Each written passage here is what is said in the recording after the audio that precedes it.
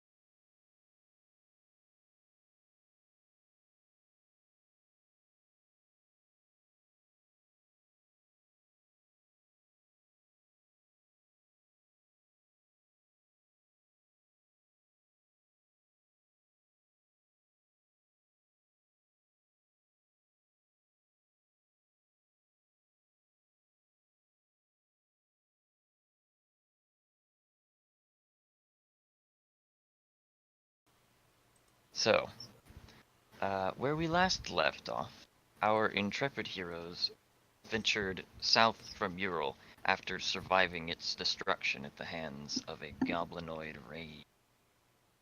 And they found 4 survivors, of which they have brought with them south to Frederick Lott's keep in an attempt to kind of send them there as refugees and also to follow up on Lott's request.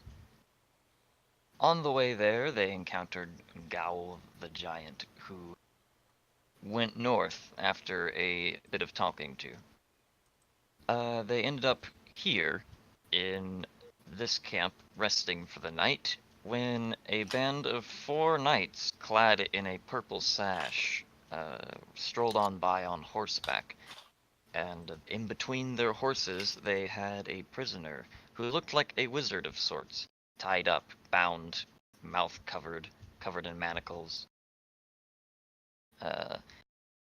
And I would like, let's see. I guess I'll say what happened then is that after a little bit of stern talking and cross words, the knights decided to move on. But then suddenly, the mage broke through of his binds, leaving suddenly, when Orin decided to try and jump on him. And I would like, you said you wanted to grapple him, Orin. Yes. Alright, I'd like you to make an athletics check. Ooh.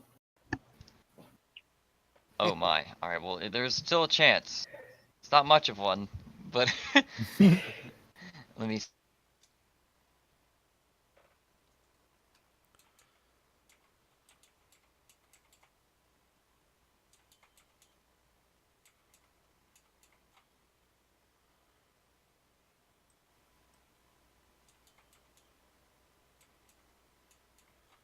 The other one on your throat, and judo throws you into the ground, and you leave a slight like trench as you skid across the ground. The other one on That's your impressive. throat, and you take 1d6 bludgeoning damage from hitting the ground. Oof. So I guess I'll just. Your ass like a sack of flour. Yeah. You take 3 bludgeoning damage. Okay. And he looks at you. You notice that his mouthpiece is out and like floating in the wind after he phased out of existence to get here, and his manacles are also left behind. And he looks down at you and he says, "Do I know you?" Wait No. a minute. As I stand back up. The knights turn around. Except for this one. Wait, I'm stupid. You notice that the knight that got punctured by this guy's magic is not dead, but just frozen. There's no blood. And I guess the knights start like charging towards him. He's like, "Get that one!" And he's like, "I have somewhere to be." And what are y'all doing? You know, what's going on? And so they're like running towards them kind of slowly. I'm just gonna see what happens. Yeah. I'm okay. I'm gonna make sure they don't come up here. And after about 10 seconds, the guy that had the spike put through his brain, basically, unfreezes. He like jolts back to life with a gasp because, and he like, you know, his comrades are like running past him, and he starts like getting up dazed and confused. While he's looking at the knights, I'm just gonna slowly move to the side, trying to keep pace with him. Reich kind of like moves back a little bit whenever he notices that they're charging him, and he says, "Oh dear," and he, fuck, I called his name without telling y'all. I'm stupid. But fucking he whenever he notices these 3 are approaching him, you see him pull out his hands like he's like trying to sprinkle fairy dust or something, and he casts a spell. Can I bull rush him as he's trying this, or? If you would like to, we would then roll initiative. Yep. So. I would like to run up to him and throw a punch. So. Okay. Please do. You want the attack roll or the initiative first? Like if you're running up to him and punching him, go ahead and do that. He's not even paying attention to you. I don't even know why we're getting involved. Yeah, I don't know either. I'm not getting involved. Everyone on the cliff is literally not a part of the initiative. Yeah. By the way. The- Doing the this on your 15 own. You Watching. decided to do this. So, you do hit. Roll damage. Do we have some Alright, so fancy popcorn we can munch on up here? You clock him in the jaw, and let's see. Let me do this real quick. I Okay. did say I activated my Stone Guard at the end of Okay. last session as well. Yeah. So you clock him in the jaw, and he kind of like rubs his chin and turns his head at you kind of slowly, and he's like, "Didn't I show you well enough that I have work to do?" And roll initiative for yourself. Oh, fuck. Oh, this is going to be fun. Hold on, I have something perfect for this. He nat 20. Okay. Actually, I just realized. I would like to join in on the combat. Okay. I have no control of my token. don't? Remind yourself that Let me fix overconfidence that. is a You can slow place yourself. and insidious Yeah. killer. Hey, Kat, out of curiosity, do you have a backup character ready? I have a backup character concept ready.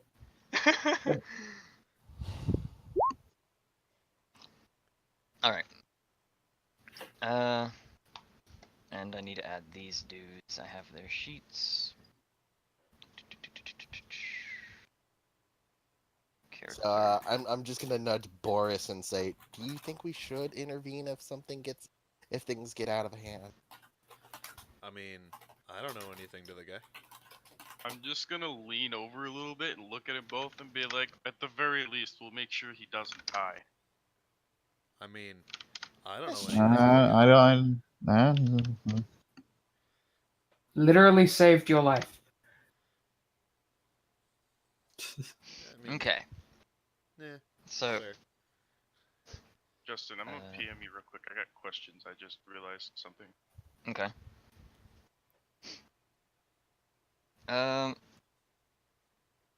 I guess you're up first then, Eleon. And Cool. one moment. Let's see here. Wait, why is that? Oh, he's in like a weird position. That's fine.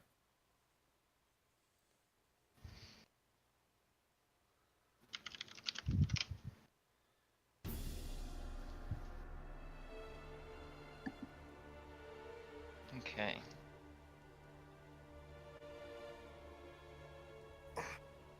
Yeah. Okay.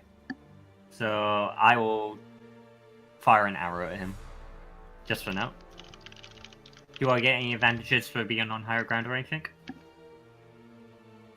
You do not, but you have an easier time, like, shooting down on them. Like, you don't get advantage or anything, but... That's okay. If he had cover, you'd negate cover. Yeah, but he has no cover to begin with. Okay. Who are you shooting at? I am shooting at the wizard. Okay. So, you do hit. I would like your damage roll. So the arrow, looses from your bow quite stunningly, and sinks right into his shoulder. He's not expecting that, to be honest, and he just now notices you for the first time. I'm gonna use this And, opportunity to back away toward where we have the innocent civilians and very squishy small child. I'm going to back away as well, just in case this gets ugly. Yeah, I'm backing up toward where we have them, which I am guessing is up here. So that if things get ugly, I'm in a position to help defend them. Okay. Is that your turn? Bonus action, I'm gonna cast Hunter's Mark on him. Okay. Should have done that first. Yeah, I know. So, you shout at him effectively, and you notice this, red ring just go kshing around him. It looks like a crosshair, practically, and it, burns into your mind.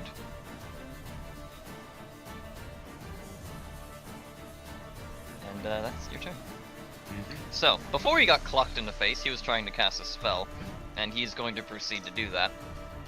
Can you He answer casts... that question? Actually, let's do it this way. He casts Myriad of Mirrors.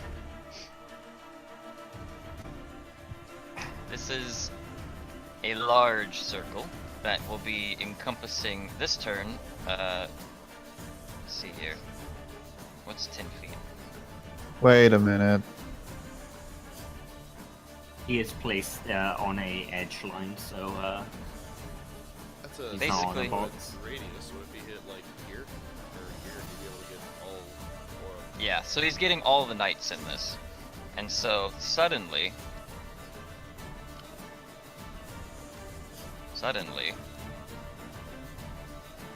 a bunch of mirrors come up out of the ground. And from these mirrors, like they're obscuring the vision of the people that are being targeted by this spell. And a clone backs out of the backside of that mirror. And it's all spectral and ghostly. I'm gonna add a tag to the spectral ones so I don't forget, basically. They're gonna have a purple circle by them. But we would not know this.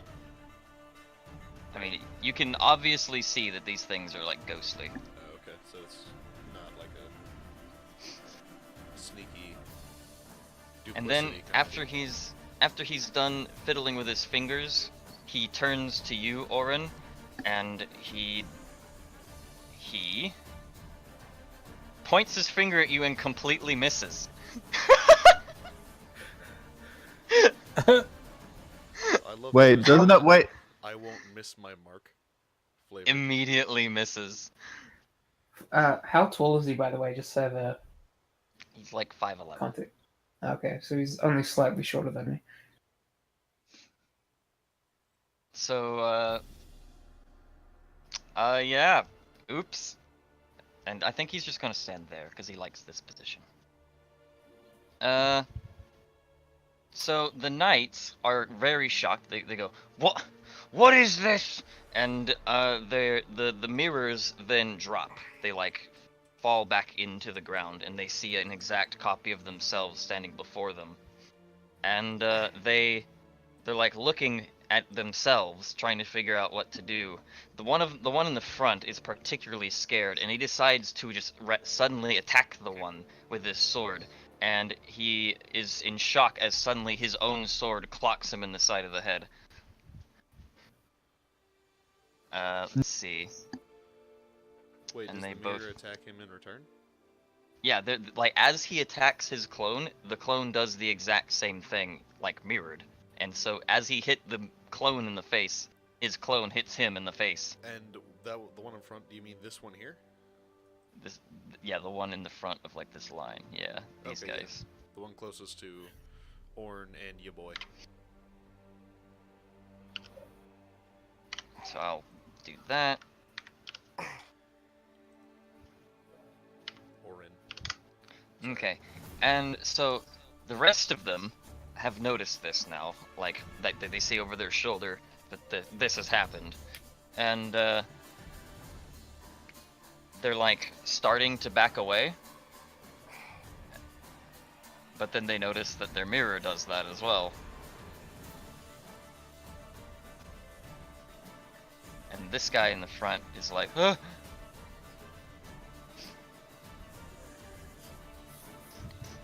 And they have to like be facing each other and shit, basically. So these are like this. There you go. And that's their turn. They're scared shitless. Orin. Alright, I'm going to step behind him and try and, or at least to that space, and try and punch him. Okay. Roll to hit. That does hit. I don't know. You're in the perfect place to do a suplex. I'm also gonna do this as my bonus action, Hammering Horns. And it's a DC strength, I think it's 12. Yeah, 12. strength saving throw or be pushed 10 feet. Okay. He'll make the save. Nope. So yeah, 10 feet towards the knights. As I bash him with my horns. 1, 2. And so yeah, whenever you hit him with your horns, you like him in the back, and he's like just finished casting this last spell, you know, and you like push him like off his feet, and he kind of staggers forward. And let's see, that was 3 bludgeoning. And then I'll use the rest of my movement to back up behind him. Would it be there or would it be there? Because I'm not sure what space he's occupying.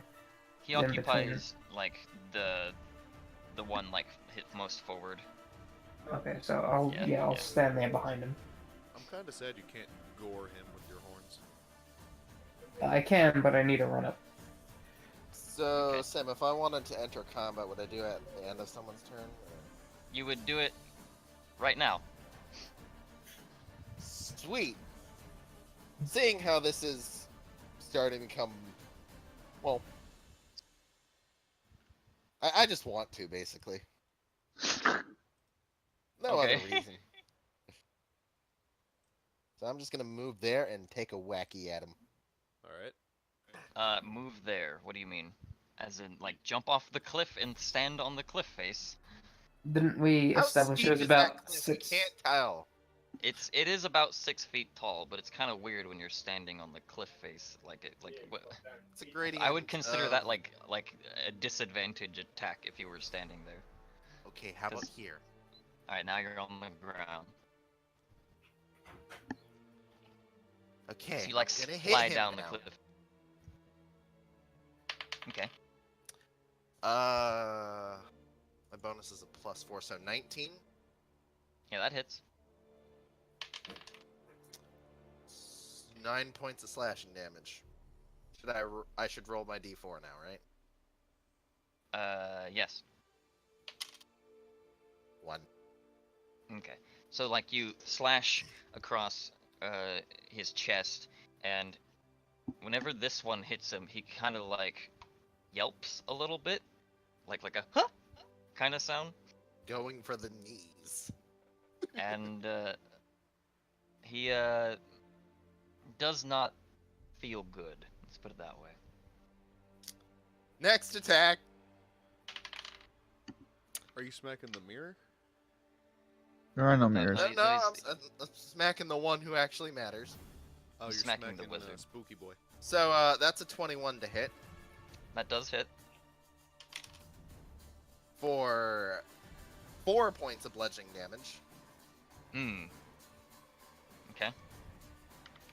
Like this one, you're like bringing it around with the back of your halberd, right? Yeah, like I spin it around me and come at him with the pole part of it. So whenever this halberd bit like hits him, you hit him in like the right place in the face where it sends his head flying back, and his hood like flips off his head, and you see that he's a human with brown like hair that's like shoulder length, and it's like kind of, you know, like straight, and it looks clean, and he looks well dressed and like shaven and everything, and but he now has a trickle of blood coming out of his lip because of you. Alright, can everybody else join? If you would It was like a- to, it was a like 2. now would I be should the roll time. Initiative now. Alright, Also roll initiative, Beavis. Want me to roll it too? 6. Put it on the oh fuck it, I'll do it.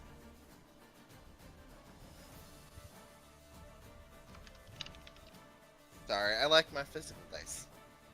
can I stand right here on the cliff? Yeah. Alright, and then Beavis, we're we gonna... now have an audience that's watching. On top of everybody else who's judging you for using physical dice. gonna... well, Sacred Flame, I wouldn't really call that a smite.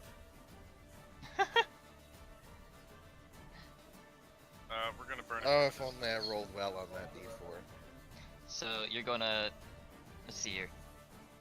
It's like, what are you doing? Like, stick your hand out, and you know, a fire, like made of light, practically, like descends down on top of them. And let's Let's see, he's got to make a dex save. What's your spell save DC?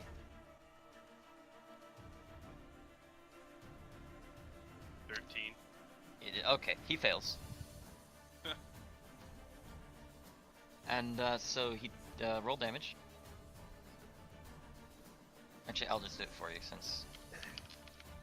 I rolled 6. Yeah, okay, well, we'll take your 6. There you go. So, like, this fire, you know, on top of him. So who did you hit here? Same guy? Little yeah, small bastard? Yeah. Alright. Like, his robes seem to, like, almost catch flame from that one. And, is anyone else entering? Be sure you roll initiative tier. In fact, if you plan on entering combat, just roll initiative and then take a turn. Like, I'm still 0 for initiative. oh, I didn't hit enter. There you go.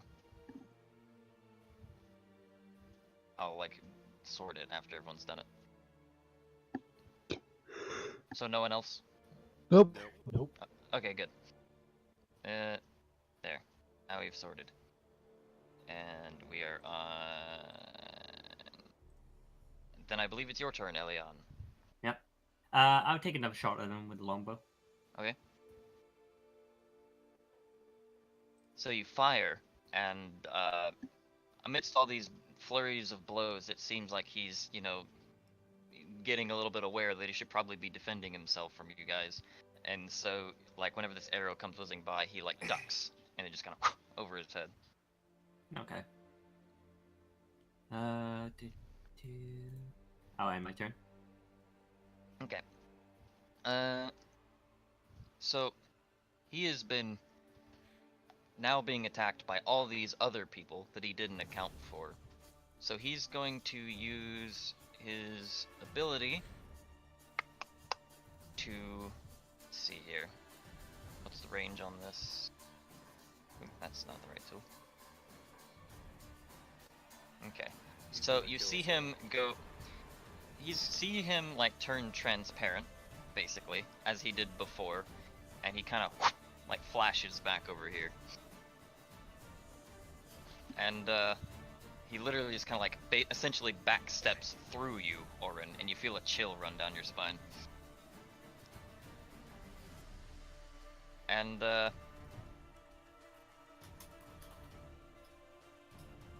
effectively,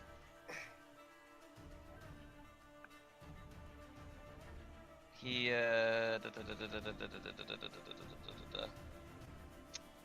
I'm making decisions right now. I have to play this tactically. He has abilities, and I don't want to just party kill, honestly. Do it. Do it. Fuck it. We would die. Hold on. Alright, so he's going to use Swirling Bolt. That sounds...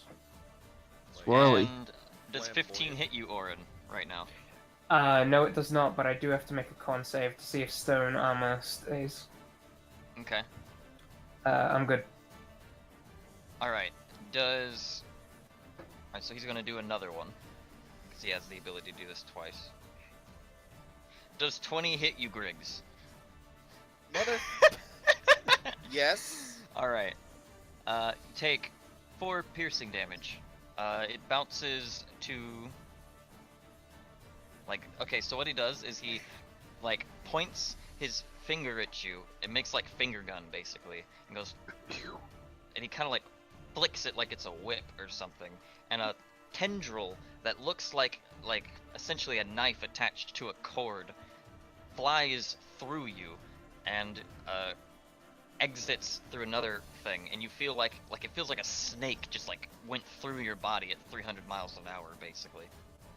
And it goes through you and does 4 piercing damage, and then hits... I gotta measure this. Alright, so all y'all up there are safe and out of range. So it goes to Orin. Let me roll to hit again. 18. That hits. And it hits you and does 11 piercing damage. Ooh. Wow. Thing is still saved. And let's see here. Nice. So once it hits you, it bounces to this clone, and it hits. Damn it. And that does 5 piercing damage. And it bounces to this clone, and that misses. Okay. So there, it ends there. So like snaked through all of you, leaving little holes in your body, basically, and then stops whenever it couldn't hit that guy. And then he turns, and he just runs. He starts running. And he he is like, I can't like extend the map that direction, right? But he's like 10 foot off the map, I guess, if you could see that. You know? Yeah. And Tyr, it is your turn. So technically he's like 60 feet away if you were measuring that, Eva. Mm-hmm. How far is he from me? 80. Because he's like 10 foot further to the right, basically. I could just actually extend the map, but it'd just be like a black void. Could I hit him if I went right next to Dexa and shot something? Well, I mean, what's your range? Let's see. Yeah, you could if it had 60-foot range. Are we still trying to hit him, people? Or are we stopping? Yeah, like Ran? communicate a little bit here. Orange just dealing with the fact that a snake thing just went through him, so he's. Alright, Yeah. so you got hit and lost your thing for the fight. Got it. So we No, really I just have the still- clones to deal with. Yeah, I still have my stone armor. I'm just. That was a big hit for me. Alright, let me rephrase it this way. Is anybody going back after the wizard? Nope. Awesome.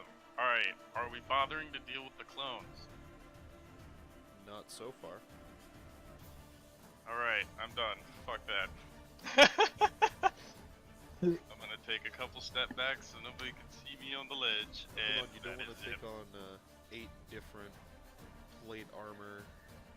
Fucking. Well, there's 4 of them, and there's no guarantee the clones will give me anything. That's true. How was he looking when he ran? What'd you ask? The wizard, how was he looking when he ran? Pretty hurt.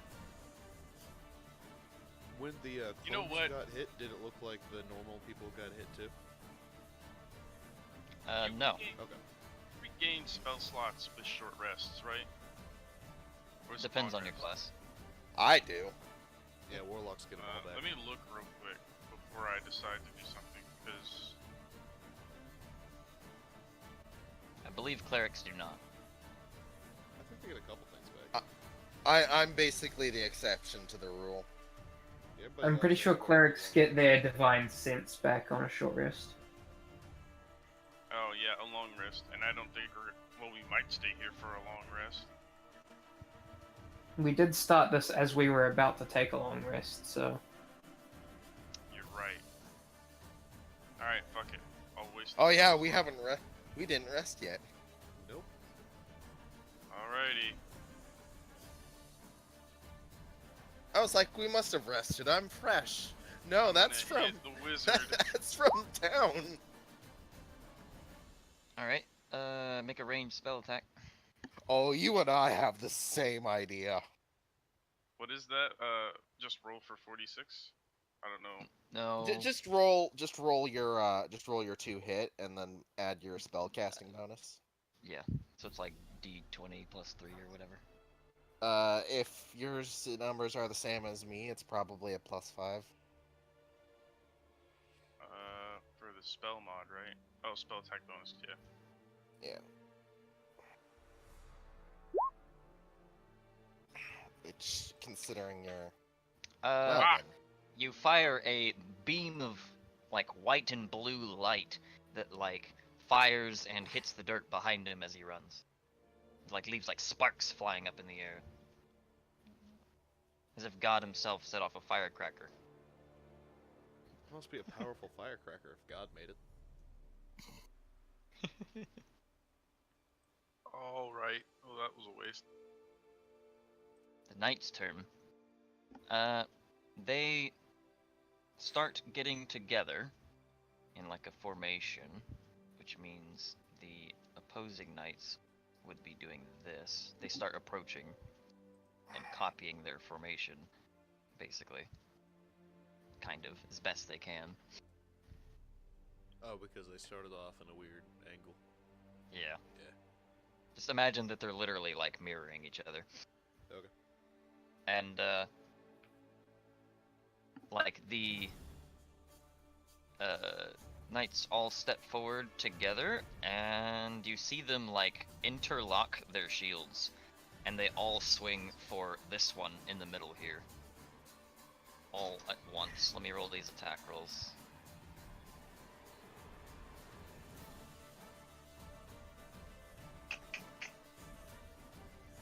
That was a quick come up with a plan.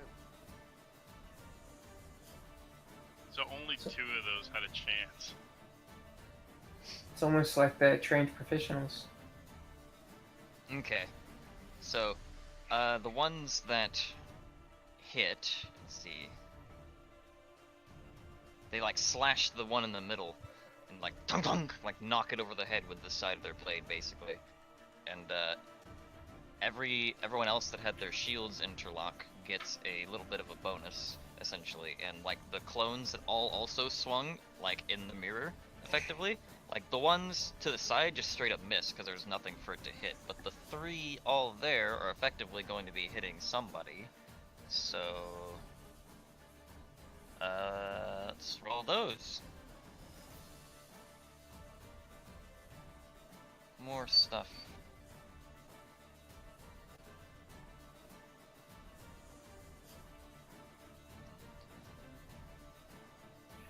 And 2 of them do hit.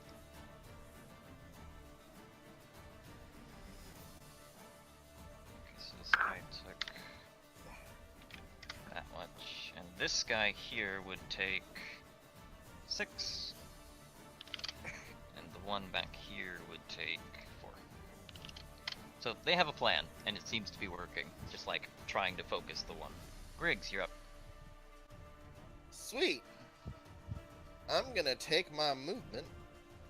You don't have to move, it's 160, 120 range.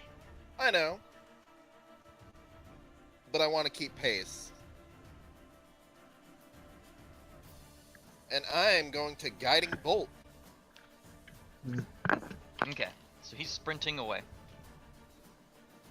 Motherfucker, that's a nat 20.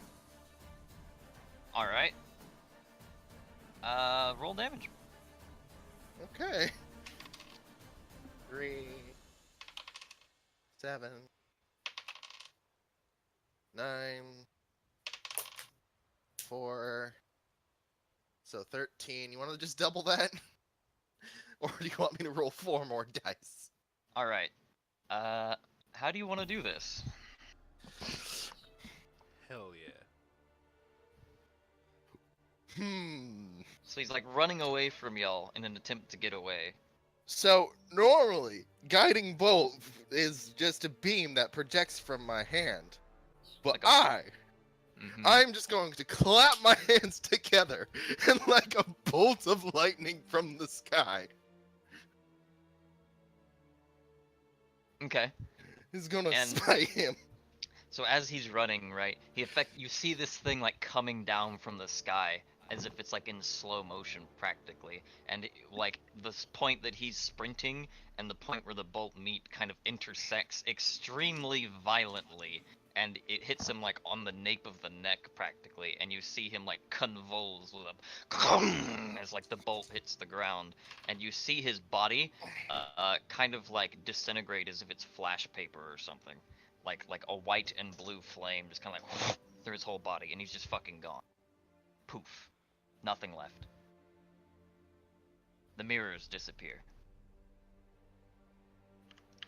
Evis, you overkilled him.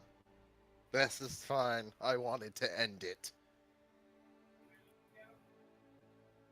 Let me, Oren's gonna walk over to the knights Evis, there won't be any loot. and just ask them if they're alright. Like the one that got struck by the As you're spike. approaching, the one that got spiked in particular says, "Stop right there!" I stopped moving.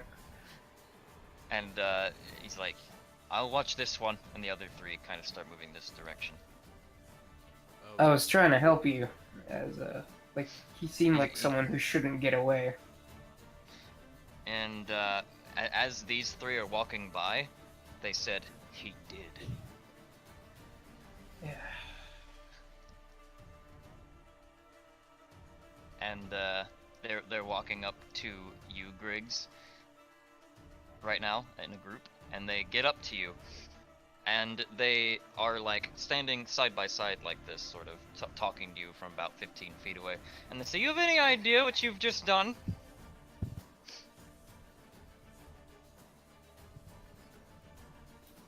What do you do? I'm trying to think. Just vaporized your captive. And the one in the, on the left says, "Yeah, like the one in the back is talking to you right now. He's like, I know. I'm sure you were trying to help, but not right now. Like the captain's obviously extremely angry, you know." Yep.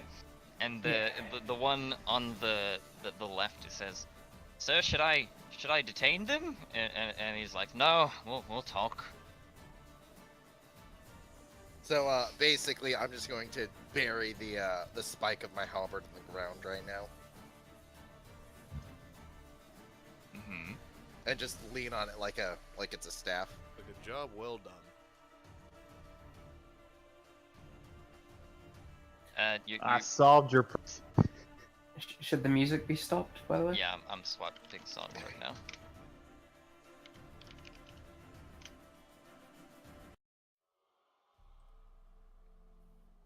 To be honest, I don't quite care who he is or what he did.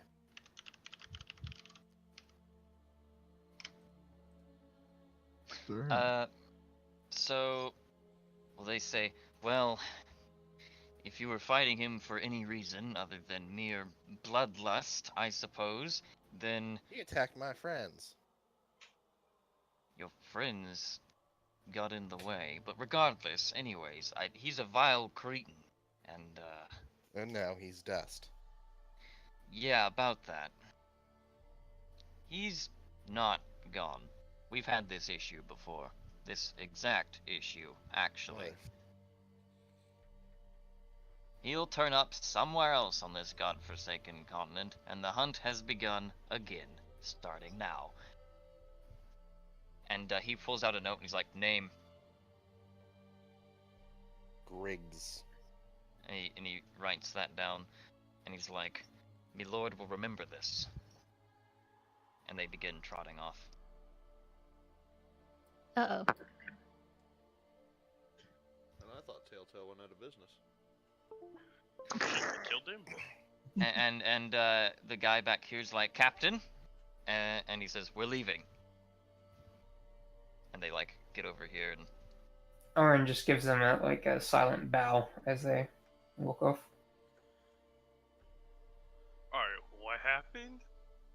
He exploded into dust and didn't die? That's what I got out of it. So are you asking that question to them, by the way, dear?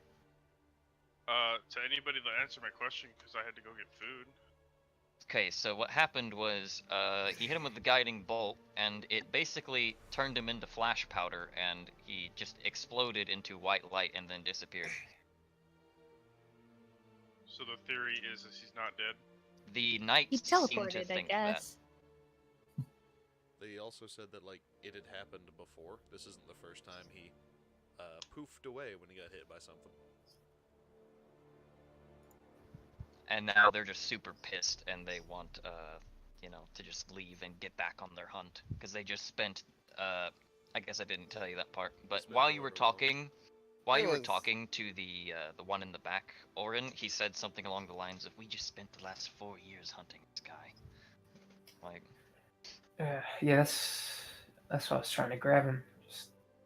He seemed like I was just face palming through that. Orin didn't get brownie points with them. He's like the one in the back acknowledged that he was attempting to help, right? But the captain is just too pissed at his mark being, well, gone again. Vaporized. Yeah. And So he I'm wrote going to Griggs' investigate name the down. crash site. Okay. And they mount their horses and kind of look at you all and say, Godspeed and stay out of trouble, damn hooligans. Orin just does the respectful silent bow again. Wait, so He which kinda- one was being all racial at me last time? The captain. Captain? I'm gonna yell back, good luck finding your mark, you flesh sack. But I'm gonna do it in like a jovial-ish manner.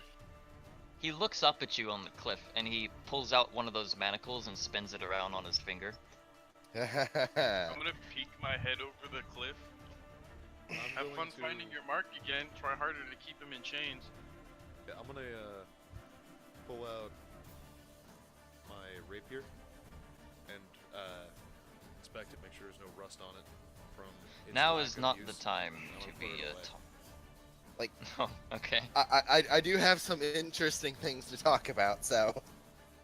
To who? Like they're like mounted their horses now. They're back in that like formation, I guess. There's the Yeah, while they're doing that, I'm going to go investigate the Oh, the where he impact moved? site. yeah. It didn't remove the combat music for some reason.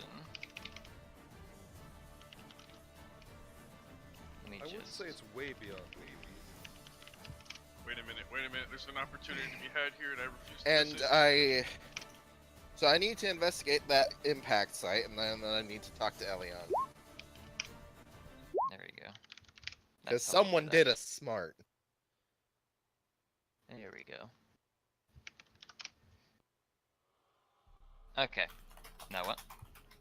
So I'm going to investigate the impact site. Yes.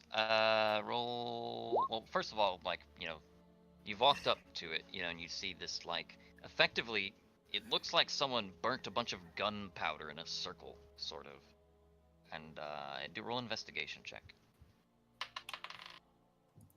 Not too good. 14. All right. Once you've gotten up to it, you can see that that circle is obviously not just a burn mark, but there's like little tiny writing in the ground. Ooh, what's a teleportation circle? Anyone here fluent in any kind of runes or anything? Anyone with good arcana? I mean, I'm let's see proficient. here. I'll look at it just to make sure it's not primordial, but that's about all I can Yeah. offer. I Is it goblin? can roll Arcana. I got No. a +4. Uh, Saying it's not goblin, then I wouldn't know. The Like only I reason I said, haven't I'm described it proficient in fully to Arcana. Griggs is because he wouldn't know. I mean, we can just collectively make Arcana checks. If y'all like, RP that you're moving over there and everything, like, Sure. I'll let you do the investigation. You have to be, able to see it. So, yeah, it's over there to the right. Do y'all move over there to see? Borse is I gonna am. stay I want where to know he what is. I missed and what happened. Okay. So, the captain, before they start taking up, they notice that y'all are going to inspect, and he says, his name was Hilliand Reich, by the way. And he's like on his horse, and it's like the horse is kind of like careening around, like as if it wants to go somewhere. Hey, And- can I yell back at him? If we find him first and we capture him, do we get a reward? Is there a bounty? Yeah. He's like, if you bring him to the dungeon in Caelia, a rather large one. And then Solid. How do you spell his name?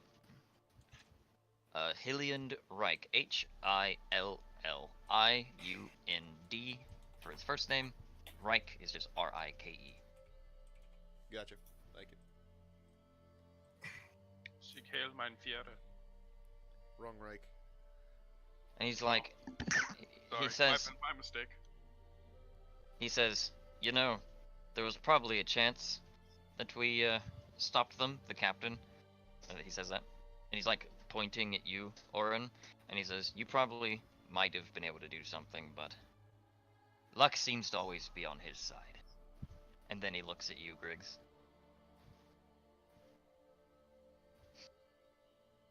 And he's By like, the "Well, way, this entire time, I don't know if I should describe it again, but I'm still wearing that mask.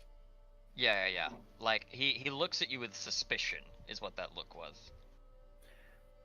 Orin will look at the thing that Griggs pointed out on the ground to check if it's primordial. If it's not primordial, he will just say, "I don't know," and walk back to the tent.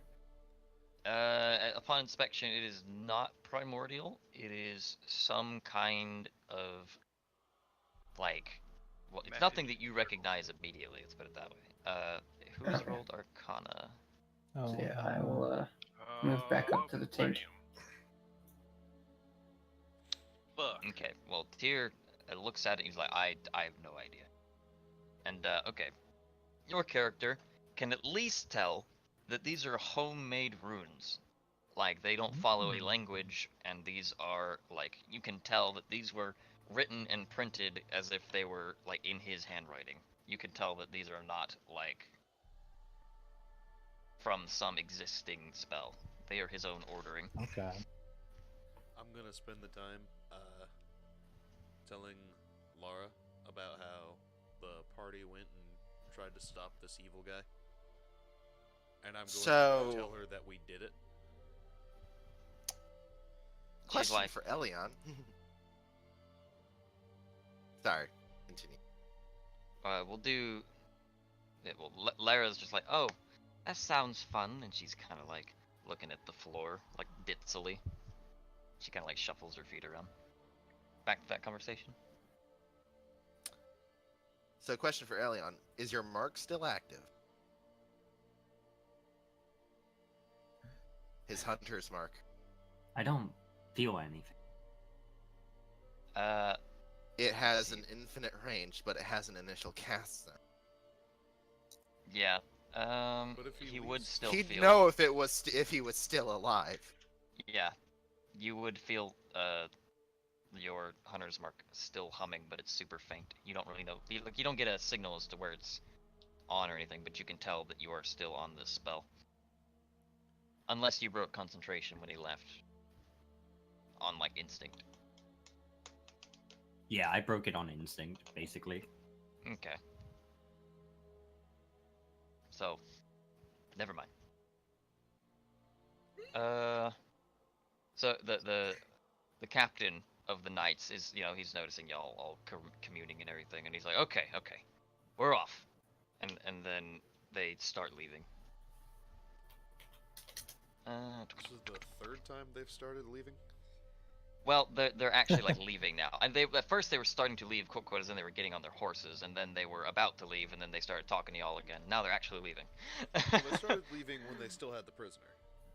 Yeah. And so, they're gone. Like, I'll just, boop. They've went west, and then y'all are still in your camp. Yeah.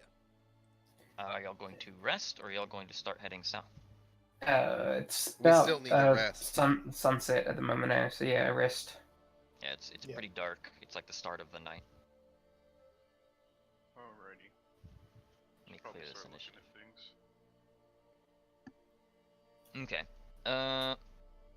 So, everyone, since it's rest, I'm going everyone to just mutter, refill your hit points and spell slots and everything. Yep, I'm going while we're like preparing to rest. I'm going to mutter while within earshot of Orin that I thought he was innocent, but I guess I was wrong. Okay. Yeah, that makes sense. That makes sense to Orin. All right, I don't need to roll He deception. just. Well, no, he Yeah. believed you when you said you thought he was innocent before, so he just gives you a nod. Like, you made a mistake. And, That's awesome. as the sun sets, the soul streams fade in, and these, like, auroras in the sky of different colors kind of, like, wash over the night stars. They kind of dim them. They're so bright tonight. Before everybody goes to sleep, I have a question. Does anybody have silver items? I Just like think I have a anything silver for coin or silver. 3. Why? Nah, not well. Coins are helpful, but I really need like more silver in a condensed thing. Would there Like be... a silver mirror, something. Hey, Sim, question. Would my forgery kit would not have any silver in it, would it? No. Okay. You'd have like steel and iron tools for, you know, the actual copying. Yeah, And- like inks and waxes and different Yeah. fake seals, probably wood or iron. Yeah. Wait a minute. Wait. So yeah, so I don't have anything. What do you need the silver for? I don't know what that does. Is why I'm asking. I don't know what it is. Magical Mechanic- things. Mechanically, it lets you hit things that are immune or resistant to normal bludgeoning. No, not that. He sent me a PM. Oh, okay. Don't worry about that right now. That's Damn it. not relevant to this. All right. Well, I guess I'll have to wait then. I need it for magical things. Alright. I'm gonna go back on, I think I was still first watch, so I'll take it again. Yeah, I was Fritz second. is like propped up in his tent and he hears the word magical and he's like, "Really? Show me a magic trick."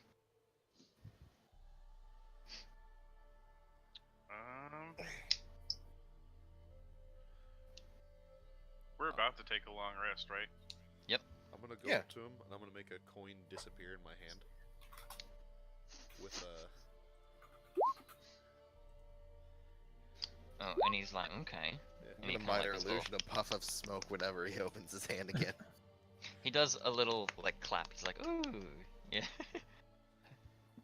hooray!" And then I'm gonna make the, it's gonna be a gold piece, I'm gonna make it reappear behind, Laura's ear.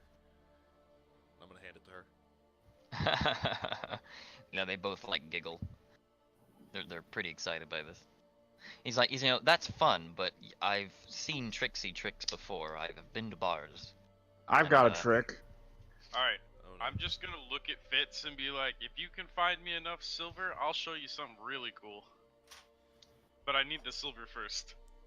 He's like, If you want to see a trick, okay. get this. I'm gonna point at, I'm going. Griggs and Come go, on, he Zach. knows, some magic. Zach, please. What were you saying, Clay?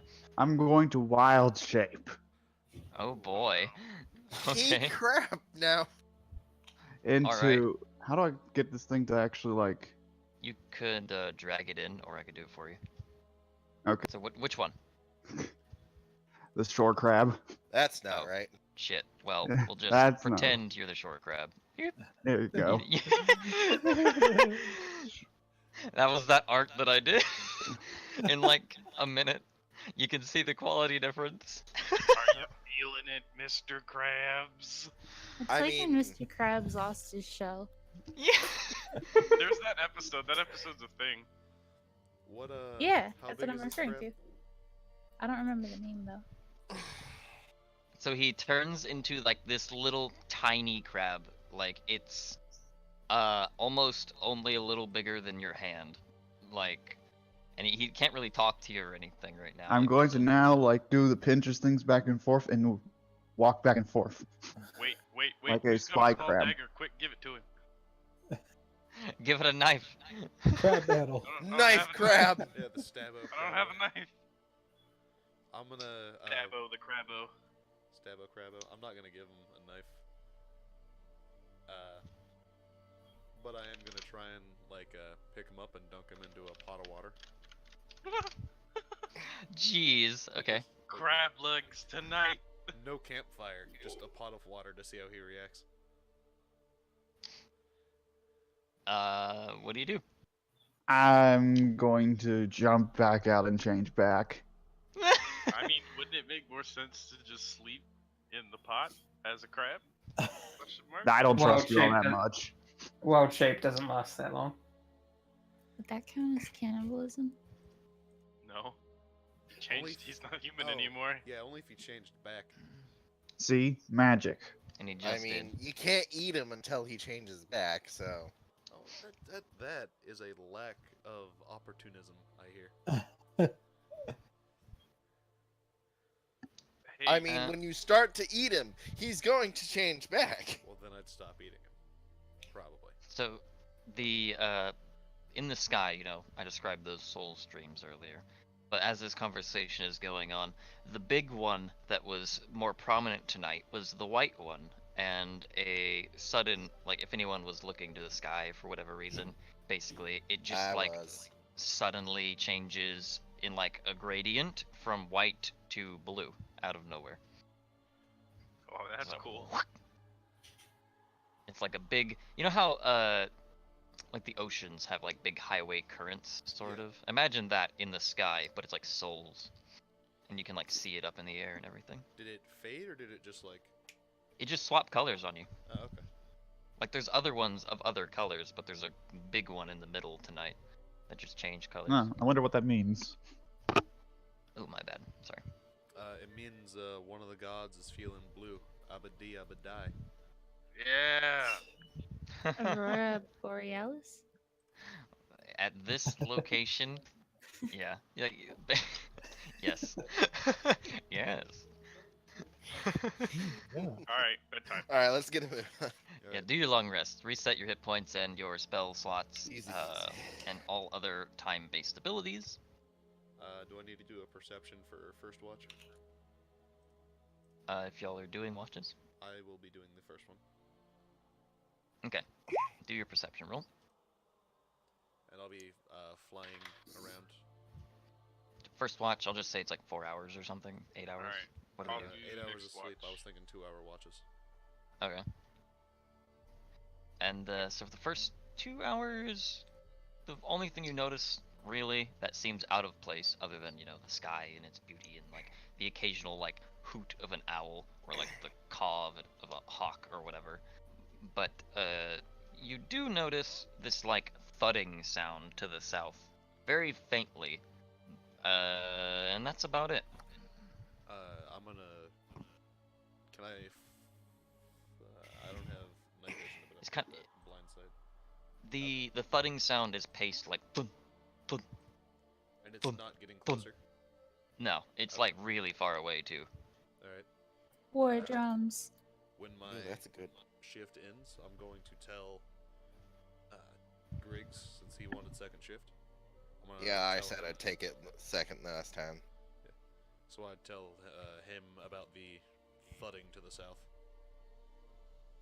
So, with a perception of 19 and Mhm. 120-foot dark vision. Okay. The night, What do I get? so with 19, the night passes on. You get the same critter cowls and howls that you heard before.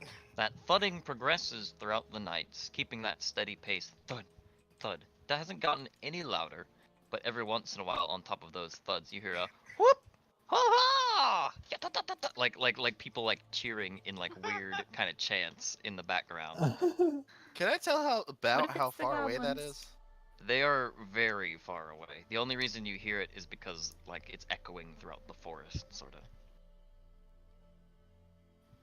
I Like, kind of you- want to go see what it is, but And like it's every once in a while, you know, it sounds like a drum almost. It's like thud, thud, but like every like 8 thuds or so, you hear like a thud, thud, thud now instead of just the steady beat. you And know like they're what?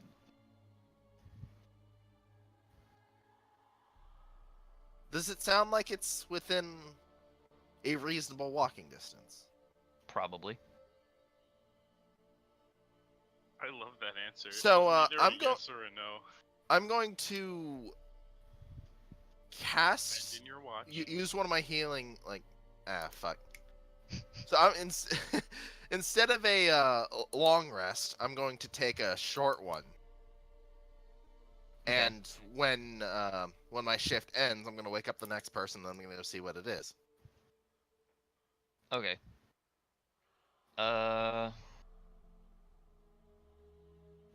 So yeah, you hear that throughout the night. You know, the cawing and like hooting of whoever or whatever is out there is, you know, still faint as hell, but you can hear it, and that's what's interesting.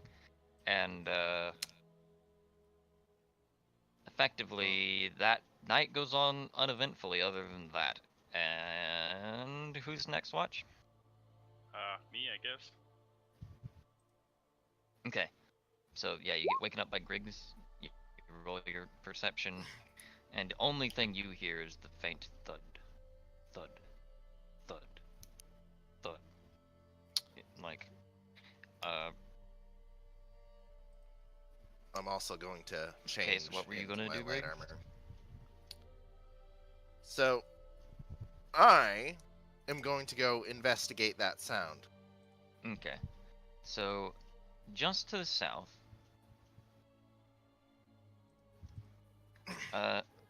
through the woods, you know, you kind of push through the thicket, to, like, pull, like, vines out of the way and shit, and there's, like, leaves up to your ankles almost in some places. It's a pretty dense thicket in this particular spot.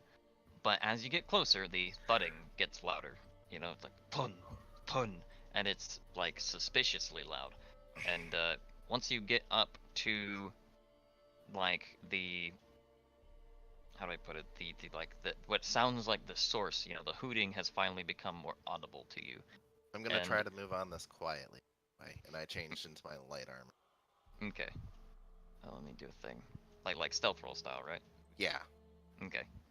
So, I don't have disadvantage on this. yeah, you're good. Let me do that real quick.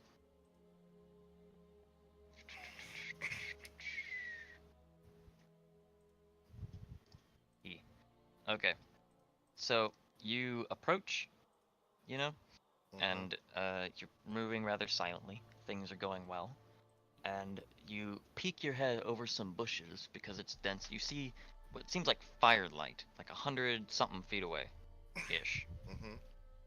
And the thud, thud, thud, thud, thud, thud, thud, thud, thud, thud, thud is what you hear now. And you see, are you still approaching? Do I need to? 120-foot dark vision? Yeah, but the, like, firelight and everything on top of, like, the obscurity of the bushes and everything, you have to, like, get out of the way of these, like, tree line, basically. It's only a little bit further. I'm going to approach until I can see what is going on clearly. Okay, so you get past, like, this line of trees that's kind of clogging up your vision, and you're about 100 feet away. So just out, you know, inside your vision range, right? And so what you see is a big wolf, basically. Like a really fucking big wolf. What it looks like it's laying down for like a sauna kind of trip, effectively. And there's a bunch of like what looks like gnomes or halflings or something to you, with drums, and they are beating on them. And they are the ones, if you notice, they're going wah and stuff like that. Every few like drum beats and shit. And the wolf is just laying there taking a nap practically. I'm going to keep note to be downwind. The wolf, by the way, from side to side is about 20 feet long. Like from head to tail. 20 feet long, so it's a dire wolf at least. Big wolf. Any defining features of the people? Gnomes and what else?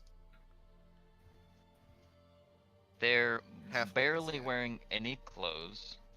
Right, they're like gnomes and halflings looking people, but they're like so dirty and like they're covered in animal skins, and they have like tribal paint all over their bodies. They're like swirls around them and stuff.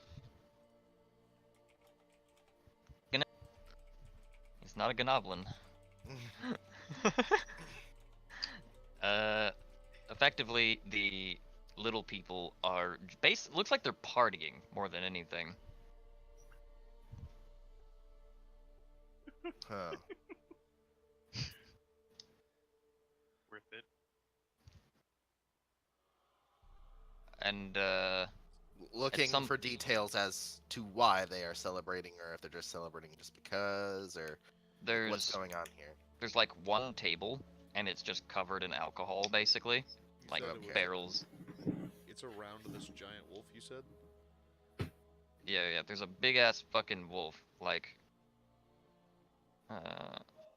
I'm just gonna draw like big wolf, and then a bunch of like. So what you're telling me is it's just a late night furry convention.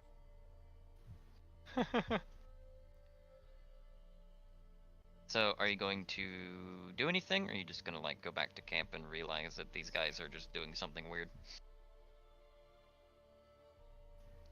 I'm not sure, like, what your I'm character is here thinking. alone.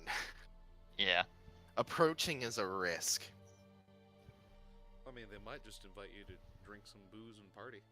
You notice, like, there's a total of like 9 of these gnomes, and they're not they don't have any weapons or anything. They just have these drums and drinks Yeah, join and in. barely any clothes.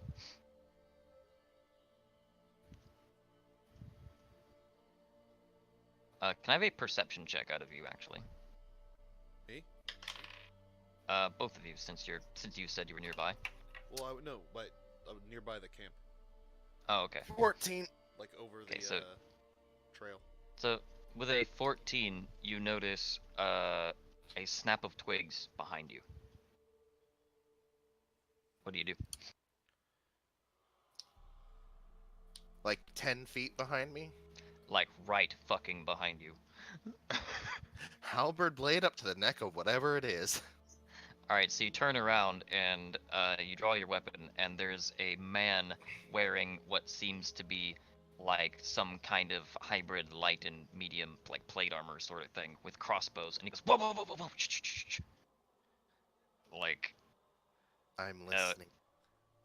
and he like points at the wolf, and he's like, "Don't fuck with that, whatever you do."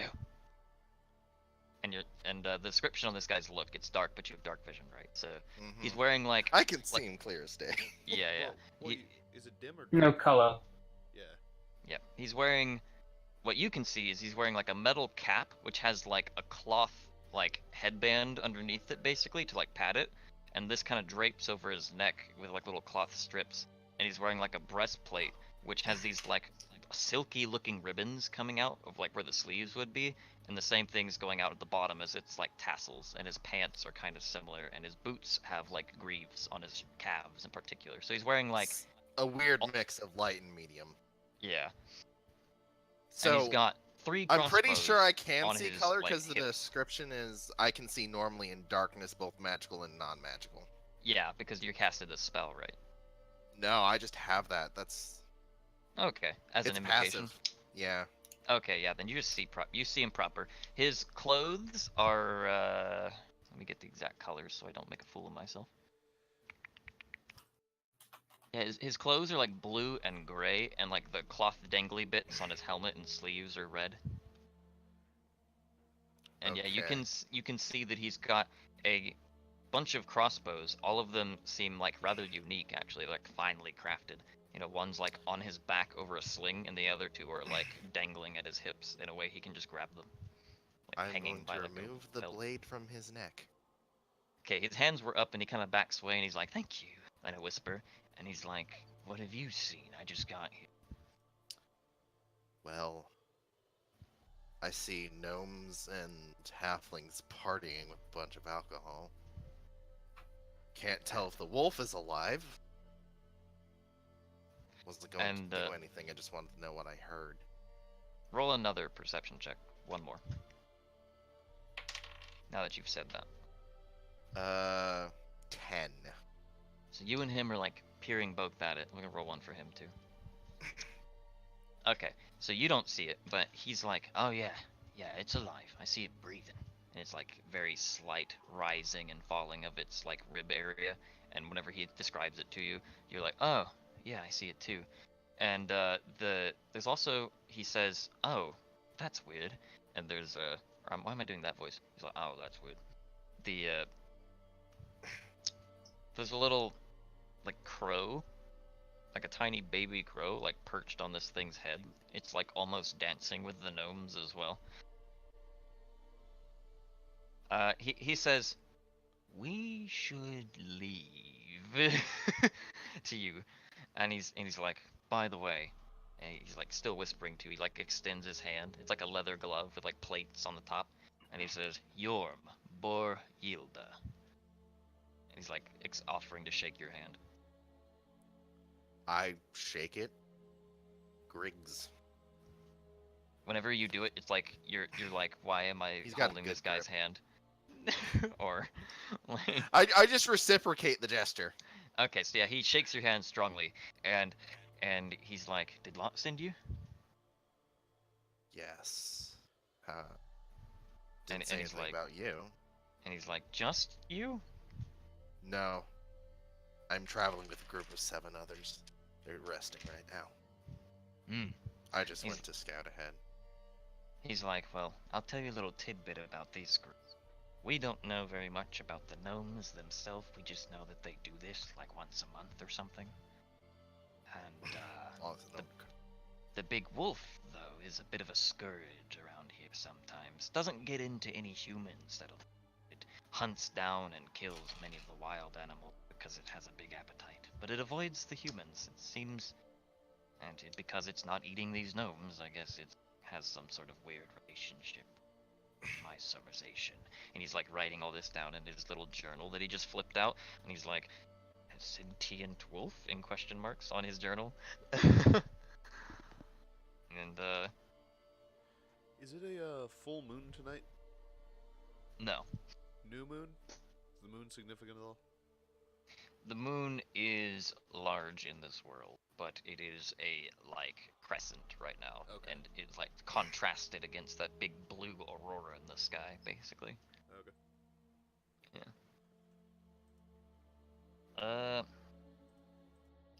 And he's like, he says, as much as I would love to put this thing down, I feel like it's not my place. And he looks at you and he's like, lead me to your camp. I just give him a nod to like follow me.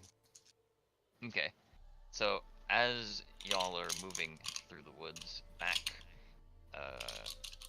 he like trips over a vine and like gets back up and he's like, ugh. And you can see that he doesn't normally sneak through the woods very often. And as he's walking, it makes like little, like, off comments to you. He's about, so what's your name? What do you? Oh, you already gave you.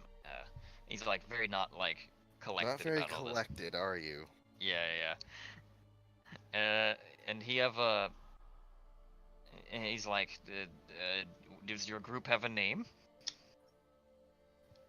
As you're I like, forget walking what back. we came up with. The 9. 9. The 9. He's like, well, there's 8 of you. There was 9.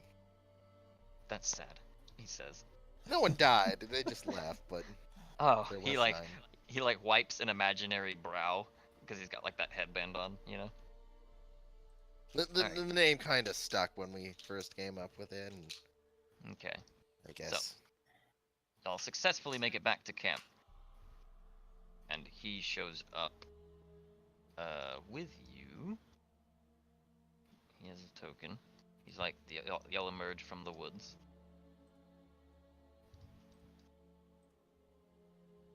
And are y'all all asleep still and everything? I mean, I'm not. Yes. Yep. I am. I am. In the trees. And as y'all are like doing this last home stretch, he says, Lott sent me because he thinks I'm a relatively good tracker. And he says, I'm not exactly a good tracker, I'm just good at not dying. and he said I could lead you to the fort easily. It's obscured by the woods. Intentionally.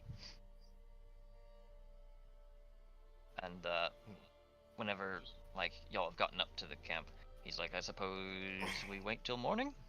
Like he like walks up the side That's cliff and probably the everything. best idea. So what was the name of the town that we came from? Ural. Ural. Ural. So I inform him that Ural has been practically annihilated. He's like, practically. Like, that's No what he one said. lives there anymore. All the townspeople that are alive are with us. He kind of he goes from like a smile to like a grim, like straight face. You know, his stubble that is all wiry, his like dark hair. You know, is no longer marked by a grin, but a completely straight face. And he says, "The whole town." And he says, I just "Lott give a will- nod. Lott will definitely want to know of this." And he says, "How rested do you think your lot is? We might need to move."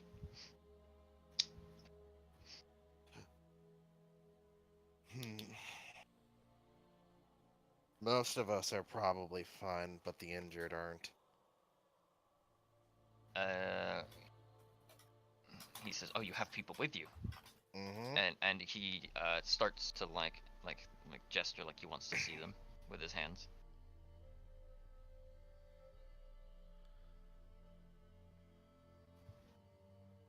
Night's know where they were almost over, sleeping. by the way. So like that, you know, you would guide him to the main tent basically, Yeah, I do this. and I comply with his requests. he notices that he doesn't recognize any of the people that made it, and he's like, Bunch of children were taken too. He's like, that's And useful strange, but tradespeople. urgent and rather dire. He I find it weird that it's just children. Wasn't the blacksmith Like they taken single-handedly picked them. Yeah, the blacksmith was taken. We don't know he was taken. We He don't just know wasn't that. there. Yeah. For all we know, he could have defended himself and went after them. Maybe he was at the bottom of the pile of bodies we saw. This is also true.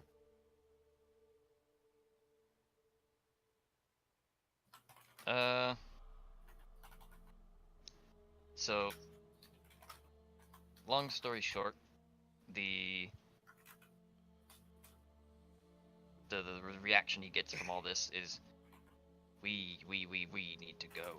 You know, he's like a little flustered. We can't. We have to wait for the injured and sick to be ready to go.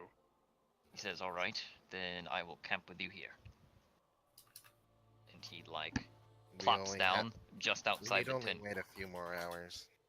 He like plops down just outside the camp as soon as he says that. He leaves rather quickly and sits down, and he's sitting crisscrossed with his knuckles like on his knees, and he basically instantly just passes out. The fuck kind of a monk did you bring back? He didn't see the Evan. giant bat hanging from a tree branch. He's gonna, wonder what his reaction's gonna be in the morning. Where From exactly what is I funny. can tell, he's Like, Right Well, outside the main tent. Walk Right over here. to Evis. Where Oh, did okay. you find this man? Why did you In bring the him back in woods. the middle of the night? and from what I can tell, he's one of Lott's men. I just bring strange men to the camp in the middle of the night. What'd you see out there? So I describe the scene of gnomes partying and a massive wolf that was clearly alive. Just sleeping in the middle of it. Yup.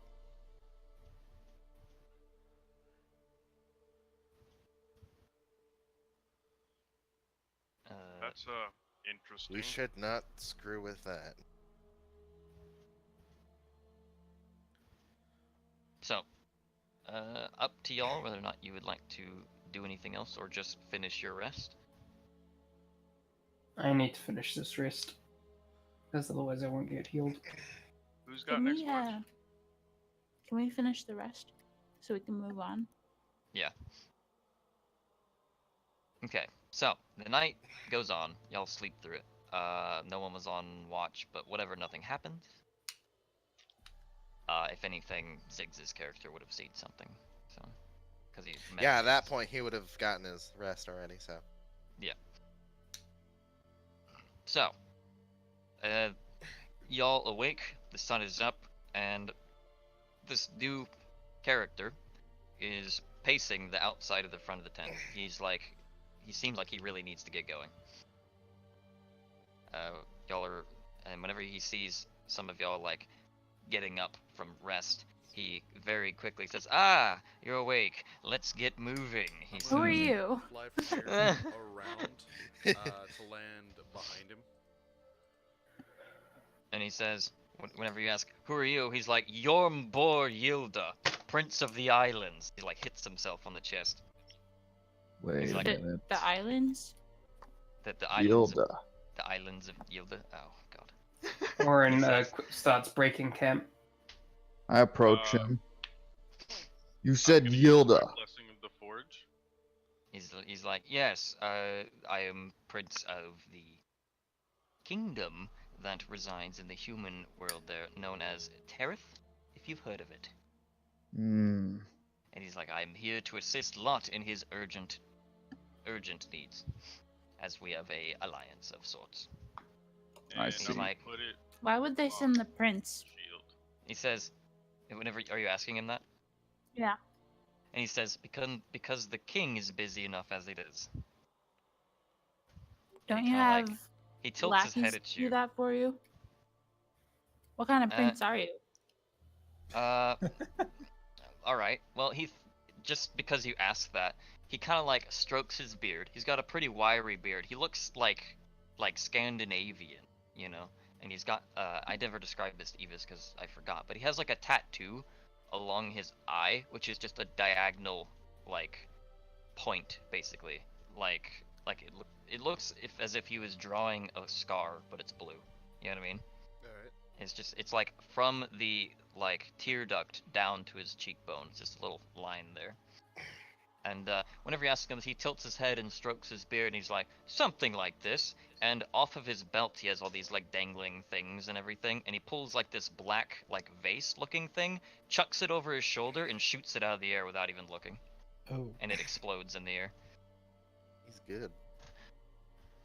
And then he proceeds to reload his small like crossbow that was on his left hip. Way to waste resources. And I'm gonna start helping Orin break camp. And he said, "We of Terran value honor and strength. Feel more than any other kingdom, probably. I might be wrong." That's respectable. I'm gonna look at him and go, "Can you put a monetary value on honor and strength? Or a vial of explosives?" He looks at you confused. I work for a guild. I handle the money. Honor and strength take you so far, but wasting resources can set you back even farther. And I'm gonna nod to where, like, the shards of glass or whatever are coming down from the flask he exploded. It was probably just a target snake. Well, yeah, but it was a flask of explosive that he could have used on a different target. He kind of like pulls his remember how he had those like strings of cloth coming down his sleeves? Yes. He kind of like pushes them away with one of his sleeves, and you see that he has like 7 more of these on his left hip alone. Okay. And he's like, "I think I'm fine, sir. Thank you." He's probably rich.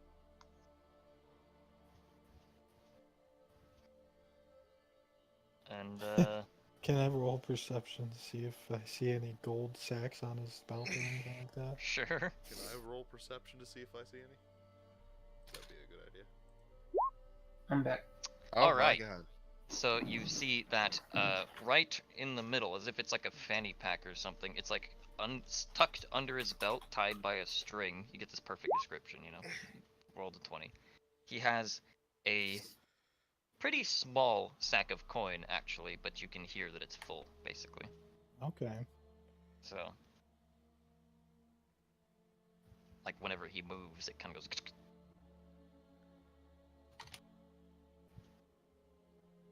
I'm just gonna go help get the civilians ready to move. Yeah, I'm gonna So carry Laura again. so whenever he sees everyone's up and about, and he says, "Yorm will lead the way, if you desire." He's talking in third person. Did he just talk to himself in third person? I don't think you need to lead the way, but if we start going astray, you can point it out and we'll correct it. How I'm about that? gonna go. Hey, Yarm, who showed you where our camp was? And he points to the dude wearing a mask, and he's like, "That one, Griggs, was it?" The entire time we're heading to the keep, I'm just gonna constantly give Griggs the stink eye. Not a fan of this guy. And he sort of like he goes to you, Tyrion, you know, because you said that you wouldn't need help, and he is like behind you, and he like has one hand on his hip and the other is like on your shoulder, and he says, "Lead the way then, smart guy." 1, don't touch me. 2, go stand over there. Well, he says, "Well, actually, we need to get going right now," and he does like a fake running gesture with his hands, and he literally like slides down the cliff, like. Well, we're only moving as fast as the slowest member, so.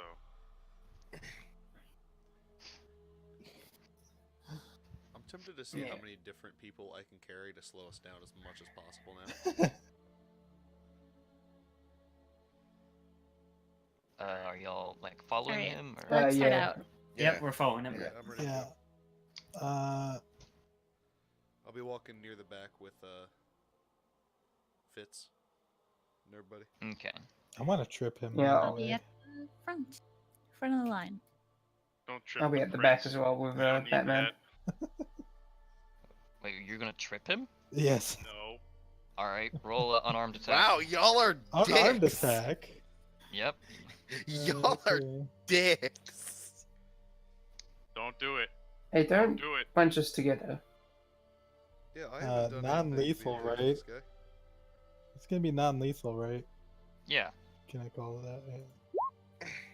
Yeah. So he sees you stick out your leg and he clocks you across the jaw, like as. he's like, "That is extremely And disrespectful." I laugh at that after he clocks me. It's like it doesn't even hurt. I shouldn't say he Yeah. clocks you. He like pushes your face, is what I should have Yeah. said. He's like, "What are you doing?" And he like gives you a look for a second, and then he smiles. He's like, "I get it." Does Like, he he look- though? Does he actually understand that the party does not like him? Well, He's smiling again after, you know. I mean, I guess I have no Griggs bad did opinions make of the him yet. executive decision to not wake anyone. Yeah, I'm just gonna be in the back with Fitz, asking him if he knows this guy. Fritz, by the way. Fritz. Yeah, I said it right earlier. Sorry, So, Fritz. yeah. It fits. I'm also in the Now, back YouTuber. with him. Yeah, Fritz does not know him. He's like, I've lived in Ural all my life, never seen this man. All right. But you've Ask seen the rest of the people. what was the name of the lord of the castle we're heading to?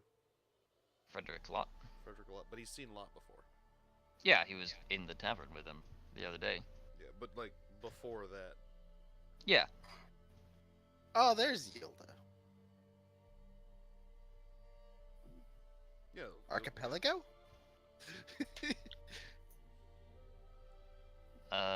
So as y'all are traveling, he's walking, but he's at like a rather fast walking pace, right? And he like approaches the thicket, and he like has to push his way through with his hands. And then when he does that, it reveals a very clear like cut path where there are like branches basically pushed to the side or cut to where it's like supposed to be a path towards the fort. As it appears. I'm gonna He's a witch. like draw a dagger and try and cut the branches out of the way, so one hand Harold can come through as well. You Like should without have told Dexa to cut it. too much of it. Well, Dex is all the way at the front. I'm at the back. Well, Orin will just like grab it and pull it off the, like pull it out of the way as we're going. Cut away too much and you'll leave a trail. Yeah, I'll just push it out of the way for him. Since, yeah, it's not an issue for me.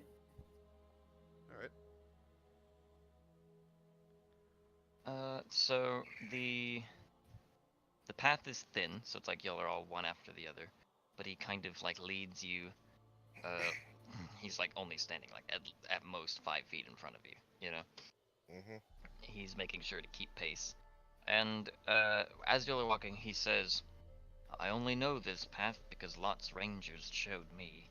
He said that I should be the one to greet you guys, but I don't know why he picked that."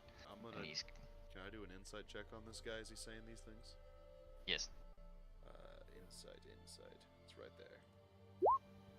You have no clue if he's telling the truth or not. Awesome. Can I roll it? Is he? I mean, sure. Why not? This is the last one though. It sounds like he's leaning on the truth at least. You can't really tell.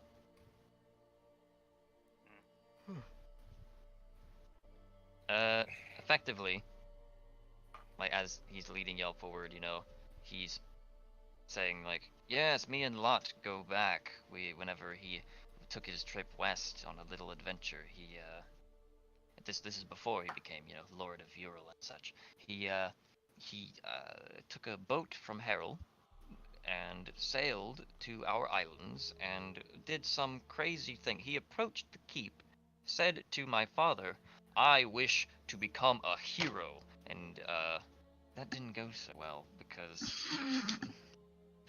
but the crazy bastard learned his lesson because my father sent him into a pit filled with snakes and that we keep as a little surprise for prisoners and such. But that pit full of snakes was cleaned out that day, so, you know, me and him made quick friends after that. It was a funny tale. So he said he wanted to be a hero, and you threw him in a pit of snakes. Why Our not crabs? father didn't really think it was funny, as I did. What, to throw him in the pit of snakes, or that he survived? No, the "I want to be a hero" bit. Ah. As I said, up in Theron, we have a bit of an honor-bound society, and I guess my father viewed that as some kind of dishonor, approaching the king himself and declaring such a brash thing.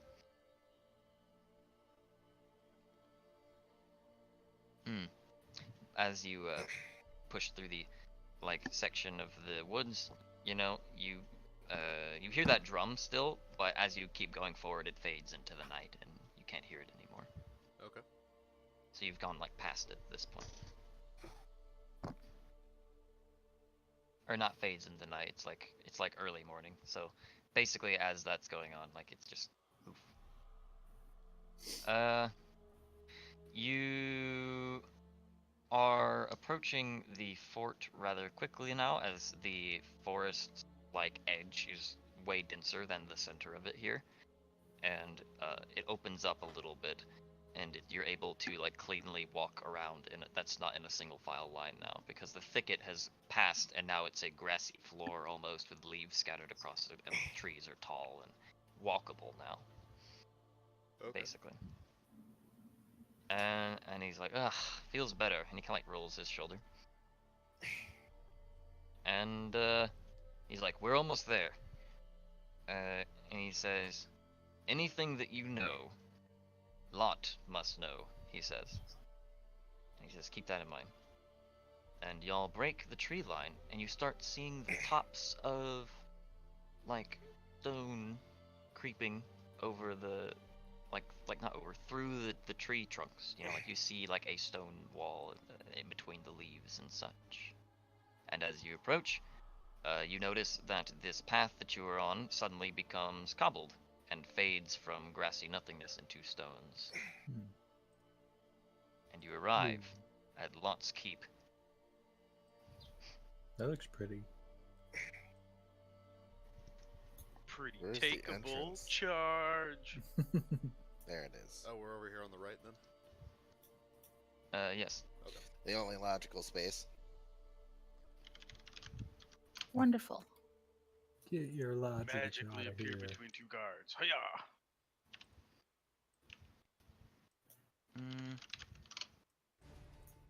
That's not the right audio. Good lord. I'm very good at this. Taking the castle! I'm not good at this. Let's take the castle. Let's go. Where'd it go? Where'd it go? Where'd it go? There we go. I found it.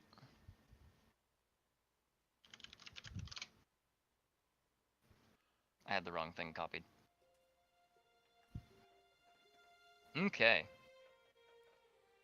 So y'all have arrived, and kind of Yorm does this wide gesture to the whole thing, and he's like, "Grand, isn't it?" And he kind of like does this little like wrist whirl. And I love it. He steps forward, and the guard says, "My lord," and he's like, "Sir," says Yorm back, and he walks between them cleanly, and the two guards kind of like straighten up when y'all walk by. They nod at you. Once Yorm says, like, "Splendid, isn't it?" I'm gonna mutter about how it is one of the better ones I've seen here on the mainland, but we have better back in Ball. I'm gonna mutter a whole 2 sentences. I can mutter 2 sentences. Who's inside me? So you go through the like up against the gate basically, and you hear open, and then you hear clunk, clunk, clunk, clunk, as the gears start turning, and you see this thing just rise, and like dust falls out of the cracks. Open the portcullis. It's like a big metal gate with like swirled engravings and words written in the old common script, effectively. Fancy. And on the top of it, in an arch, it says, "Herein lies faith and hope." And the gate opens up towards you, and you see the effectively cobble street in front of you. Rejoice all ye who enter here. And Can we go in now? yeah, the door's open. Y'all can go into Yay! the street. So when you get in there, you notice that there's like these like shop buildings on the outer end. So there's a blacksmith, a mage, a carpenter, and a like alchemist, right? All on this line in that order. So the blacksmith is the one with the chimney. Okay. What's this one? That one is a The bar? like Guard a barrack house? sort Okay, of yeah. place. Yeah. And the big building on the top left is the main keep, where, you know, they, Alright, where should we drop off the survivors? The keep, probably. one of the guards, whenever they hear you, actually I should place a few more, because like, there's gonna be ones just like walking around, right? Like doing their thing. Like there's one like here, or something. And he hears you say the word survivors, and he's like, "Oh, and he kind of like walks up to you guys and he says, "Show me who isn't a part of your group, and I'll take them to bedding and food and such." Point out the blacksmith, the little girl, and the bookkeeper. Blacksmith? You didn't get him. No, the one-armed dude, not the blacksmith. My bad. Harold. Yeah, one-armed Harold or one-hand Hans. So I had a chart for this. One-hit Survivors Henry. girl. Yeah, the little girl, the historian, Grindel's dad, and one-armed Harold. Okay. And Fritz. Yeah. Who I guess could be part of our group. Or Grindel's dad is one-armed Harold. Yeah. And Fritz is also with them. And the guard kind of like gestures that they come with him, and they sort of like reluctantly Fritz comes, but the rest come. Yeah, Lara, who is on your back or Yeah, something, she's right? on my shoulders. Or on my wings, like hugging my neck around my shoulders. The guard kind of like approaches you personally, and he says, like, what should I do about this to you, quietly? the others have started walking off towards where he pointed them out to. There's a little door in the like bottom right of the main keep, basically, and that leads to a bunch more beds and stuff. And they all walked up. Do I know there. do I know if Laura speaks Old Common? Or Old Common. She probably does not. She's a little kid. Alright. Then I'm gonna speak to him in Old Common and say that her mother, like, I'm gonna explain the situation around Laura, like how her mother passed away and we've been keeping an eye on her. It's like, And then I'm gonna say that they can explain the situation just as well, if not better than I can. So I can go drop her off down at the rooms with you, so she doesn't freak out. he gestures that you come with him. All right, I do. I follow. So you guys walk up to over here. Okay. And there's like a door underneath this little tower, basically. Isn't that where was he telling me to go? Yeah, he basically he's assuming that you just followed him. He's going at a walking Oh, pace, just in leading the other future? refugees. And Yorm, along with y'all. Where did I put him? Oren will be going with the refugees and stuff just to make sure they get settled in and everything. Yorm says you 8 into the keep. Oh. And or rather you 7, now that he's noticed that the bat is being trailed off by this guard. 6, because the fucking Minotaur went with the bed. Yeah. Animal people for life, my dude. Yeah, just making sure that they're all. The 2 mascots went to oversee the recovery. Okay, so under the keep is a like spiral staircase down, and then there's like an entire floor underneath. It's wooded. There's a carpet in the middle. There's like bunk beds lining the left and right wall, and in the back wall is effectively like what looks like a bar, and it's like a tavern essentially in the underneath the keep. And there's assorted people already sleeping in like some of the beds here and there. Not too many, like 6 different people. Right. And there's someone tending over the bar. He's like polishing a cup with a rag. And the guard leads you to the frontmost bed, the one in like the back right of the room. And he says, "This one can be hers, if you would like." Right, I'm And gonna ask her if she likes the bed. I guess she like jumps on it and she like plops on it, and she's like, "Nicer than what I used to sleep on." Or why'd I put it in that voice? I'm so confused. The little girl likes it, you know. Okay. It's soft and plump and like much better than like what standard people in Ural would get. All right. I'm gonna tell her that we have business with the Lord of the Manor, and she'll be able to stay on this comfy bed for a while we go take care of it. Yeah, Oren's actually gonna like go down to her level and pull out 13 gold and hand it to her and be just saying, "This Aw. is yours now." She kind of And like this- gets a twinkle in her eye. She's like, "A present?" Yeah, 13 gold, and I'm gonna give the guard a look to make sure it's that she's looked after and not like no one tries to take it from her or anything. He says, I'll make sure someone gets on it." Yeah. He's got like this kind of like he understands. Yeah. That's good. Oh, what the fuck? Alright, and then And after yeah. that, I'll ask the guard if he can give us directions to the main hall. Okay, and so, you know, as you're walking out, the way the room is laid out is there's like a first floor and like a second floor, and the staircase that of the main door opens up to goes down onto this like bottom floor.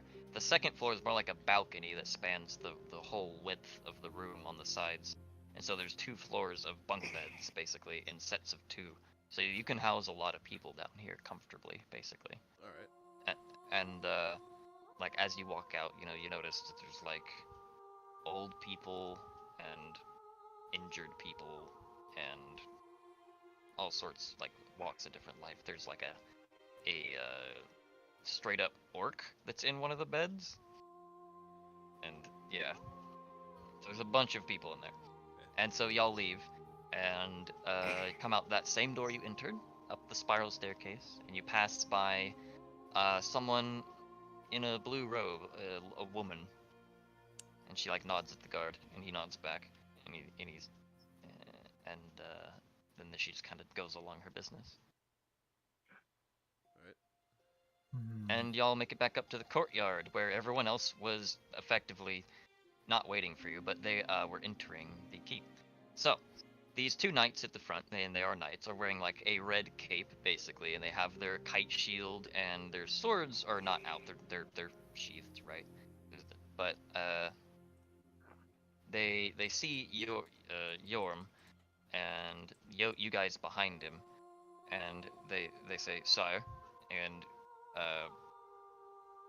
he says, "They have an urgent message for Lott, and not to mention, they hired him.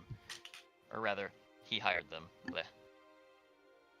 And the knights gracefully just step aside. And they say, "Lott is in audience right now, but I think he needs to see all of you." And so, like, you all enter.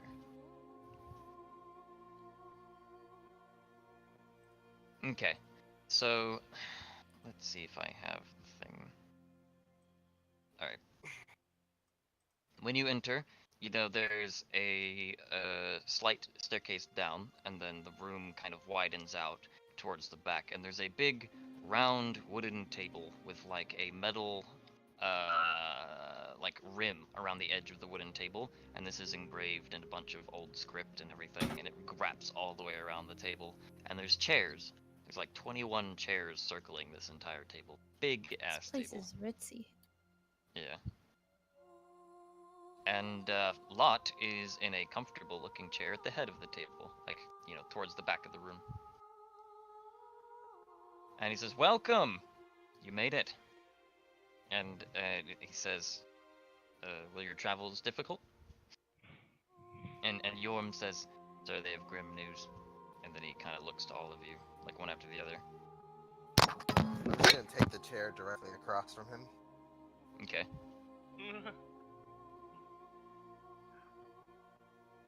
Mm.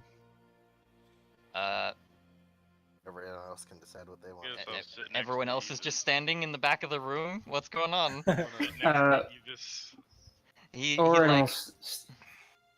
will step up and say that Ural was attacked by goblinoid creatures. They Is took there people food on and the table? they No, there's no slaughtered Damn it. most of the town. Like those they didn't take were killed. We had to fight off quite a small group of them before we could come here. Mm. And he said, "Most of the town, huh?" And he kind of Yes. like... And he kind of looks around and he's like, "What of the rest?" We brought the survivors we found here. Good. And some were taken. Children were taken Oh by no. these goblin things. Particular. Oh, And we no. didn't feel it was wise to rush off to face them. Better to bring the survivors and get them out of harm's way.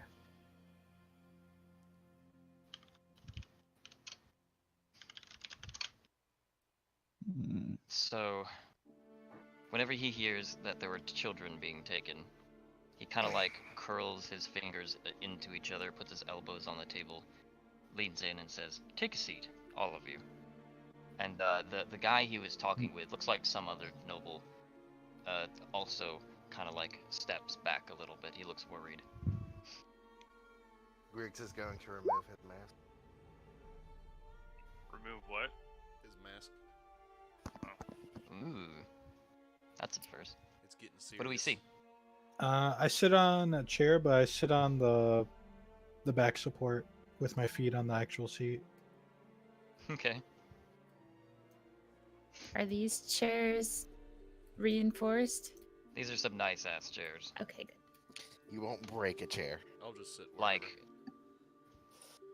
no one in this Them room sits could wherever feasibly break there's a these free chairs. seat.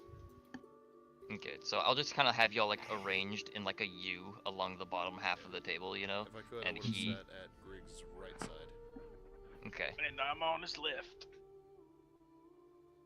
So, the group of you are all lined up on this table, and he says, "Okay, down to business."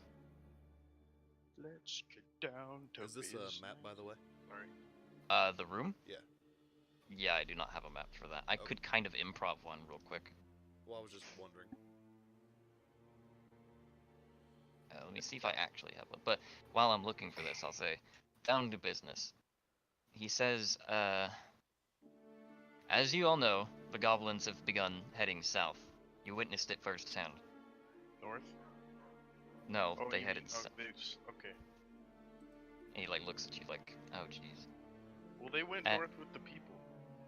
And They he came says, from the and north. according to you, they've begun taking captives, which is not unheard of. This kingdom, Gorazbog, has a bit of history. They started off as simple raiders being birthed in black pits, just causing chaos and havoc. Now, well, their leader, Osbog, once thought old, grey, and incapable, seems to have renewed his strength in some form or another. And if this one, he points at you, Griggs, informed me correctly in that tavern, we have a general idea as to how he did so. And we also know that he's been using this power to create new goblins. And he kind of like puts his hands back together after like talking with his hands, And he says, these new goblins are probably what he needed to push this war. And now that his lifespan seems to have been lengthened, he says, there's a good chance that he might win. Look at Ural. We had guards posted. Small army, practically. All of them dead. Instant. Annihilated in an instant. He's like, the guards that went to Guria sent a message on their own saying that the town was in ruins. But I had to hear it from you guys to make sure. And he says, the guards said nothing of dragging people away, though. And, he says, this is a useful piece of information. They might have gotten the wrong impression, because they didn't take everybody. They left a large pile of people they didn't take. Who did they take exactly? He says. He kind of like runs his hair, like runs his hand through his hair. It's in a ponytail, but he like pulls it back. What was Harold's kid's name? Grendel? Grendel. Yeah, Grendel. I'm gonna say they took Grendel, and I believe several other children, because we didn't find any of them other than the one that came with us. There were They no took the youth of the child town. bodies. We And he think kind of, upon hearing them say they took the youth of the town, he kind of looks down at the table in thought, and he's got these notes written out. It looks like a fucking investigation chain. Like, it's got the red lines and everything connecting the names and everything. Spider and- web. Yeah. And, he says, I have no solid evidence on this, so I'm just winging it, but... And he kind of, like, looks to, them in particular. He says, they might be using the kids for these creations, or some other darker purpose. That's Yeah, Regardless... Oren was just coming to this realization as it was. Because I was about to say something, but yeah. And he kind of like, leans back in his chair and says, if there is a darker purpose that we don't understand, then, well, they might be gone already, for all we know. But I if they're suppose we using- should also mention we came across a giant on our way here, and he's gone after them because basically we talked. He likes had his to muggies. explain away what the goblins did, and how they wouldn't have any more cows, essentially, from the town that he liked to grab. Gowl has never hurt people before, but that's because he scares them shitless. He said. well, now he's gonna go hurt goblins, so that's a victory. Like Lott knows of this giant. And And he says, the only reason we Go. never hunted him down is because it'd be too much trouble, and, well, he's Go, helped. Slayer of Goblins, Defender of helped us Muggies. So, whenever y'all mentioned Gal, he's like, you know, I don't know how long he'll last, but he'll definitely put a dent in them. And, he recalls, like Please Lott no metal remembers. skeleton giant to fight later. What do you mean, please no? Please yes. That'd be awesome. We already did one. We can do another. Alright. True. So Did you tell him about the wizard?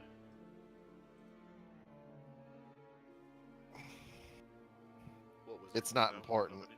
Oh, okay. I mean, now there's a loose-ass wizard who's an assassin It's not running his about problem, his nor is it land- related. In his lands.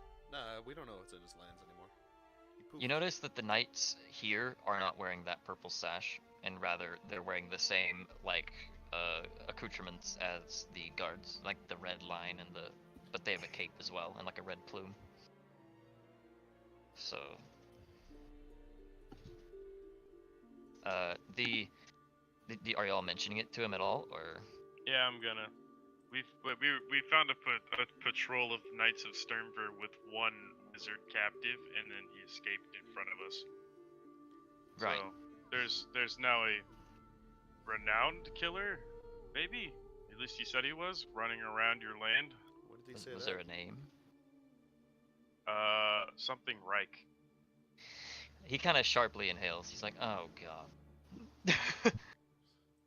He's Yeah, like, his name was Hillian Drake.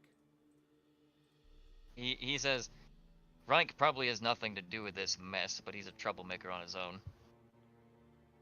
And he said that he got caught trying to kill the nobility over in Garea, who I am related to, he says. Ah, so it is his problem. See? And he got away earlier, and you said he got away again. He got shot in the back with a guiding bolt and turned to powder, but we're pretty sure he disappeared. My uncle yet lives, I suppose. And Uncle? he's not talking about Reich there. He's talking about how Hilliand attempted to assassinate the nobility. Oh. I guess that could have come Yeah, off I had to wrong. throw Poggers out of my room because he kept being a troublemaker. So I missed some of this. It was an inside job.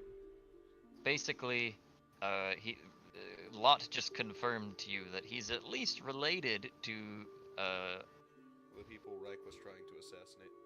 yeah. Let's see, I have a sheet for that. Donovan Lott. That's the, like, the regent of Garea.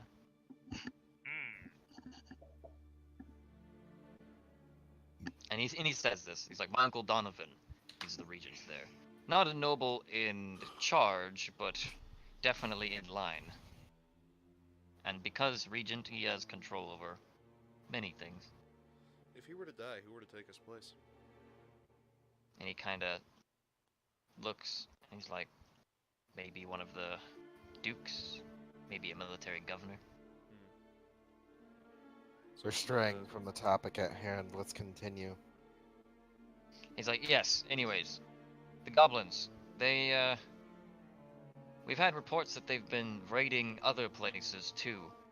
He kind of flips us to a big map that he has a servant kind of bring over. Like it unfolds in a circle in the middle of the table.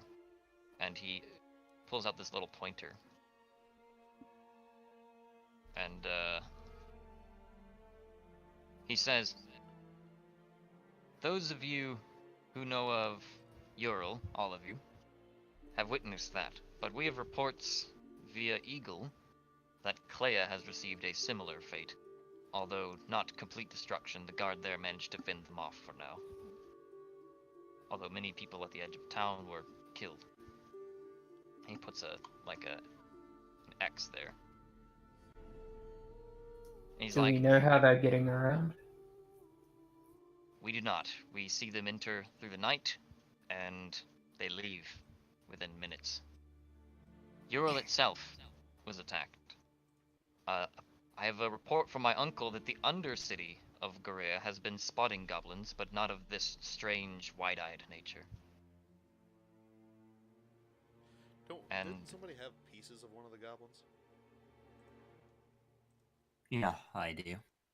Okay. And we've reports that in Ball, an ancient artifact has been stolen from one of our insiders. We have that information. What artifact? We don't know. All we know is that the royalty and the royal guard and the king and queen themselves guarded it with much regard. They fucking suck at their job. This is why you. Apparently- Should I make an insight check on that artifact to see if I know what it is? Yes, Can I, since I'm from Ball, yes. an insight or Nat 20. Damn. Do you, alright. 19. I think you know what I'm talking about, Eve. Let's go ahead and give Yeah. it a roll. I wasn't gonna say anything. I just wanted to make it, like, confirm to myself that he is talking about that. I think you know, yeah. Okay. What is it? Share Well- with the rest of the class. Well, I don't Lott have doesn't to. know. Fuck you. Lott doesn't fucking know. He just thinks, do I? and he's not gonna share with y'all right now. Do I? 'Cause Would that's I how know we what it is build with trust. that 19? Yes, What is it? I'll send it to you. Oh. Being secret. Or would you just mention, like, the name of it and then let Lott go off on a spiel? That's another way to do this. I would ask him, is it this? Alright, let me get you here. Where'd your thing go? I just want to make Where'd my what go? see if we won. There you go. You son of a bitch. Do me dirty like that? I'm gonna lean in and go, would it be the white blood? And then he looks you right in the eye, and he's like, "We have reason to believe." And he looks extremely worried. Son of a bitch. White blood? Huh? Hmm? You didn't Say hear a so. thing. Like, he said that out loud, like Lott I did, did but say I don't know it, if you're... It was like, it wasn't a whisper. It was in that It's a big table. kind of, yeah, but it was kind of quieter than normal. Okay. Motherfucker, Like, I'm I've got afraid- half kind elf of like ears. I'm Just, afraid like, to come say it on. out loud. They serve a purpose. Okay, I'm gonna rule that he heard it, but you were saying it, like, quietly, Yeah. you know? And, are you asking what it is to you? Yes. Okay, so Lott says, "Legend says that the white blood grants a twisted form of immortality that those that use it in excess. And we've reason to believe that the king and queen of the ball have been using it to extend the length of their lineage and give themselves almost deific powers in order Is that to a common knowledge in Ball that they do? know." Okay. But would I know since I had the security guards there? Yes. Okay. I'm not Like, you gonna would tell know him. because you're a sneaky fuck, basically, Thank is you. what I'm rolling. Thank you, but I wouldn't Yeah, tell him fat that. boy. Yeah. So, Oh, yeah, I've so heard are we, rumors of that in Ball as well. are we thinking that the goblins have taken this artifact? I have reason to assume so.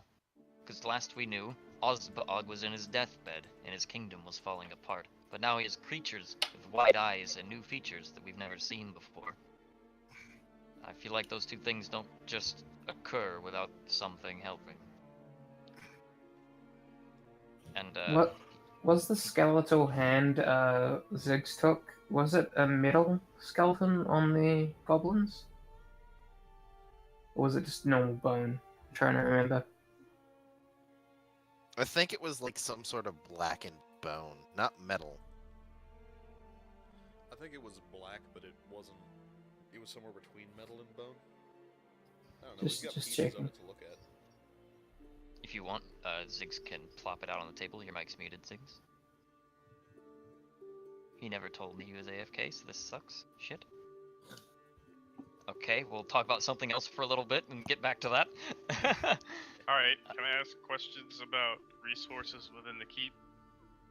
If What do you he's mean? willing to help us out with anything? Like, will he give Not us? now. Not now. There's more to talk about, he says. Damn. Okay. Back on this white blood, he says. As far as we know, this doesn't leave this room, by it has power over souls in a way that only artifacts of old ever can have. And he says that if Osbog's learned how to, I guess, control this newfound power of his, he might be the closest thing to a lord we've had in Lyria for hundreds and hundreds of years. And he kind of looks at you. Are you even aware of lordship? Is he looking at me? Are He like looks to the whole group. He like scans the room. We would have known. I- the- Are we? We don't and explain it. I would have known the I- story, right? I Have you read- suppose I think vaguely. most people know about it, right? Like Yeah, in character. yeah. Like if you've read a history book or if you've ever heard like campfire stories, you've probably Yeah. heard of what at least it surmounts to ish. Yeah, and Yeah. I would know that the King and Queen of Ball are the closest we currently have, last I checked. Right? Yes. Yeah, I would But say they, as far as we know, they never fully consumed it in an attempt to, preserve it and keep it for their next lines and such. But stolen by, from what I've heard from my informant, a band of thieves, goblin thieves. Osbog has essentially eaten it and become, I guess the closest thing to what he is would be a vampire. And then, like, he kind of looks down. So the blood makes you a vampire. What Here's a is- question: how come nobody moved the artifact from Ball down to, farther away from Goblin Country? because it is an artifact of the King and Queen. Yeah, it's their artifact. If their crown were magic, they wouldn't get rid of it. And I I'm didn't not say about get to- rid of it. I said why didn't they move it? So, 'Cause somewhere that's- like Lyradel. Because Well, I mean, Lyradel Ball is its not own their nation. Country. Oh, Yeah. okay. Yeah, I like- didn't know that. This is ball Yeah. specific. Yeah, this is a country up here in the corner. Like, this is I didn't know that. Makes more sense. So, after Lott's told you all this, he says, this needs to be dealt with, one way or another. And I am stumped where to start, he says, but I have ideas. And he kind of like gestures to Yorm. And Yorm like steps up, he's like to the side of Lott. And he says, we can take the northern route, ride around the coast of Osbog, and head straight for Icetooth Ridge, whereas where we assume they've essentially Osbog's keep in a black, dark place. That's what we assume. We haven't quite found out yet. I'm just gonna nod. We and go- could. I'm gonna nod. We and could go, attempt to. go Oh, you go. You go ahead. You're God. I mean, you're like you could say this in between him pausing. It makes Yeah, sense. I was gonna say. All right. So our plan of action is to ride around between mountains and shores and enemy territory, attack and try and kill a god. Sound plan. He says that's an option, or we could head north and attempt to take the survivors, the captives from Ural, potentially Garea and Clea, and who knows where else, and I think trying maybe to save the captives. I think trying to retrieve the captives is probably a good place to start. Do you have Go from access Ural to Grea to Clea and then on to Icetooth Ridge to kill the god? Well, no, we would go into Goblin Country to get them and then bring them back and then like recuperate and then go for the god. if we were able to capture one of these goblinoids alive, would you be able to examine it to see exactly how they're doing this? Would that insight offer anything, any tactical advantage? You know, investigate's a funny way to pronounce interrogate. I said insight. Dissections work just as well. Oh, sorry. Whenever he's talking about like capturing the goblinoids, he's like maybe not them. We don't know what other kind of monstrosities he's concocted up north, but that's just what he's been sending us so far. It's all happened in a matter of days. We're gating information as it comes in. You have an impressive network of spies. More His forces are specifically, organized, right? more specifically, would you be able to tell if we captured one of these goblinoids, if they're actually turning children into one? Assuming we don't find that out through other means. It is a possibility. And So I that's ask Lott if he knows if Osbog's forces are organized. Ah, good thing you asked. I damn near forgot. Osbog is split into 3 sections when it comes to his armies and organizations. The first is the Pallid Gaze. They deal with stealth, information, scouts, rogues, assassins, intel, and thievery. They're probably the ones that made their way into Ball and managed to get a hold of that white blood without even being noticed. Pallid gaze. The Pallid Gaze. He's like, the second branch is the Crimson Brand. It's his main army, featuring regular goblins, small goblinoids, and whatever else he's come up with. Hobgoblins, probably things like bugbears. Siege engines, things like that. He hasn't used those in a while, but it's what he used to take most of the land he has now. And then the third. We're not sure about this group in particular, but scouts have reported that they have seen unusually tall goblins that seem to linger specifically closer to Osbog himself. One of our men died for this intel. He heard in Goblish, whenever they were speaking to each other, that they described themselves as the White Blood Vanguard, so we can only assume that that's what they called each other. That is a pretty ill oath, he says. We don't know much about them, other than that they stick close to the boss himself. I think our best approach would be to try and rescue those survivors, learn what we can, and then from there, in the long term, or as close to it, disrupt any efforts of organization to try and. Because we're not going to be able to take an army head on. I think our best course of action is going to be attempting to capture a captain or a lieutenant and interrogate them. I have a plan. We visit each of the 3 cities and figure out what needs to be done and do what we can for them.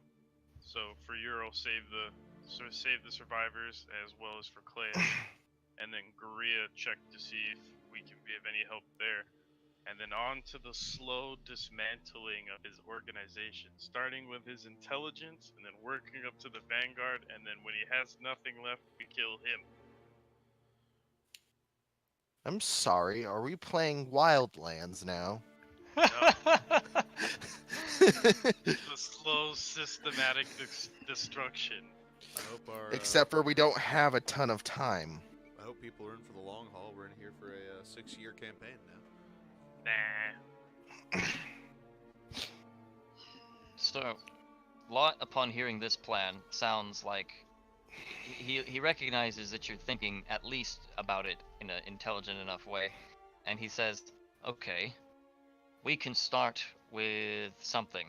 And he kind of like does this little gesture with his hand, and you see a little like magic, like almost made of light. It's just kind of like yellowish white. Like does a little circle in the air with it, and you hear this whoom sound like go throughout the whole room basically. And within the next 15 seconds, a man in the same plate armor sort of as the knights, but his helmet is off and his hair is exposed. He's wearing an eye patch, and he's got a scar that goes across the other eye. He almost lost that one too. And he says, "Lott, sir," and he's like, "General, start planning things." And he's like, "What kind of things?" and then he's the general gets like pulled by a finger motion towards Lott, and he Start gestures planning from things you can plan with your right eye. yeah, and he has him sit down next to him. He's like, listen to this group. We're going to be working with them. And he's like, remember that pay I told you about? Yeah. To all of you. Oh, I guess Boris wouldn't know. He just tagged along. Basically, also he's like, I haven't met you yet, but the rest of you, I offered you a mere 100 gold to do a job for me. Something has become much more dire all of a sudden. And he says, 1,000 gold and a piece of land for each of you if you could successfully complete this. I'm in. How much land and where? He's like, I will sacrifice. Can you offer two- something? That's he's like, not gold. Like he offers the gold, and of course, you know, you will have my favor, you will have my wealth, and you will have land for yourself, probably somewhere east of Ural or something like that. He hasn't quite decided yet, but he does know, you know, he says, but I do know that there is room for you, and you need to be rewarded for this, he says. Your objective is to have Osbaog dead. For 100 gold. No. 1,000 and land. 1,000 gold, land, access to his armory and such. Access to all of his resources. You will have my favor in every situation, he says. But we don't have favor and access before the fight, which is kind of AIDS. Like, A one-on-one fight with this powerful individual. Yeah. A one-on-one fight with We'll a god-tier probably- goblin. We may be better off trying to see if we can scout where he is, and possibly use the environment to at least damage him before we engage directly. and he says, you're thinking too far ahead, Horned One. And he says, we have to start by opening up his little carapace that he's built himself out here in the north. Yes. We have like- two first objectives. Like Tyr said, First we need objective we need is to dismantle retrieving the them. people. Yeah, You do rescuing the this children. systematically, and you start with two options. You start the arm that he hits with, or you stop his eyes and his ears. So you either hit his intelligence, or you hit his fucking army. If we hit his intelligence, his army's a little fucked. Our first vote- move is to get. I those vote for hitting the captives. intelligence. Yeah, like I vote that we hit the intelligence first, but we're going to be interrogating to locate the captives. I Oh vote- yeah, all the information comes along. I vote we go for the captives as soon as possible. Blind That too. the eyes that let him see. On the way to his intelligence section, we'll pick up the. We'll check in. We'll on deal the with 3 that. towns. We'll deal with the captives when we have the information for it. Lott dissents, and he says, right, sounds good. And he's like, General, where was the last known mobile goblin camp? And the general kind of pulls out this, like, charcoal, you know, and he circles, right about here. That's a shitty color. Right about, He's using charcoal, just do it in black. yeah. Right about here on the map. Puts the X through it. And he says, that is the last known encampment. Not too far, just a mountain and a forest away from Gorea. That's all we know of, though there might be others moving about and such. He has, of course, his main, I suppose, fortress to the north, set up in the Ice Tooth Ridge. And all throughout the country, you know, there will be goblin hiding in every nook and cranny you can think of, I'm sure. This is no normal band of goblins, mind you. His intelligence seems to seep through into the rest of them, their orders driven by a purpose. And the general says, we have reason to believe that the goblins themselves are in a sort of hierarchy, starting with these lower-end goblinoids, then with craftsmen and worksmen, then with the warriors themselves, or the the fighting men or the intelligence. And then of course comes their leaders, their lieutenants, and then Osbog himself. In a bit of a tree, sort of. Alright. So, what sounds like a very decent plan from the get-go is going from here to check back in with Ural, resupply at Korea after we've done so, and then move in on that encampment. Why would we head to Ural? There's nothing there anymore. Just to make sure that the soldiers re-garrisoned it like they were supposed to. We can check in on that. They at, will. Yeah, we'll just go by it. And I trust that Lott's men are more than capable of standing guard in Empty Town. He's like,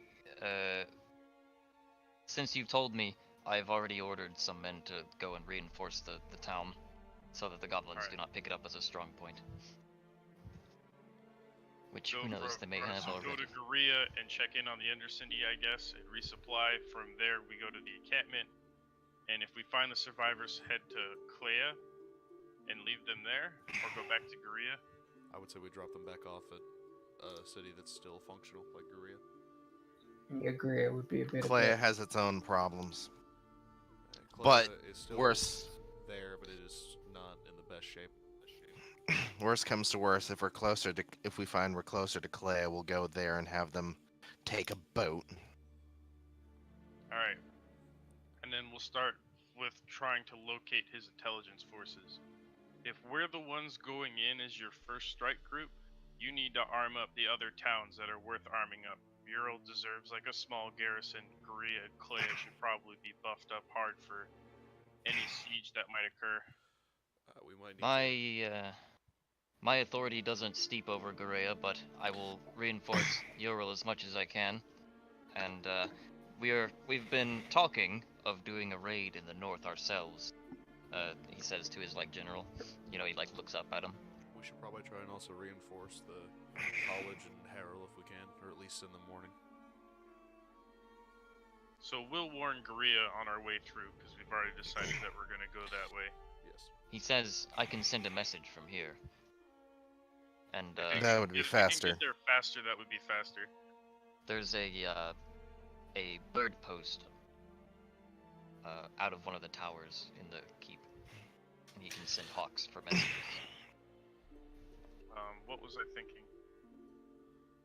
I would say don't do that raid if we're gonna go in, because it A, alerts them that you're going into their territory, and B, you could be overextended and flanked because you don't know everything that's in those woods.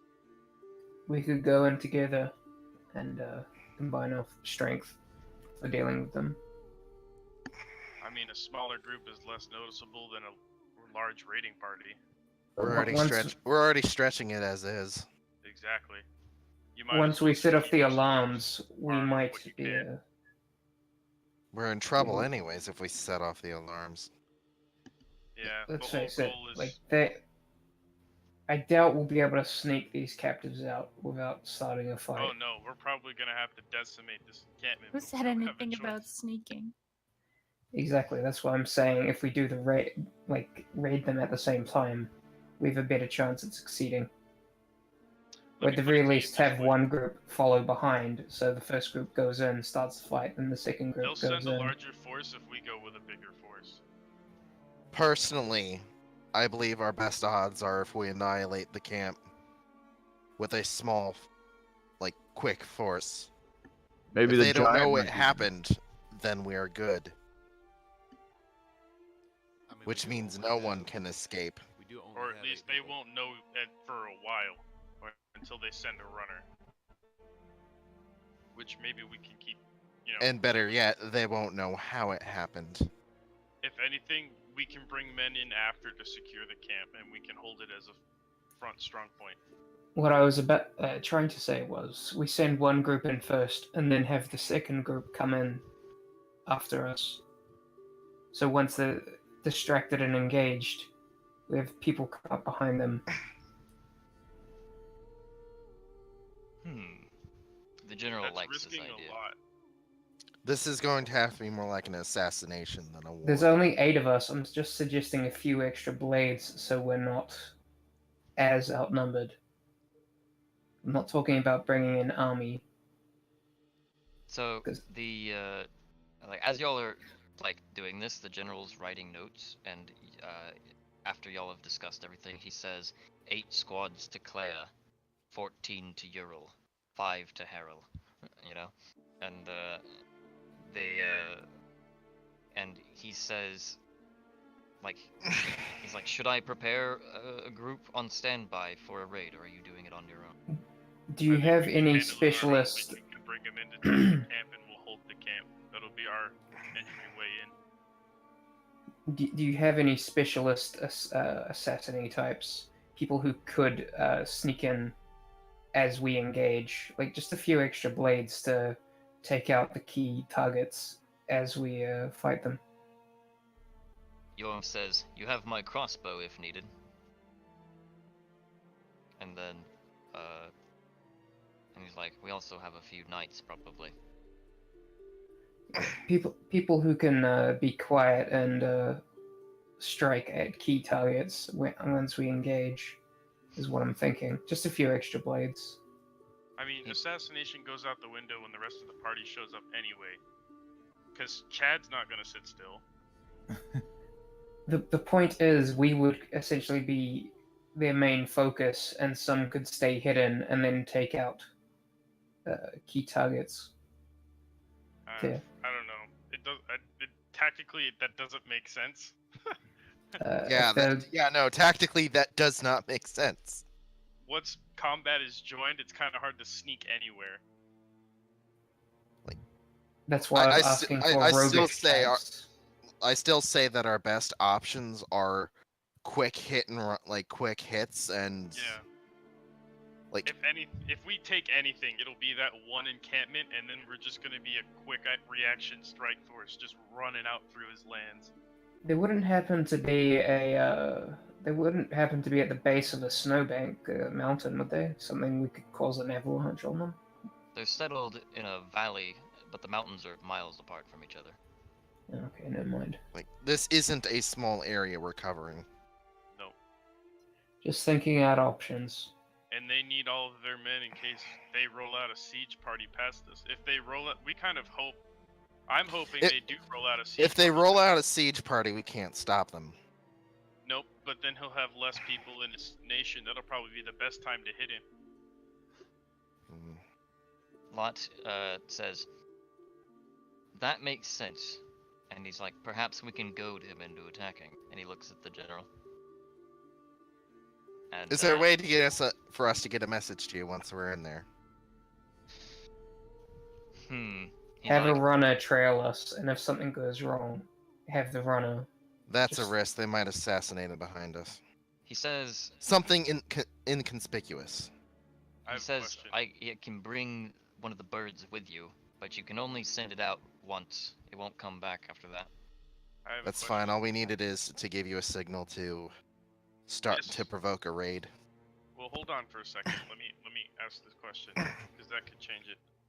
This mountain here. How high is it, and how difficult is it to climb? Let's say from the backside. Very steep. You could get on top of it after if you find like a path and such, but it is steep and tall. And it's not like directly up against the camp. Is the point clearly visible from Caelia? Is the top like the clearly tip of visible? it? Yeah. The southern tip, yeah. Alright. We bring one of your runners, we take the camp. We send him to the top of the mountain and put a flag up there. That won't alert the rest of the Goblin Nation that we're up to anything, and they probably won't shoot down the bird if they try, and Caelia can see the signal. And, I mean, that sounds fair. If you put scouts in the land, covering the land bridge between his nation and Caelia, if they see anything, they can put a different flag on the top of the ridge to signal that a siege party's coming. A different color for a different direction. So if they're coming for Caelia, it's blue. If they're going for Caelia, it's yellow. He kind of like looks at you and he says, we do have a system of messages that our scouts can send. And mostly involves these birds. That works too. And it's like the plan so far, like they've been kind of taking notes, is the plan so far is to have you guys head into the camp and try and kill or take or something key members. Then once that's been done, to send a message to initiate like an attempted provocation from the goblins to get them to fight somewhere, so that you can kind of deplete the reinforcements of the nation a little bit and kind of get to Osbog easier. That's what the plan is right now. If we could, We'll provoke the raid after we save the civilians, though. That makes sense. See if we can't get our hands on any of their informants and some of their key players in the army. if we could encounter that giant on the way there, we could direct them towards the camp as well. That's only if we see him. I would like to stress that no message can leave that camp once we start the fight. Yeah, that's the other thing is we got to keep any goblin in there from alerting the rest of the nation or its other goblins. So whether or not the camp knows that we're there is fine. They just can't leave alive. So maybe since we're gonna go to Korea, let's do it this way. We'll come in instead of going straight for the camp, we'll just come around and come in from behind. That way we know they can't get by us. Probably good.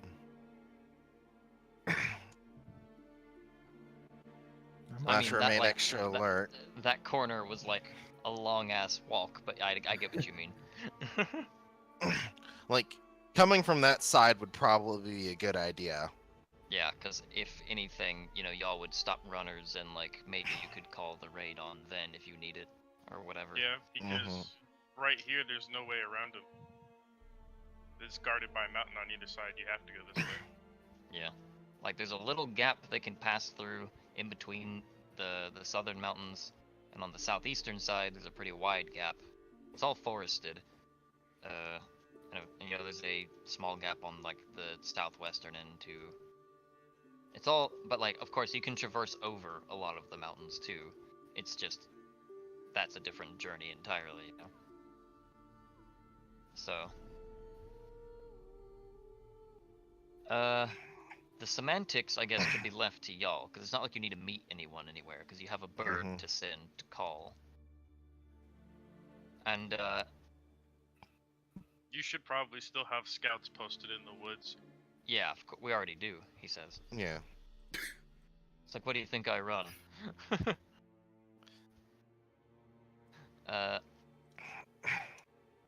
The general, though, is now, like, sending more units, like, towards the border towns so that they can actually defend themselves. The town got a little bit complacent, essentially. Not the town, the military got a little complacent because the goblins hadn't been doing anything in a while. When you send reinforcements to Caelia, make sure they watch for land and sea, just in case they try to pull some shit that they think we won't expect. The general looks at you like he's annoyed. He's like, I know.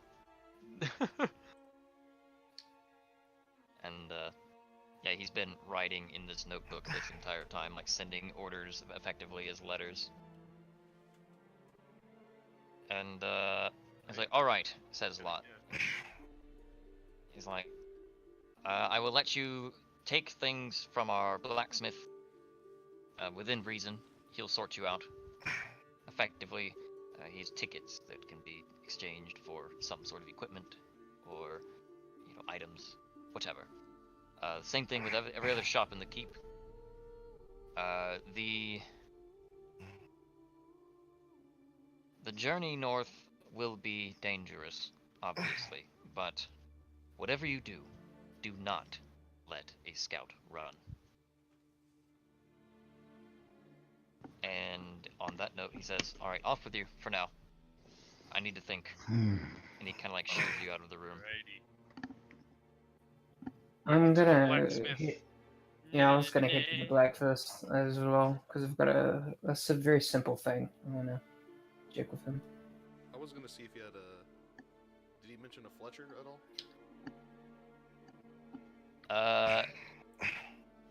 There's a carpenter's zone, so probably like in there might be a Fletcher. All right. So, Sim, question. What's up? Does half plate include a chest plate? Half plate is like your shoulders, like maybe the upper or lower part of your body has some plate. You know, your forearms might have some plate, your shins. It's like you're not wearing full plate mail, you're wearing Like, tidbits. I was wondering if there was a chest plate that I could just just wear that instead of the full set of half plate. That would be a breastplate. Yeah. Wasn't that what you were trying to get resized? Yeah. Could I trade my reward for this mission just for plate armor now? Help with killing him. It's another thing. Well, right now. Because if I could get that, that'd be preferred, but this offers more protection. I'll swap the map over to the fort. Oren would just like to get a 10-pound weight essentially fitted to the end of his chain to make it as a possible weapon. Alright, he's only going to charge you a gold for that. I thought you had tickets. The We blacksmith. don't have Like, any I tickets. don't know if you'd want to use your ticket on something so cheap. Oh, we have tickets. No, I'm not going to use that on that. How many tickets do we have per? Every person gets a thing done. Okay. The value can be up to 400 gold on the thing. That includes labor and all that. Okay. I was gonna see if I could. So you said here was the carpenter? Okay, I'll mark out stuff with words for you real quick. That should make it easier. Because I remember you said this one was the blacksmith. There's a text tool, isn't there? Yeah, I'm gonna get red. Alchemist. Blacksmith. Those are the only two I remember.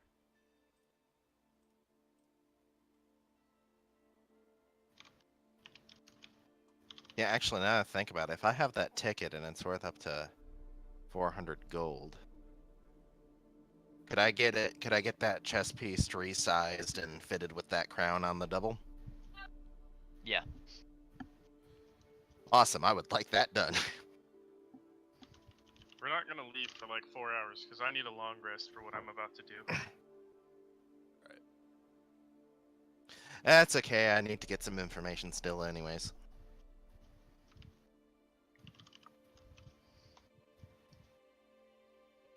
Okay. Would he have a silvered weight instead of just a basic one? Not made for you. That would cost a lot more too. Okay. Okay, yeah, just thinking. What's this building here then? I was about to label it. Oh, okay. Sorry, I'm just an impatient fuck.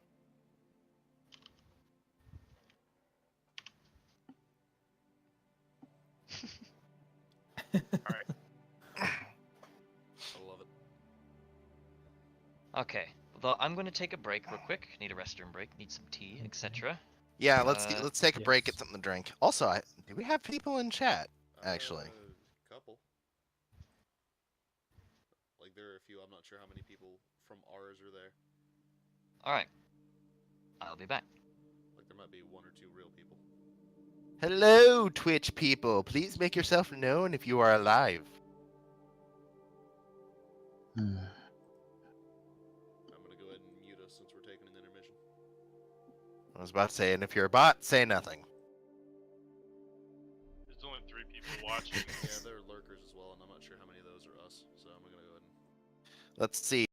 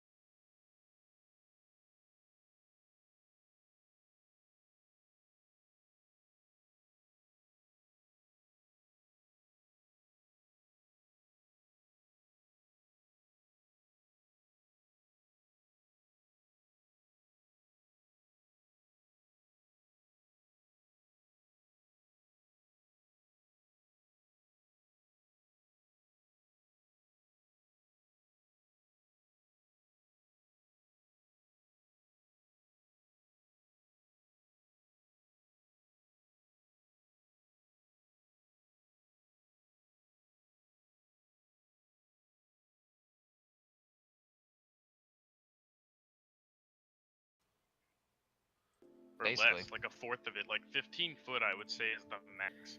You know when you put a rope on a string? I mean, not a bucket on a Yeah, rope. you know and how it spin gets harder. around?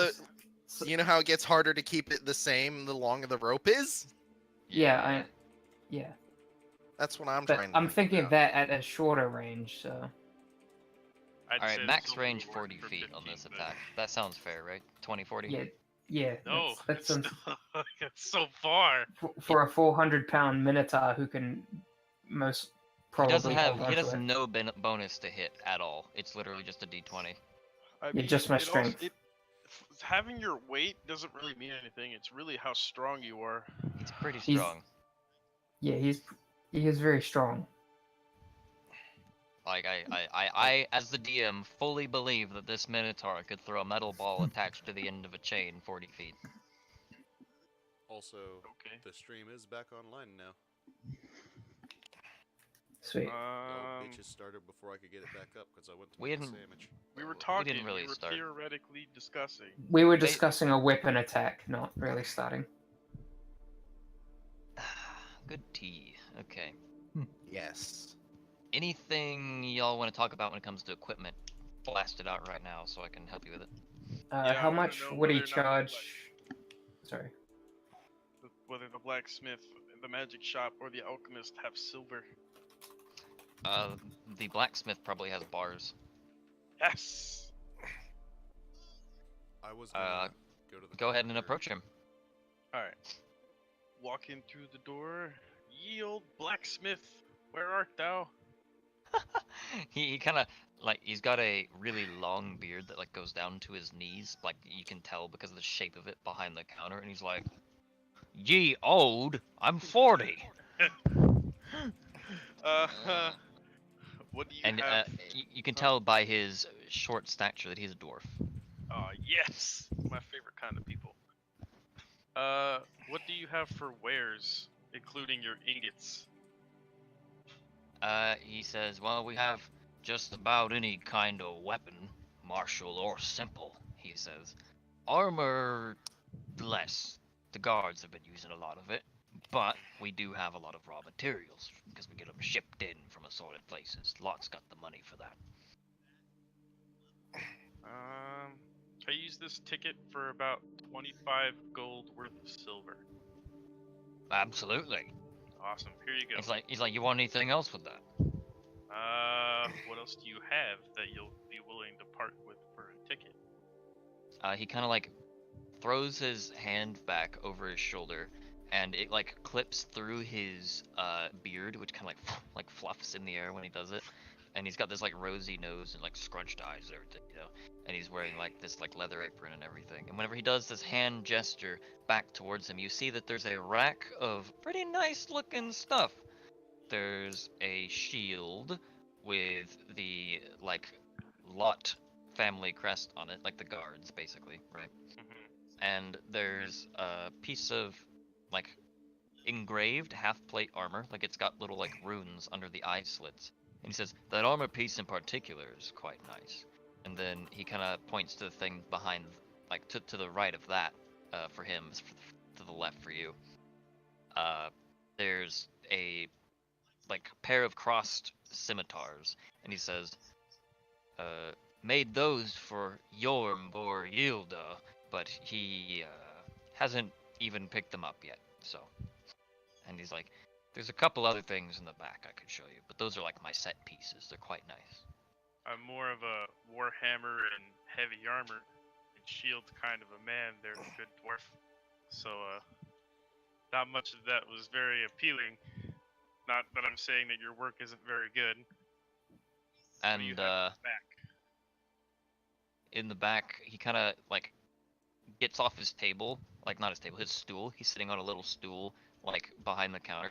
And so whenever he jumps down, you hear when he hits the wood, and his head suddenly like disappears behind the regular person height counter, and he like walks around to the back. You hear him like waddling, and he starts shuffling through stuff, and he picks up this crate that's about as big as him, and he lifts it up above his head and just drops it on the counter in front of you, and circles around to the front, to the side where you are, and like undoes 2 locks and swings it open. And there's a piece of like waist armor, like a girdle almost, that has the same like script that is on the front door of the keep. Herein lies faith and hope. Okay. And it also has little runes along the edges, just like the plate armor that was in there. But it's like specifically like a thing that you would put on over other armor, and it, for one thing, provides you with more belts to hang your shit from. He says, and it also says it also does a good thing to your defense. What do the runes mean? The runes themselves, he says, translate something in Elven. It says, those who stand here prefer to stand here, long story short, he says. And you cannot be moved unwillingly. Alright. Is that it for what's in the box? Yeah, that's the only thing in the box. It's like a really nice, like, metal piece of waist armor, basically. Awesome. So if he'll let me, I'd like the silver for the ticket as well as that girdle. Okay. That will be enough, he says. But he has a favor to ask of you. Sure, hit me, Chief. He can see by your like hands and your general demeanor that you're good with a smithing hammer, and he's asking you to help him refit it for him, since he doesn't want to do all the work himself. Sure, I'm down. Do Okay. this. So y'all will, spend the day doing that. He's like, normally I don't work with anyone, but you seem like a nice enough fellow, he says, and he starts like laying it out in his like little like anvil and everything. And he's got like a roller to like respin metal pieces without fucking up the shape and all this other stuff. So y'all get at that. What is everyone else doing? I'm heading to the carpenters, see if they've got a short bow or a hand crossbow for sale. Okay. Does the blacksmith have any specialty axe items? Are you asking him about that right now? Yes. He says, "Oh, we have those." And he pulls out another box from the back and opens it like the same way. Except when he opens it, a fuck ton of axes just spill out of the box, and he's like, "These are for throwing."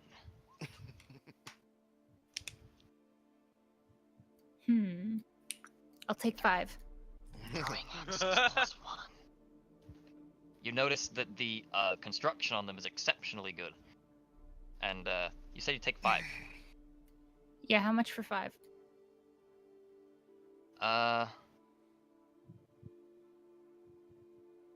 Your ticket covers 1, and a ticket's 400 gold essentially.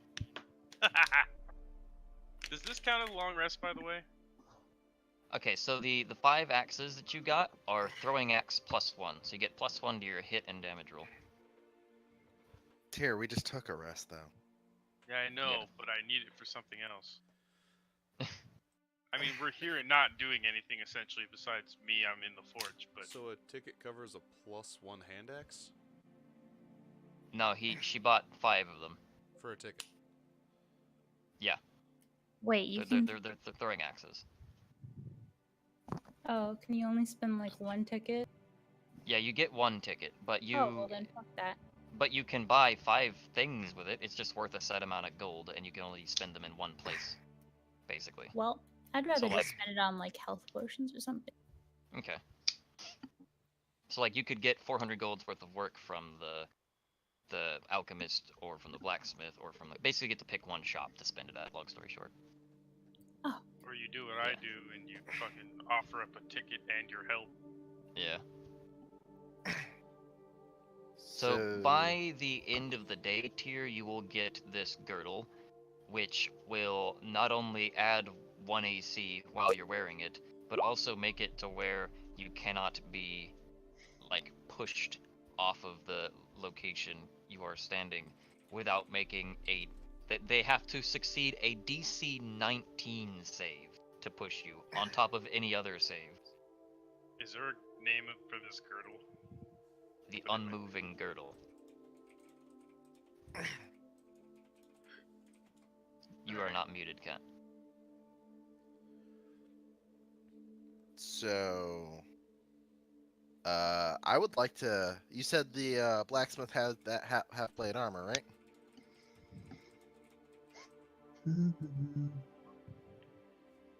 Justin, Sorry, what? I'm being distracted by people having technical difficulties. What's up? you said the blacksmith had that half plate armor that he was displaying, right? Yes. I'm gonna ask about that. What does it do? Okay. He says functionally, it's the same as regular half plate, but those runes under the eyes. It has a helmet as well, by the way. Hmm. It's a part of it, and the helmet itself is special in that it's going to add 1 more AC to half plate. So it's what is half plate? 16 or is it 15? I forget. 15 plus dex to 2. So it's that is 16 base because it has that helmet. Okay, it's And working now. there you go. And the runes under the eyes give you if you like once per day, you can have true sight for a minute. They have to pass a what check to move me? DC 19 strength check on top of any other checks that are involved with that. So Kind of like There my are- ability, but higher DC. There are few things that can block my sight. Right now, at least. So. So we're going over what's So- in the magic shop. I'm waiting. they're to talking go about to the blacksmith still. Yeah, and I'm waiting on the carpenter. Okay, so in the carpenter's shop, there's like he's got like wheels. There's a wheelwright guy. Like it's a pretty widespread building. Like it's like it goes back, Yeah. And there's a wheelwright here. There's like a dude making bows on the left. There's a dude like making a cart. There's a dude like just shaving wood off of logs to try and make like lumber for construction. There's all sorts of people just working on stuff all around. I'm gonna head What over do you to do? the bow guy. The guy making the bow. I think Okay. he's called a bowyer or whatever. Yeah. And I'm gonna. Fletcher. No, the Fletcher's the arrows. Yeah. It's two different people. Doesn't the Fletcher do both? No, it's two different Nope. people. The Boyard makes bows. The Fletcher makes the arrows. All right. Different In profession. theory, Uh, someone. I'm gonna ask if he's got a short bow available. He says that there might be one in storage somewhere. He's like, the guard prefer longbows usually, but he's sort of like, he says, give me a moment. He's like a thin dude, he's just working with a knife all day. He's got like scraggly hair. Yeah. Give me a moment. And he like kind of disappears into the back, like out a door to the left, and comes back with a short bow, and it's as plain as Jane, right? And It's good quality though. yeah, looks good. All right. It's a short bow. And he's like, I didn't make this one. Probably one of the other boys, but they got me on bow duty today. The others are probably sleeping. He said there is a Fletcher, but he's in the inn, the sleeping quarters. Okay.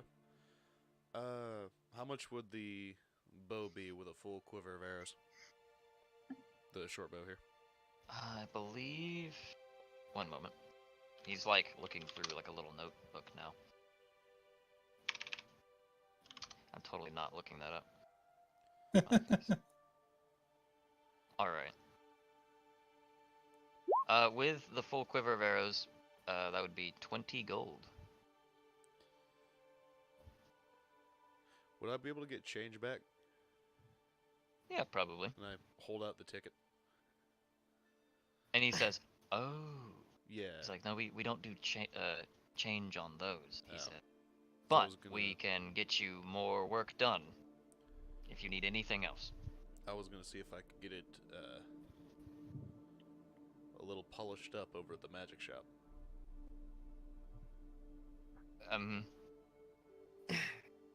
He says, "If you want to do that, I'll give you my advice." He says, "You can give us gold, and we'll you know, we'll do it well for you and everything. But Mhm. you should use the ticket at the magic shop, I think, because Alright. their work is going to be much more expensive. Then I can give you the. I'll give him the 20 gold for the He says, short bow and arrows. he says, pleasure doing business. How many arrows did I get? 40. 40 standard arrows. Alright, so Then I'm gonna head over to the magic shop to get it enchanted as I add it to my inventory here. Vim's been waiting for the alchemist for a while, so Yeah, that's fine. Yeah. I'm gonna do hers now. Alright, so you walk in the door, don't All you? right, she slams the ticket on the table Woo! and asks how many health potions she can get for this. The alchemist is a wiry old lady, and she says, "Whoa, oh, Kill someone with a heart attack, why don't you? and she's got like her hair like over her eyes from like shock. She like jumped and her hair like over her face, and she like slicks it back over her head, and she says, "Oh, how much is that worth? Oh," and she says, "Oh." and, you could get 50 potions for that much. And she's like, I don't want to do that much work. And so she says, but quality over quantity, I could give you 20 very nice ones. I'll take it. Do you have Okay. any other specialty potions? We have things that make you able to fuck better. We have things that make you able to breathe underwater. We have things that make you much less intimidating. She looks at you. Oh, I don't need any of that. Any strength potions? And she says, I'm an alchemist, not a doctor. And All right. I guess I'll but- just take the health potions. But she does say that there's a potion that makes it to where you can sprint for further, like for a whole hour if you were to I'll drink take it. that.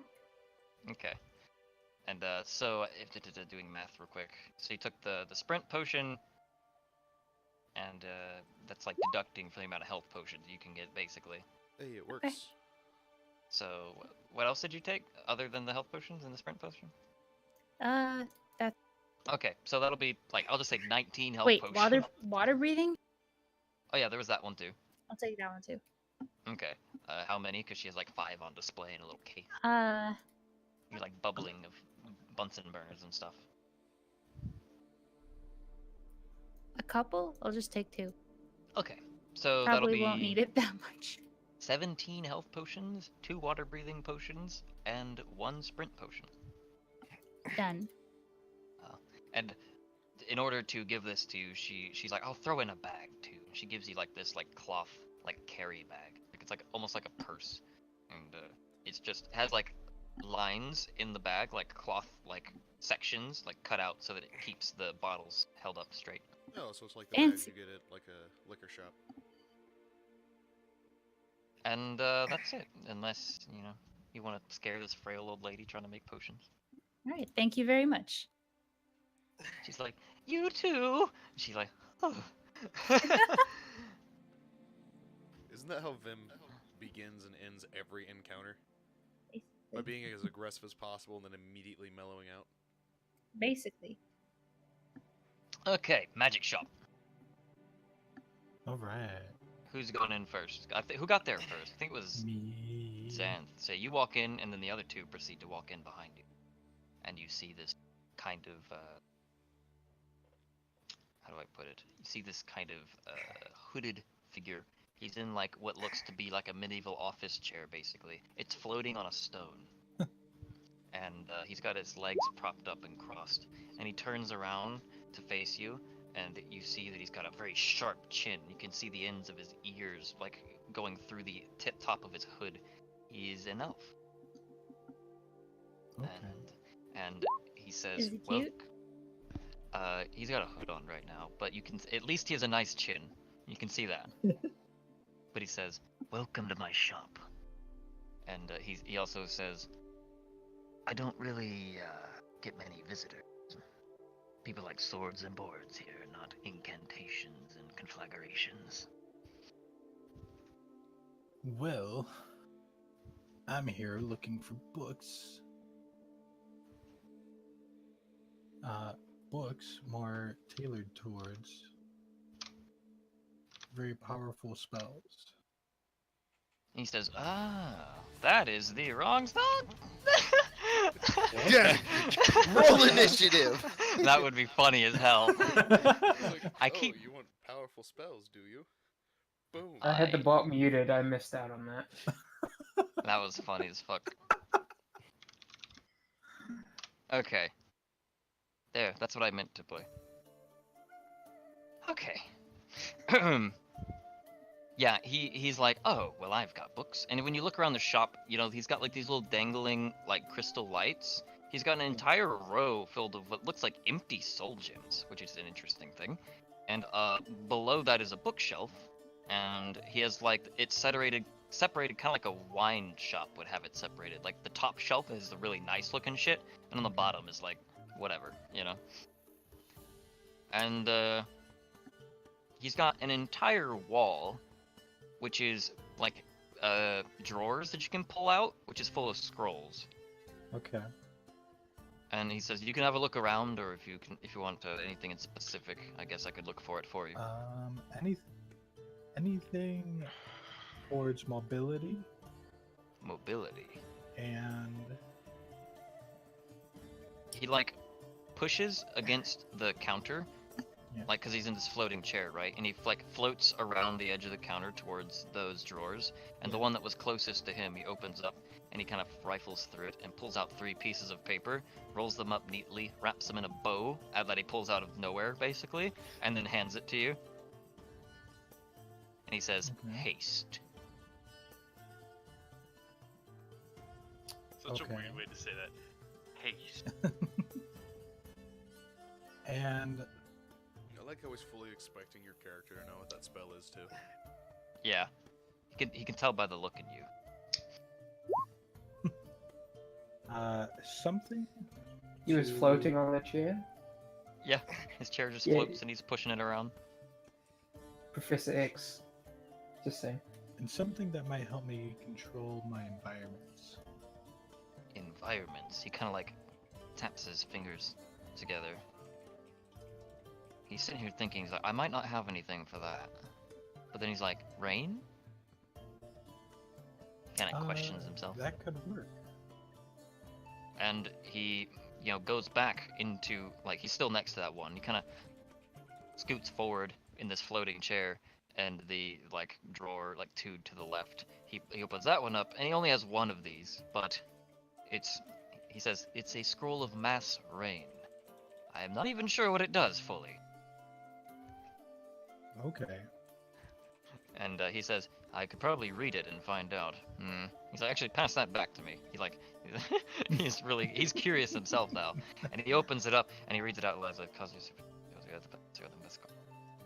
he's like, oh. He's like, this is actually pretty good. And it says what the name implies. Yes. And maybe a hat. A hat. He's like, I don't have hats. An unusual? He's like, we don't trade hats in here. Oh. Noob. Damn. Do you This have isn't a black trade hat server. with a wide brim that goes up into a point. No. Then how about any accessories? Accessories. Let's see. And like, you flashed him the ticket, right, to make sure that you know Yes. that, like, so you've already wrapped up a pretty good like price tag. So he's thinking of anything you could afford. He has like a drawer on his counter, and he pulls that open, and he looks for a second, and he pulls out a little bracelet, and then he pulls out another one, and he's like, if you and someone you are truly dear to are both wearing these bracelets, you can feel whenever the other person hits it. In like a little hum. It says, quite fun. Not particularly my cup of tea. That might actually. Do you have to have a personal connection with the person, or is it any two people wearing them? He says it says here on the bracelets in here he's like dwarvish that you must be great friends for it to work. Don't know if it's bullshit or not. Yeah, just because if we had that working, that would be a good. Is it limited by range or? No range, just works. Oh my That'd I'm be useful assuming- for communication. The wizard says I'm assuming that you have to be on the same plane of existence, but you know. We could test it out real quick. He's like, I'm not the one for that. Would it even fit my wrist? It's like a bungee band. Oh, And okay. Lott did the shop, by the way. She was pretty quick at the potions. Okay. So We could try he- putting he- one band on me and one on you and test it out. It's worth a shot just to see if it. Because if it works, it might be good for silent communication. I'm gonna give it Like- a tap. and are you wearing one, Orin? Yeah, I'll put one on because testing it. Whenever Zach hits the thing, it's like extremely faint. It's like it's not even there. You can feel it, but it's like really weak, and y'all are standing right next to each other. Okay, so at a guess, the stronger the personal connection, the stronger the thing. So I'll put that on a maybe list. I was here to inquire about weapon enchanting prices, and I flashed the ticket as well, like quality versus price. Okay. I So am as well. he's like, I could do it at a discount. Enchantments are expensive and extremely, difficult to do, but I have some tools that can aid me in doing it for cheaper, which means if one of you puts your entire ticket towards it and probably pays me a little bit, honestly, for the labor or something, then I think I can do it. You're working for Lott, right? How much? Yeah. Mm, How much would it be on top of the ticket? I'd just say 'Cause 50 I'm just gold for my time. Okay. Yeah, that's a. I pull out the chain. This isn't going to cause any complications with that process, is it? You'd be able to Uh, enchant this? He says, what kind of enchantment are you thinking? Just something that would, basic enchantment to help, just to help it. Okay. He Me- says, Mechanically, I I'm can looking do. for a +1. well, you're 'cause not going to that's get that the with only basic- 400 gold, sadly. Or something, not necessarily +1, but something that would overcome non-magical resistance is actually what I'm looking for. You could get that. Which Okay, is what yeah. I was going to do anyways, so. Yeah, that's what I'm looking for. So 50 go. I can do that. I'll pay that Would I and be put able, my ticket down. 50 gold and the ticket. would I be able to get my? Well, no, I don't need to worry about that for much longer. How much would it be in addition to the ticket to get it at a +1? Oh, 600 gold. Enchantments are Actually- expensive, friend. What could I get with the? Oh, 600 on top of the ticket. What could I get with What were the you ticket asking? here?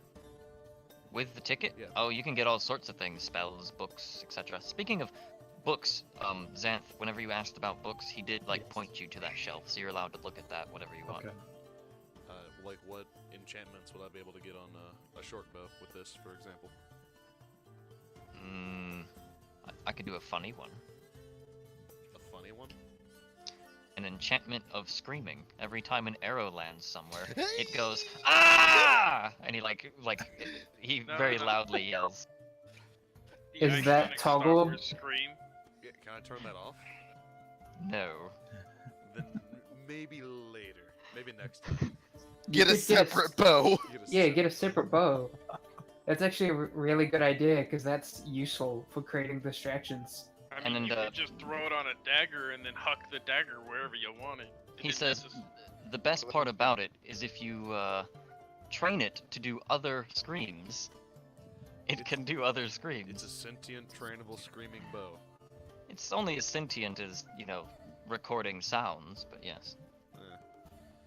You have a Mimicry. parrot bow is what you have. Yeah. If I had another short bow, I might. How much was the short bow? 20 gold. Oren walks out to go get him another short bow. I'll wait patiently and ask him if This- he's got any more practical enchantments I could get. So with the ticket. still 20 gold, because I'll deduct that for this. Yeah. Go spend 20 gold. The more practical enchantments, Yeah. he's thinking. He's like, 400 gold practical enchantments. I walk back in with it. I could infuse it with a soul most holy, and it effectively count as blessed. It's a little bit crude. Some people might not like it when they see it, but it'll work. I'm gonna lean in and go. I've been trained to take advantage of situations where allies are near enemies. Some And call it- any And I'm gonna. Is there a way I could extend the range of how near an ally needs to be? wait, what do you mean? On what? Mechanically speaking? Like on what are you talking about? The range of an ally? He's talking about sneak attack Yeah, damage sneak and attack whether within 5 feet. Ah. Yeah. I was wondering if I could extend that 5 feet. Oh, he wouldn't know how to do that. No. Okay. yeah, that sounds like a big enchantment. Meh. Also, Um, I hand you the second bow, Alright. And, suggesting that the screaming enchantment does sound mechanically useful. That one isn't very expensive, personally, the screaming enchantment. It's just a fun thing that I have. I have a gem left over, and all that fucking soul gem ever does is yell at me, and I know I can put it to use. You have a screaming rock?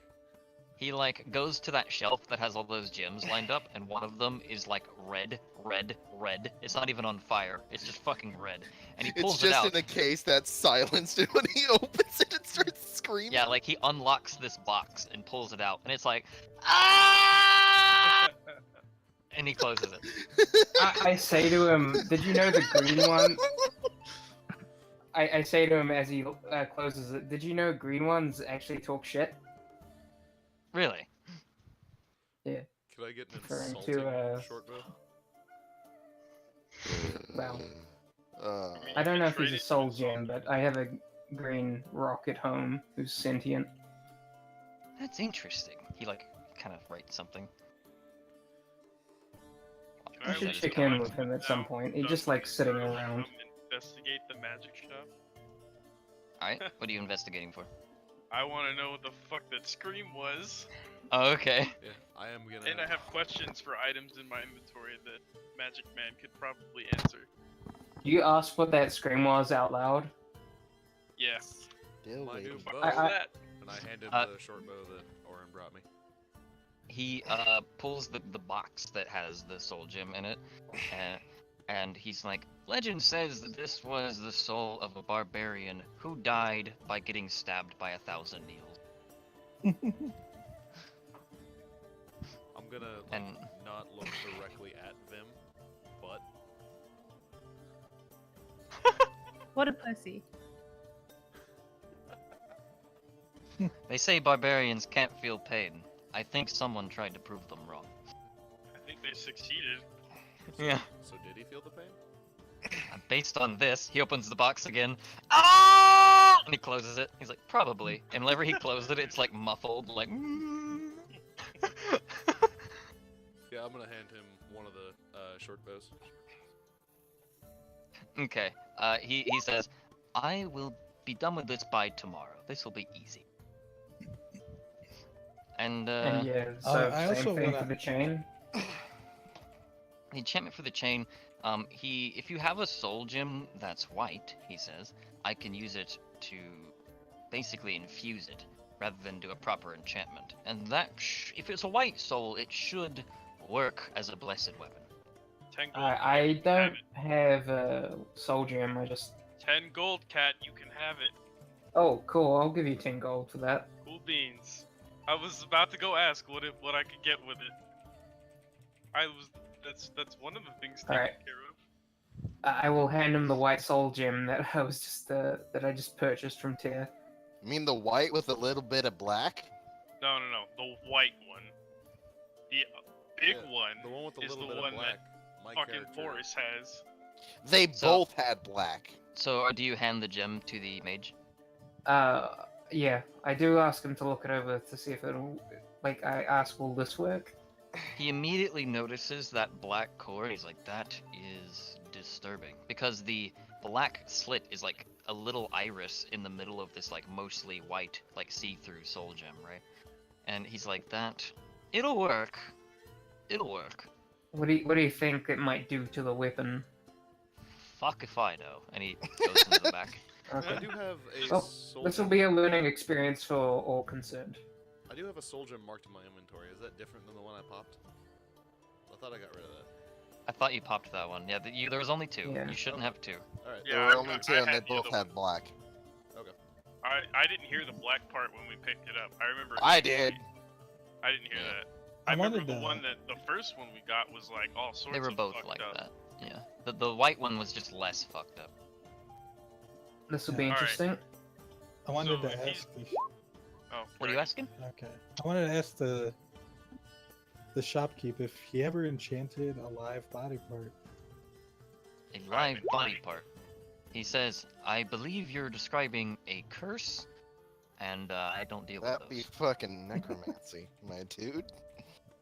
All right. Can I ask him about these 2 Sturmverse sashes? If he'll buy them for like anything? The arcane sashes that I got. Yeah, whenever you like hand them to him, he's like, oh jeez. He's like, did you kill them for this? No. I just picked them up. After they died. Yeah. I didn't do it. I did not commit the act. Well, I mean, okay. For the one you did. And he's Wait, like what? he's a little bit worried. And he's like, He those didn't knights. kill any knights. The one Okay. in the arena. Yeah, but he was. Oh, fucked no, up the and we were arena was- scripted to kill him. Yeah, like that was an arena fight. That wasn't You are victors. it of wasn't your anything arena. off the board. Yeah. Yeah. I should have gone myself. Probably would have been a sight. I mean, I went. I saw him. He kind of melted after they cut his head off. Yeah. Yeah, just turned it into had like a metal skeleton. Yeah, Who's he? it was weird. A The- twisted. did knight you of hear of the Sturm. big guy? Do what? Like the giant knight of Sturmver they had in the arena? I'm trying to remember his name too. It was something with a B. Yeah, this guy doesn't know anything about this guy in particular. He just knows that But- Knights of Sturmver are supposed to be like respectable dudes. Yeah, he was a fucked up individual, and the arena people kind of wanted him taken care of. They had used black magic on Bring It Back to Life, and it warped his mind into a mindless beast to kill things, and then they stuck him in the arena, and then we had to kill him because they didn't want him in the arena anymore. Sounds like a fantastic tale. Oh, yeah, it was great. So how And much would I have left on the ticket after getting the screaming enchantment? That's it. Oh. That's the ticket worth. I'd say you have like 300 value left in it Is there Yeah. anything I could get on What do I the know? first bow? because you had the bow and all that. Do what? Anything I could get on the first bow? The one that's not enchanted? I'm thinking of anything that could be useful within 300 gold.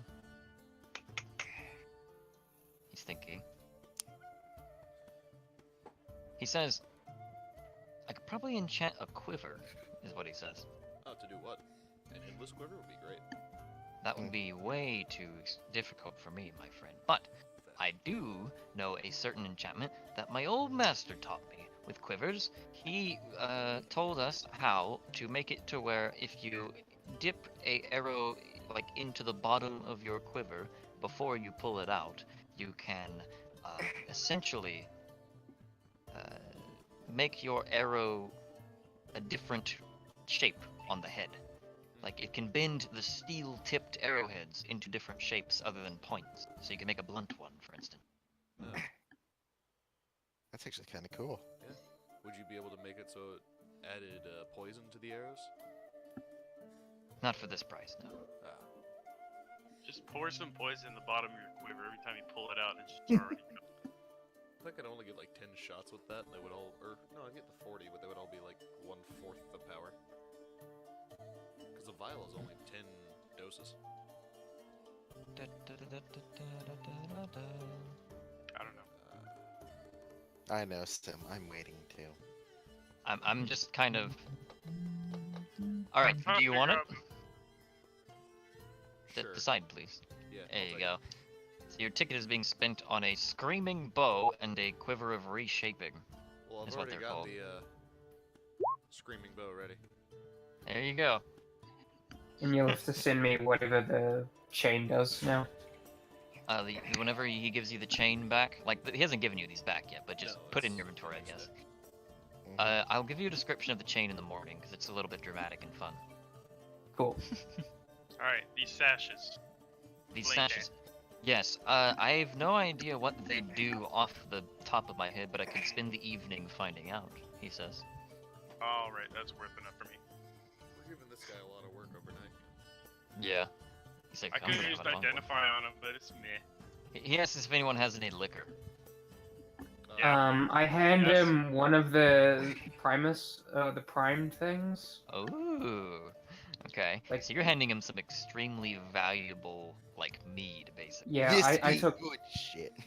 I took 2. I'm giving him 1. And I he's forgot I had one of those.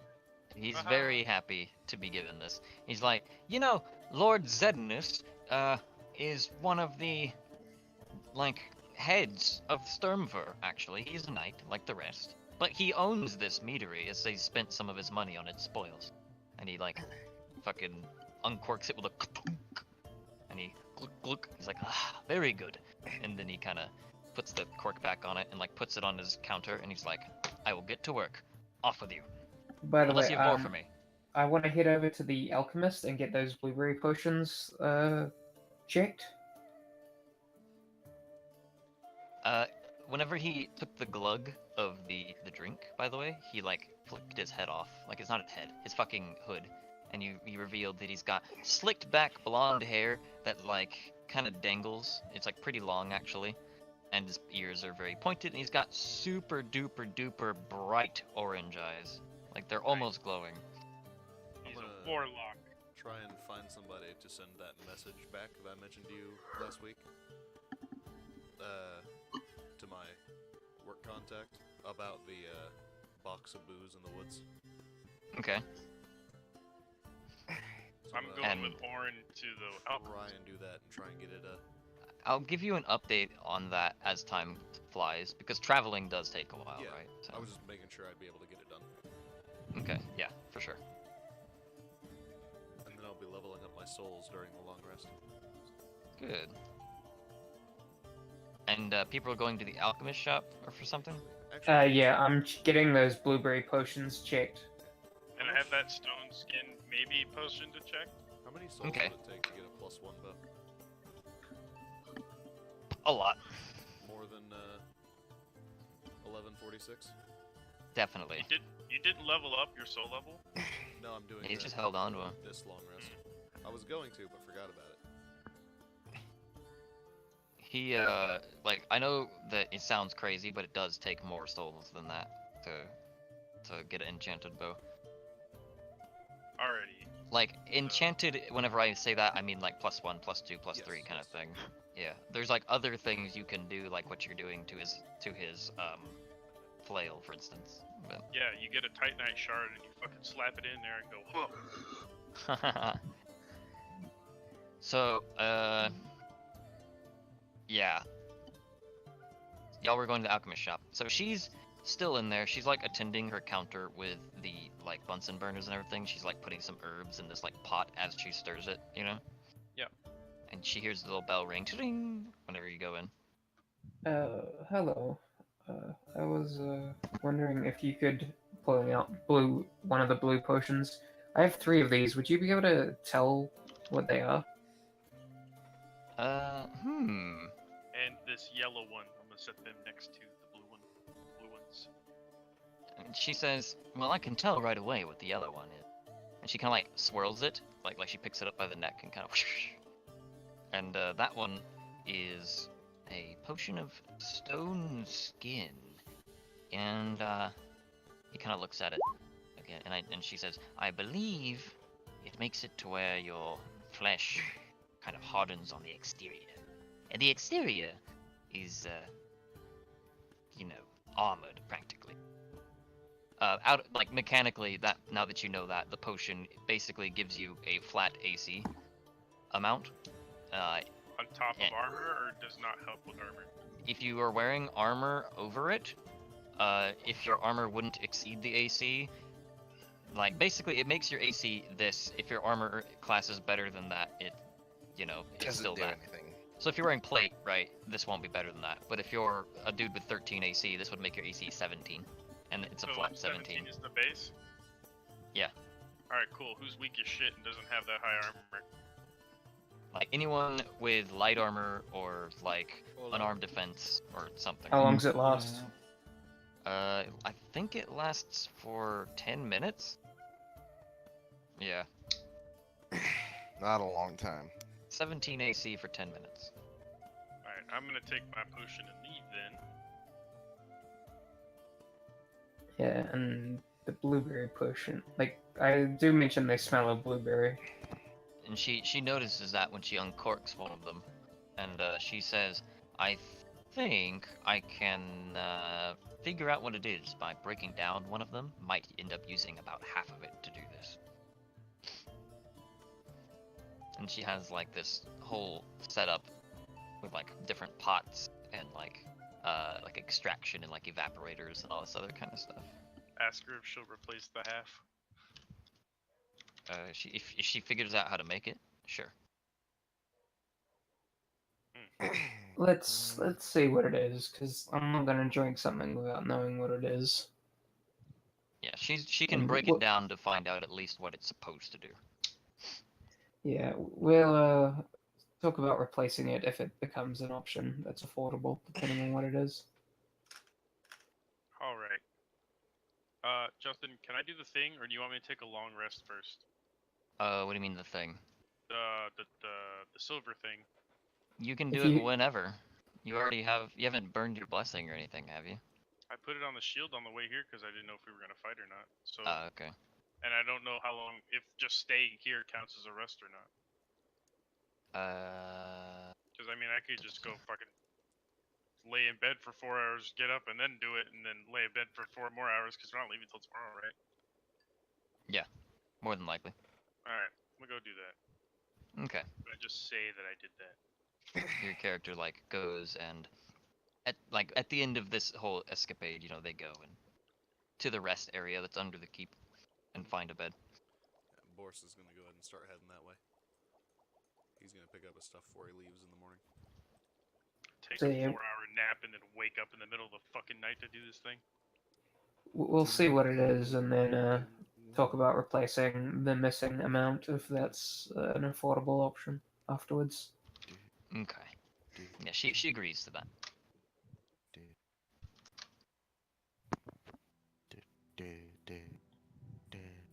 So, what else is going on down there?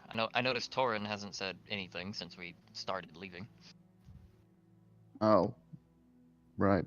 Oh. I was gonna see if the blacksmith could take and maybe work on some of my stuff to upgrade it, maybe. Okay. Uh, Go ahead crab and go mace speak and to him. He's in there. The dwarf man sitting in his stool on the counter again. Tyr and him already finished work on that girdle. As they worked together, got it done rather quickly. Excuse me, sir. There you go. So he goes, and like as he's fiddling with something behind that little counter that you can't see in a little indention. By slight chance, could you work and maybe improve on some of these items? What do you mean by improve? He said.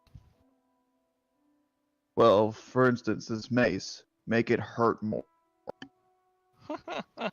He's like, well, I'm no enchanter, and well, sharpening a blood instrument doesn't do much. He's like, how much money do you have on you? What's your price?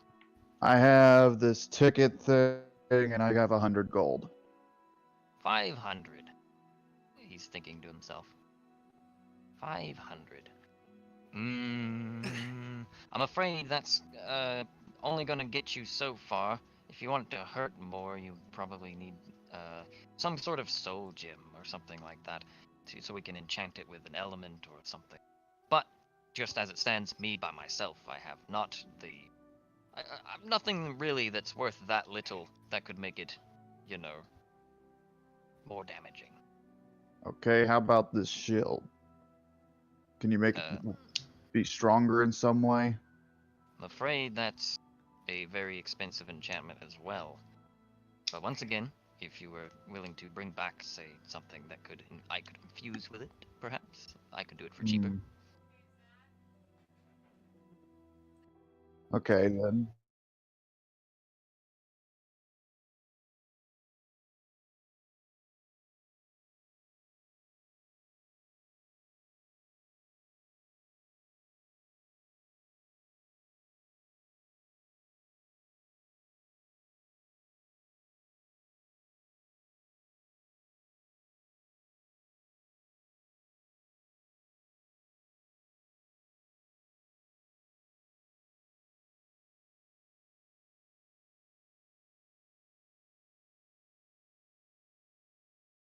Is straight up 1,000 gold.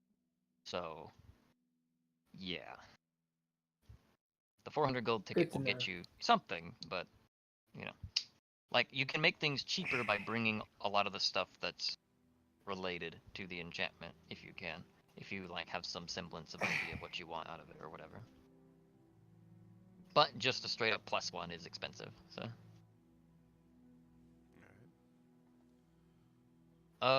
Is that it? No! Alright, Griggs. Yes, you were, like, okay. Like, I know you're, fuck, I forgot you were trying to resize things. I forgot that we didn't go over that.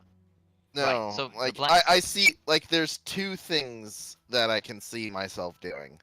Okay. One is getting the breastplate resized and hopefully at some point getting a +1 to it with the crown.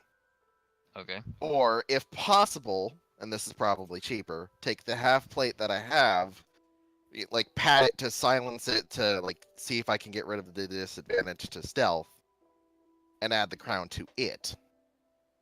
I mean, like, you can just wear the crown.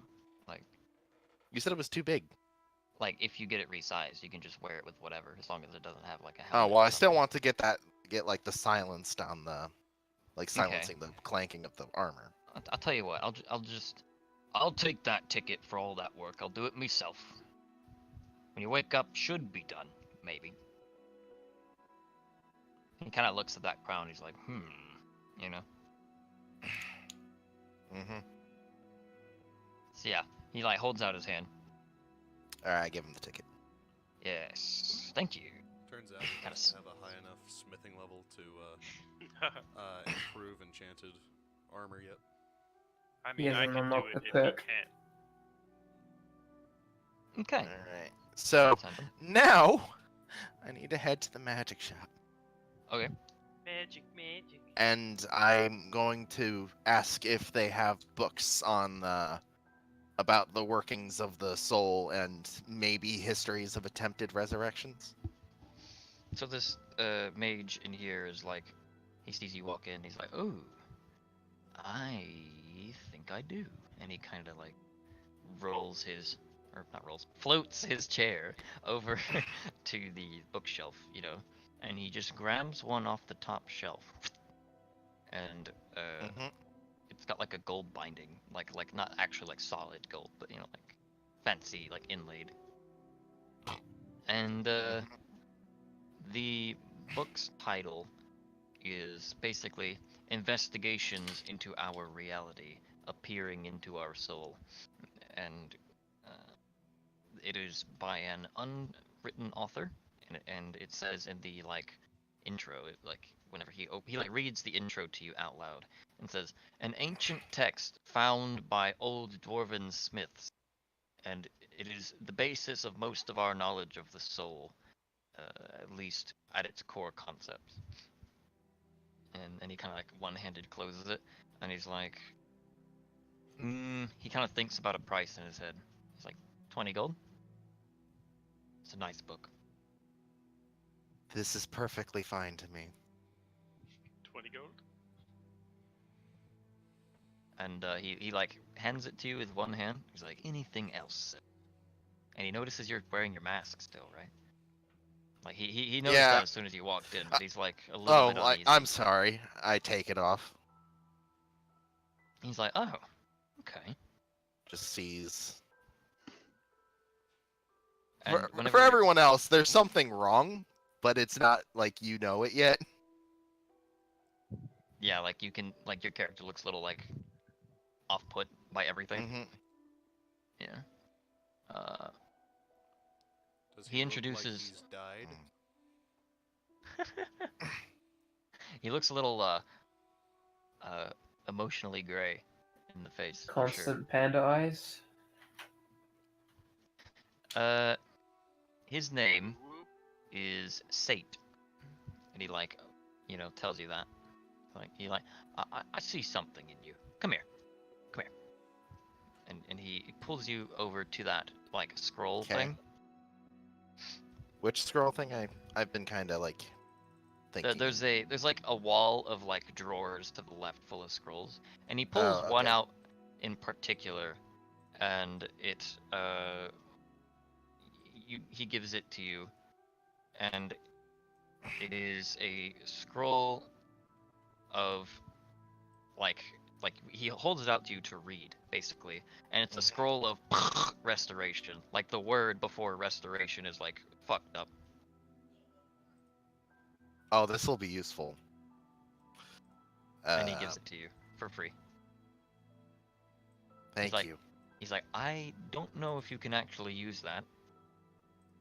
If anyone, I think you would be able to though. And he's like, I'm going to be very busy all night. Please leave the shop. I think I'm going to close my door. We're going to start working on all these things your friends told me to do. Thank you. He's like, yes, voila. And I go start reading the fuck out of that book. Okay. I'll save that for someone. Yeah, because I have a general idea of what's in it. I just want it to be more detailed, I think. Yeah, that's so you get you get the intro that like most of the things we know about the origins of the soul and everything. It was initially discovered by a bunch of dwarves who discovered this like old ass stone tablet that seemed to be written by some kind of deity or something because it was in a really cryptic language, and that is like a lot of that was like our Rosetta Stone kind of thing. Is that potion thing gonna be an overnight, or is it more of a? It'll be an overnight because she's got to like extract all the everything from it. So you come back in the morning, she'll have stuff for you. Cool. So are we just gonna do a long rest now? Or Yep. What's the like you head to your lower quarters where that one guard showed y'all before. Sweet. Like the two of you can lead the way, I suppose. The ones that went down there. Yep. And the beds are a little bit more filled now, but there's still plenty open. I'll find the one that looks the sturdiest. I'll find one near the back of the room. As y'all are like walking, towards the room, you see that there's guards up on the walls and that there's people like patrolling around the outside of like the outer, like the inner wall, and they've got positions and posts, and like there's people walking from hither and who just the two beddings places basically. It's a pretty populated fort actually. I'm gonna use the enchanted quiver to change one of the arrowheads to like a blunt one so it won't break if I hit a wall with it. Yeah. I'm gonna go up to Lara and go, hey, you wanna see something cool? She's like, oh, okay. And I'm gonna shoot the now blunt arrow with the screaming bow at the wall on the far side. Okay, so you line up the shot and everything, and you release, and it goes, and like the crack of wood is like looses and everything. Yeah. And the arrow sails for like half a second before it hits its target, and whenever you hear a thunk, and then once it hits, you hear,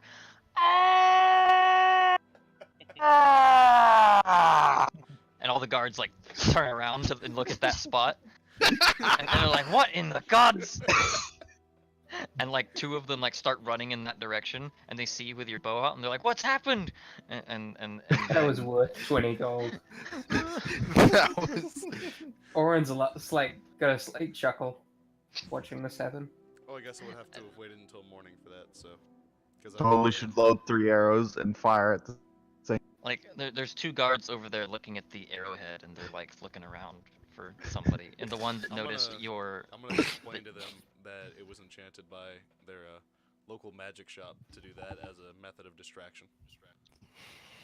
Certainly works. Right? and they're really confused, but they're like, okay. Whatever. Like they realize y'all are the good boys. Like, The goodest it of was just boys. to show it off. It's all good. And the ones that went over and ran over to it look particularly annoyed as they like walk back through the courtyard. I'm gonna go collect the arrow, put it through the quiver to turn it back into a normal arrowhead, and put it back in the quiver. Mm-hmm. How long have I been asleep? Not very long. Just got 'Cause they haven't woken up even. again. Yeah. Yeah, but I'm gonna Just prepare for eat. a long rest. Like The- Once now, it's morning, I will get my chain. like maybe an Thank- hour at best, dear. Sorry, what? Once morning rolls around, my order of operations will be getting chain, getting potions.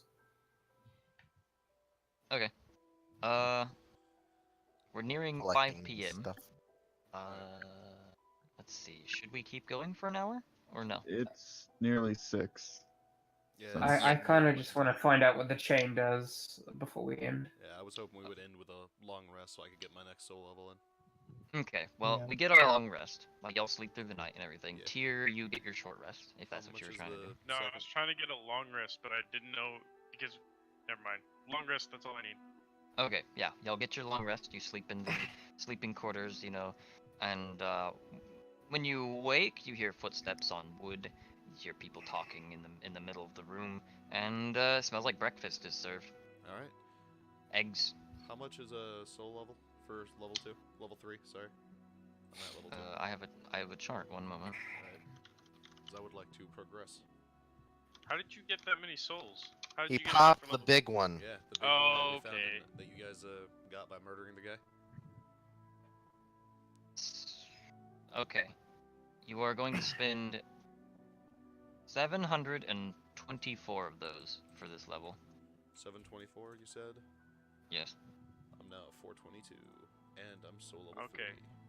Then for sure, next one we will level up, at least with a soul level. If we kill something. Okay, and let me send you what you get out of that. Nice. You do realize that you spent the ones that you had before on leveling up? No, I Yeah, didn't but I get- had a shit oh. ton, and I have 470, so Yeah, it's 7 something. Yeah. I'm It's pretty sure we'll 724 land now. 300 souls at some point. I keep feeling poorer and poorer. What, soul wise? Everything. You're just a good boy. You didn't kill people. That he knows of. Bum bum bum.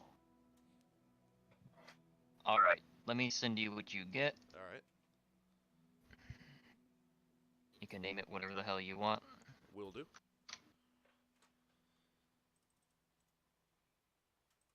There you go.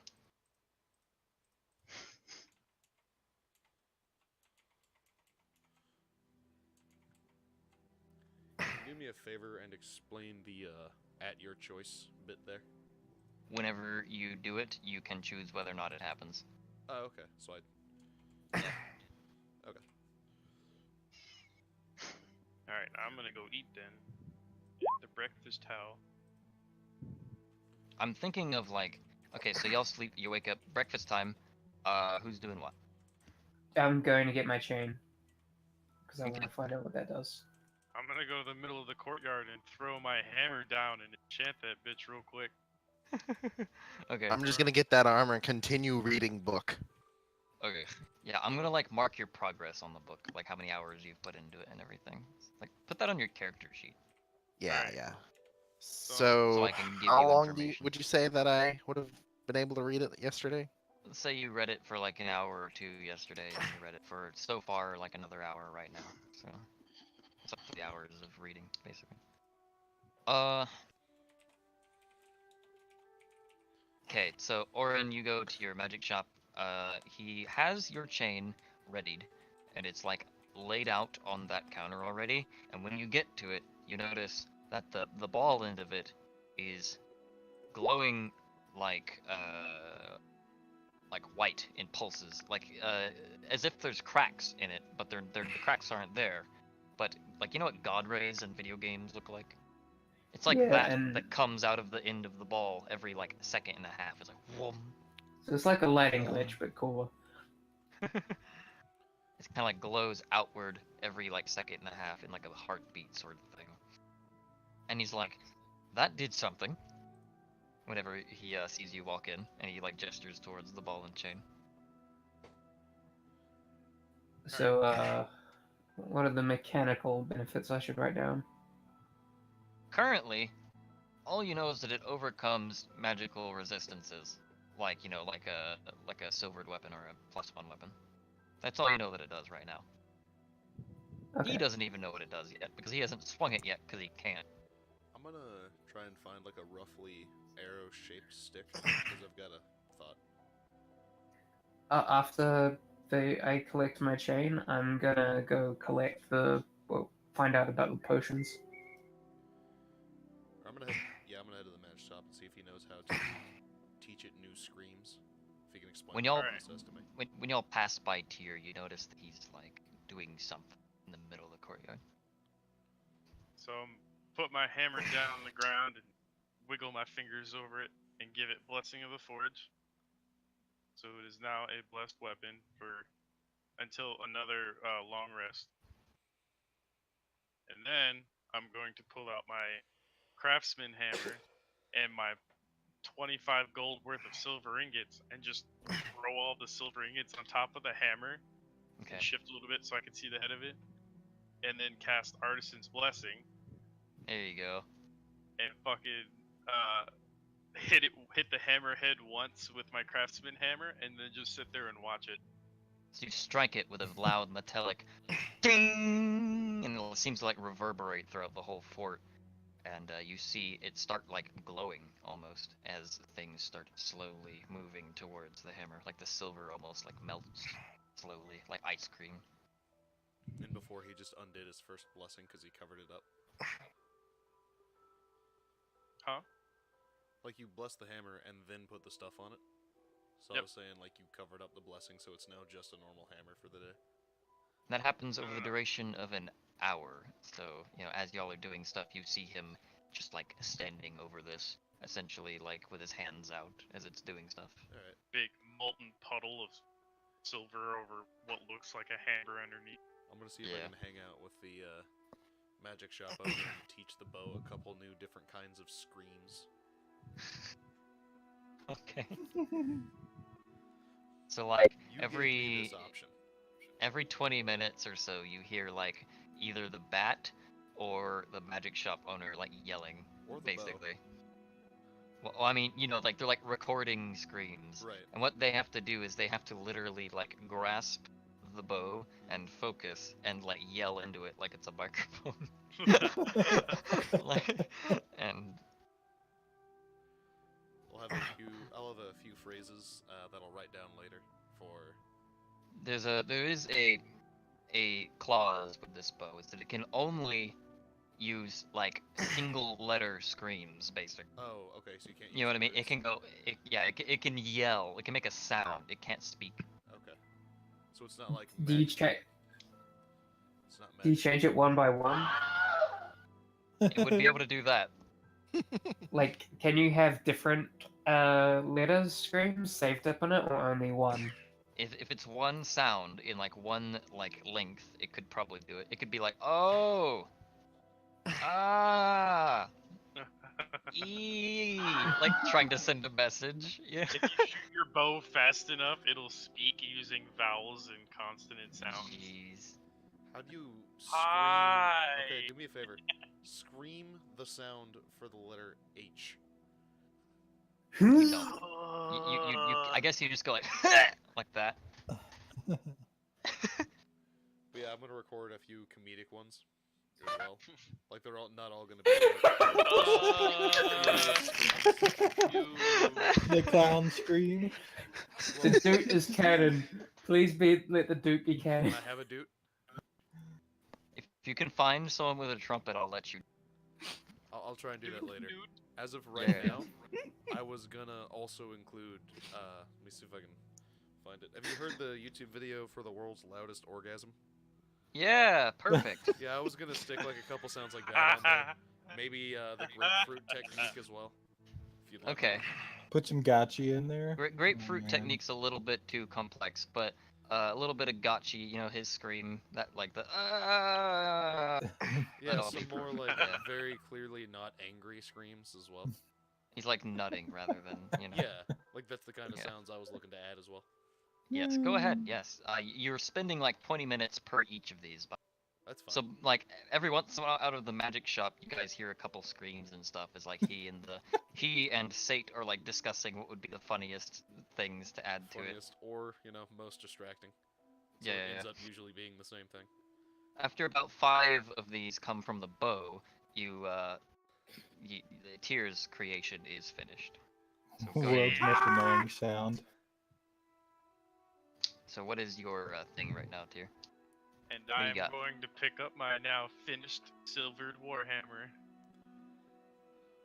Okay, so you have this new hammer that looks. Actually, I'm gonna. Can you roll So- for me?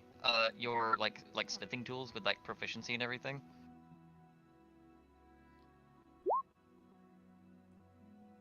Okay, so you pull it out, and it looks fantastic. Like it was just like a regular warhammer before, but now it's like the silver has finally coated the whole thing, and it seems to have made like what is like natural embossing almost. It's not an engraving; it's the silver like forming into like carvings on top of the hammer, basically.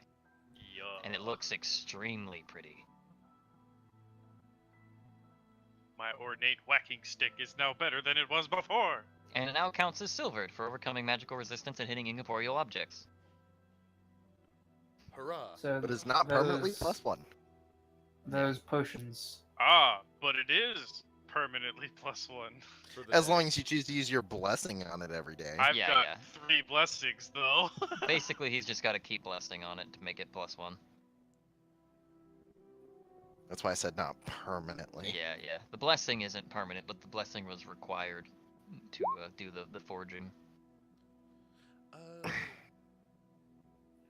So those potions.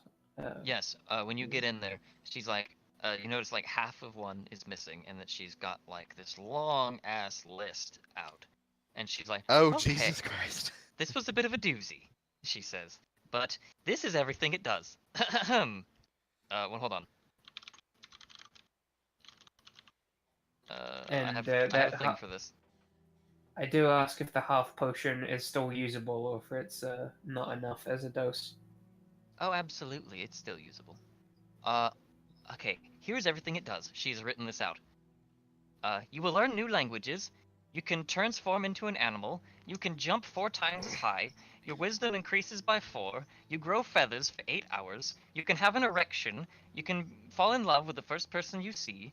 If you pour it overnight, an acre of trees grow instantly. You grow a hideous feature that lasts 8 hours. She's just going. So wait, it randomly does this, or do I get? She's like, I don't choose? know. It does that all at once.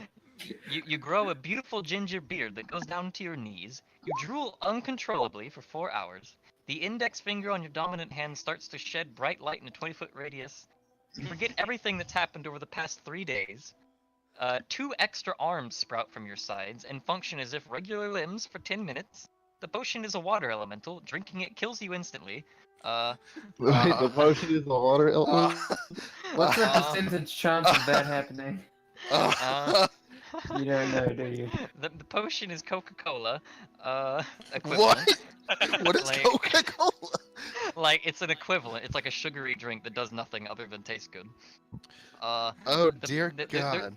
The potion can be clear. Is like it transforms into a clear liquid when you start drinking it, and pissing it out makes you piss sparkles. The thick yellow, like it turns yellow whenever you pour it on something, and it stains that thing permanently yellow. Um, if if if it touches fire, it turns blood red and gains random flesh chunks in it, as though a brain had been put through a blender. You can hover 4 inches above the ground for 6 hours. You can gain an instant fear of arrows and pointy things. You can grow a literal third eye that is permanent. You get to choose How what many eye. doses between the 3 potions? How There's many like two doses of doses this? per potion. So who here Okay, likes so I've that got name? 5. I'll play it. Who here got who here 5. likes the name I'm giving these things? What'd you give him? Schrodinger's Death Brew. I'm just gonna go with Schrodinger's potion because that just Schrodinger potions because that makes. more Yeah, Hey, sense. something's doses. dying when you use one of these. I'll Boris will give it a shot. Yeah, go These for it. these are mine. Right. You have Oh, to- okay. Well, I was gonna ask. Boris is gonna ask if you found out what they do later. Also, you can go ahead and say I. It's Aye. good to be a character. So have you figured out Can what you those? can you send me that list? No, I can't. It gets even worse. I didn't think it could get worse, but it can. There's a lot of effects on this. Do you just have the net Librum pulled up? No, Are you sure? Are you feeling I'm lucky, certain. punk? Okay. What dice would I be rolling if just for D100. future? Okay. So, hey, have you figured out what those potions do yet? The for a rainy day. You should wait until I hit level 3, and then I could cast a spell for this just to see what would happen. the old lady's hair like looks fucking wired and natty. Like she's been like completely dumbfounded by these potions. What do you mean a rainy day? What do they do? You'll see another time. I'm not gonna she use is them in a still hurry. like as y'all are having this conversation, she's gone through like 30 different things that you've ignored. Oh. 53, you can get a wish spell. 54, you can get a second wish spell. 55, and she's still going. Does she have any of it left over? Like he's. Uh, I'm assuming that you've collected. I'm taking like it's there were 3 potions, Yeah. half of one was used, so there's 5 doses left, Okay. and they're all mine. 68, it could taste like sugar and bubblegum, but only to you. Everyone else, it tastes like pee. I'm gonna ask the lady if she would be able to recreate it. Absolutely not. Oh. Do you have any left over that he didn't take? Did you take the half bottle? Yeah, I took all of it. Yeah.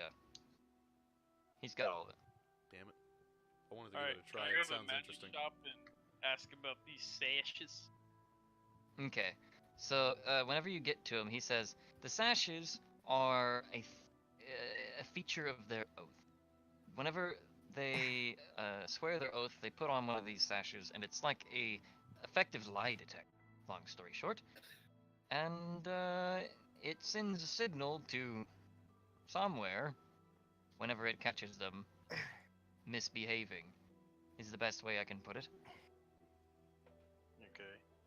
And that signal, I have no clue what it does, but yeah, he kind of like shrugs and looks really worried. Sounds really bad, honestly. How much are they worth? If they're worth anything at all. They're probably worth a few gold to the right person. I don't want them. That's spooky shit. Hey, Tyr. Poopy. What's up? Add a character. My suggestion is to put it on and make a promise about something. See if you Well, I get don't know to... if it's specific for their oath or not. I don't either. This would be the fastest way to find out. Why would I do that?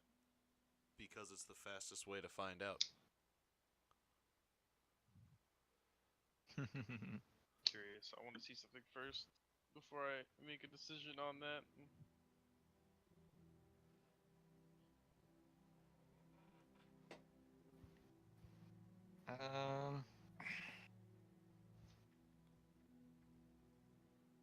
So, Would what else is going Identify on? tell me anything extra about the sashes Yeah. that he didn't already tell me? Only like one tiny detail. Yeah. Just depends on how much you care about that detail. I'm gonna keep him for now. If it becomes relevant later, I'll fucking waste the spell slot on it. Yeah. I was just wondering. Like, you know basically everything you can learn from identifying it. Like, the signal is sent somewhere, and the, you know, it is attached to a promise and a sworn oath sort of thing. It's like, I'm assuming it can receive a signal in a way. Alright, well, I'm gonna go back for another attempt at a long rest before we leave. Are you really gonna sleep through the whole day and then wake up at night? I mean, that just puts me on watch. I'd be fine. I mean, with that's it. not a long rest then. Long Oh, I mean, rest. you're gonna sleep through the day even though you just, okay. Yeah. Okay. Another 4-hour nap. I mean, That's not a long rest. No, 6 hours is a long rest minimum. Oh, okay. And you don't Do I have to be sleep asleep for the it to whole be a time. rest? Can No, I if just you were- fucking... Yeah, no, you don't have to sleep. It's if you just were Awesome. reading or whatever, it would count.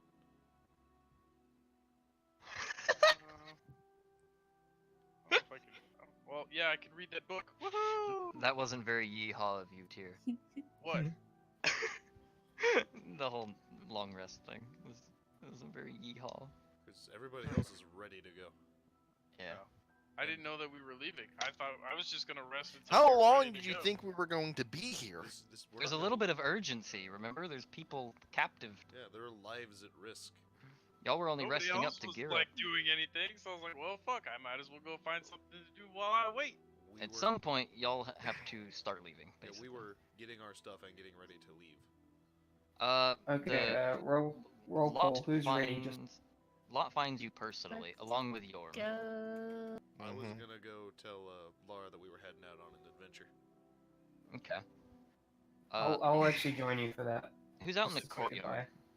goodbye. I am reading book. What's up? All of y'all are out in the courtyard except for Boris? I will join to say goodbye as well. Okay. So, yeah, Lott approaches y'all in the courtyard, along with, like, Yorm, like, 5 feet behind him, basically.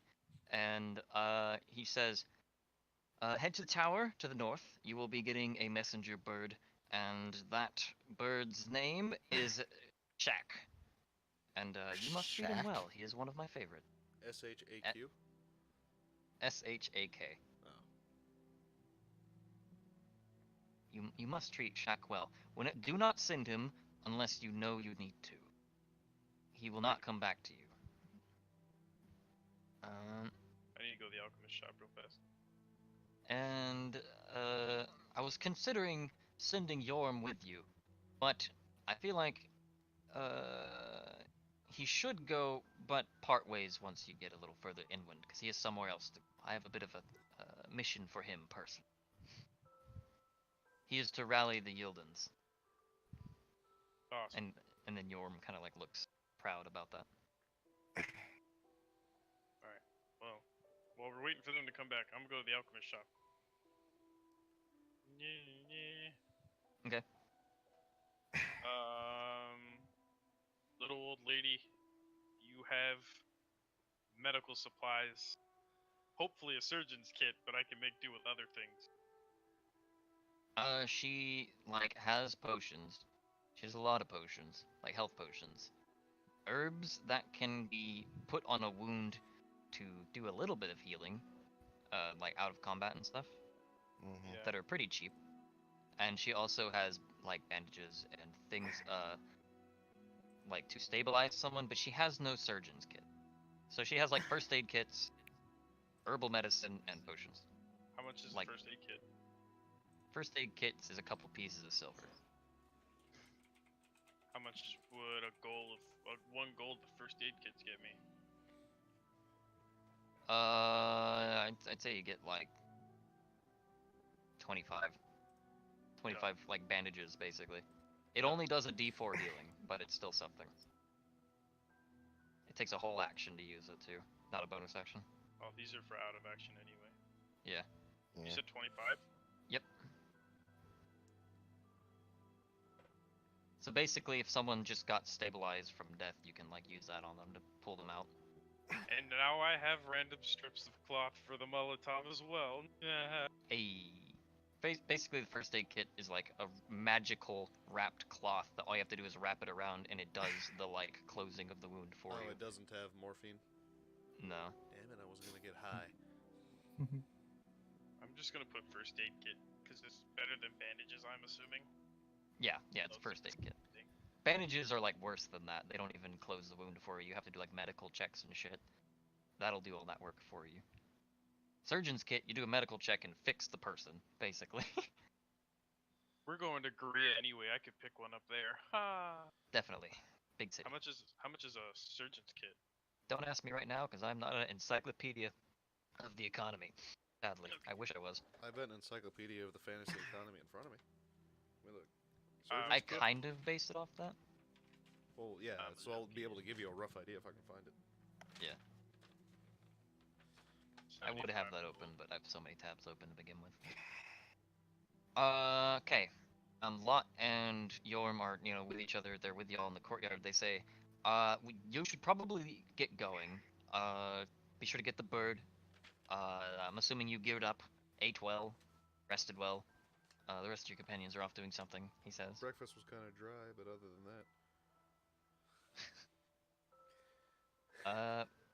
Basically, he's going to I'm going to have Yorm guide you at least up to south of Ural. From there, he will have to head west himself. So. Can't even find the surgery kit. It's because it's not like base D&D stuff usually. Oh, okay. Yeah. I think the actual kit is like the medic kit or something. Oh, I didn't see that either. Surgeon's kit's different. I saw an or whatever. Herbalism kit, but yeah. Anyway, so we're gonna go say bye to Laura before we go. Okay. Yeah. She says, bye-bye, Orin and Batman. Bat, and she like looks like kind of sad that she can't remember your name. It's Borse, and it's fine. He's like, Boars. She like claps. She's like, have fun, and she like kicks her feet on like the edge of the bed. Like, she's like, Be she safe, seems little one. She seems to be having a good time in here. There's like other kids in there that she can play with and stuff. Yeah, alright. That's good. I'm gonna lock eyes with the guard and nod at him on the way out.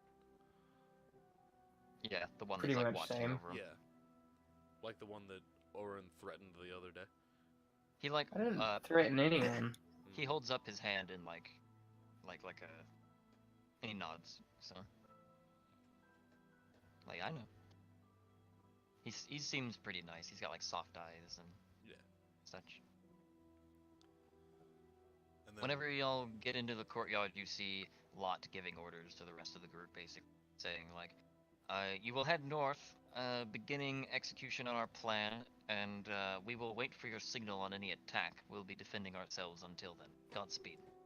thanks, you've helped us a lot. Rocks fall and everyone. I'm kidding.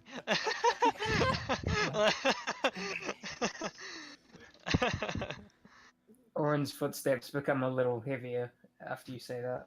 Yeah, he's heard that one a million times before, and he's actually smiling. But he also looks a little upset at the same time. He's like smiling with like grimace. You know what I'm saying?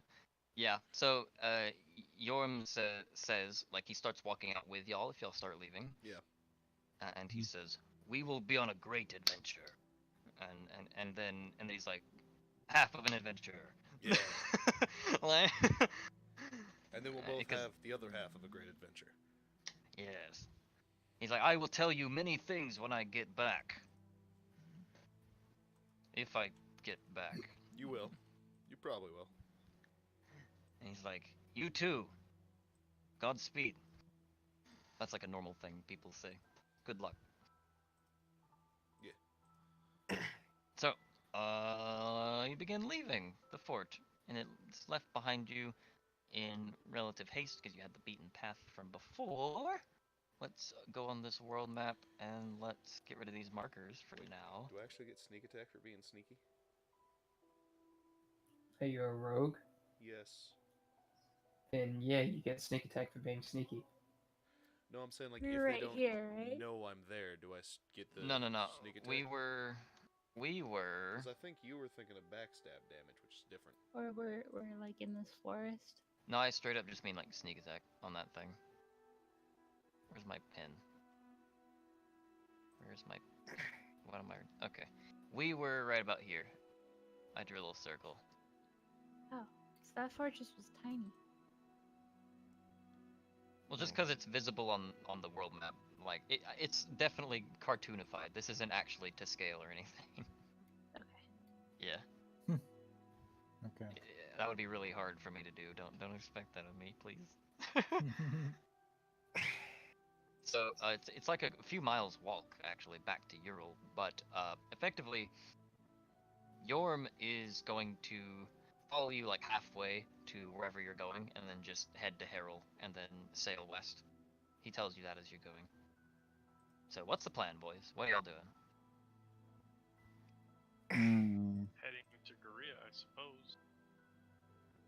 We should have asked for horses. Yeah. If we could have gotten them. Then again, we'd have Orin to would leave them wear at out a Korea. horse very quickly. And taking them with us into Goblin Country is not a good idea. I mean, we could have left him at the Korea.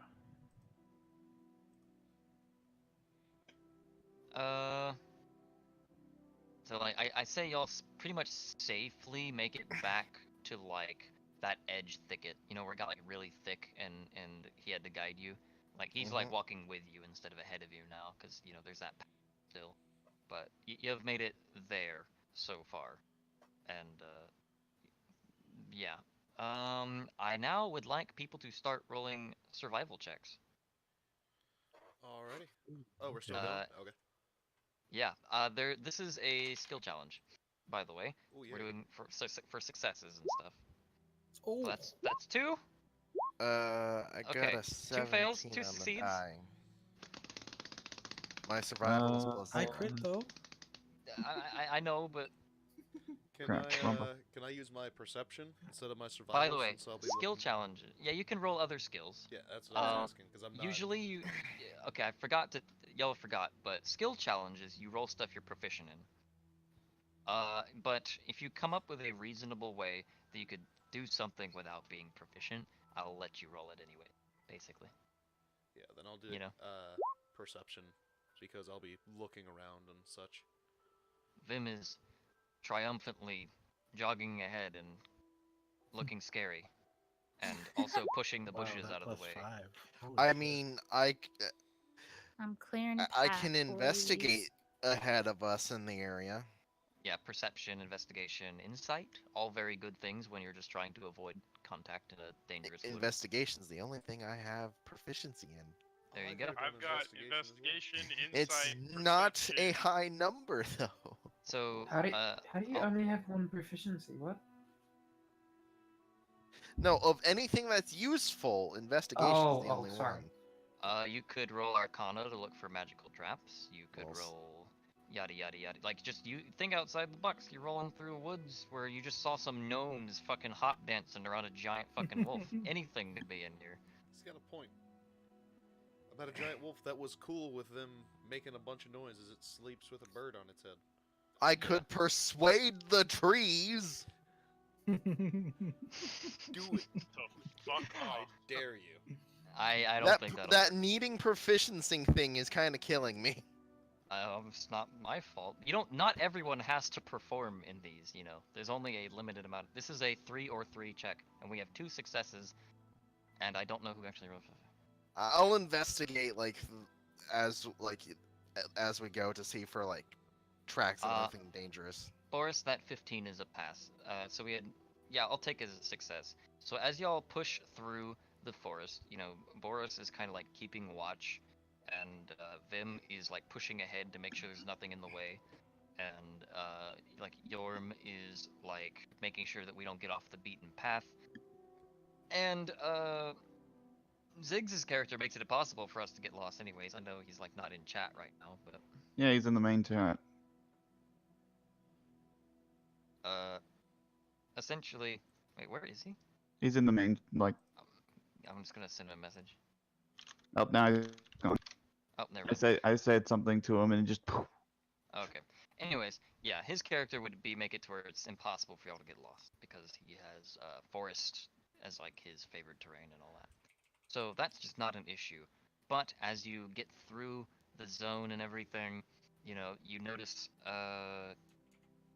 like effectively you hear like the padding of hooves ahead of you as you're going through the woods, and both Boris and Vim like kind of tells like shh, stop, and you notice the hooves pass with that stop allowed y'all to basically not get noticed because they were in a rush, whatever they were, and you continue north. Oh, I was getting ready to put my new soul skill to use. Did you see what I named it, by the way? They sounded fast, and they did not make any like whinnying sounds or anything, just the sounds of hooves. Huh. They're just a bunch of centaurs riding through. So, let's see, continue heading north? Like, where are y'all going right now? Like, we haven't quite discussed this. Guerrera was the Yeah, plan. we were heading I to thought we were going here. There you go, okay. Just making sure. Like, it is y'all's decision, after all. Hop up on the road and just fucking head on out. Alright, so you break through the thicket relatively safely. That one encounter went well, you know. Mm-hmm. And when you get on the road, you can find the way west relatively easily, and you start heading that way. So now we've gone like this, effectively. And, let's see, we're gonna do another skill challenge this time, but it is not like to avoid encounters or anything.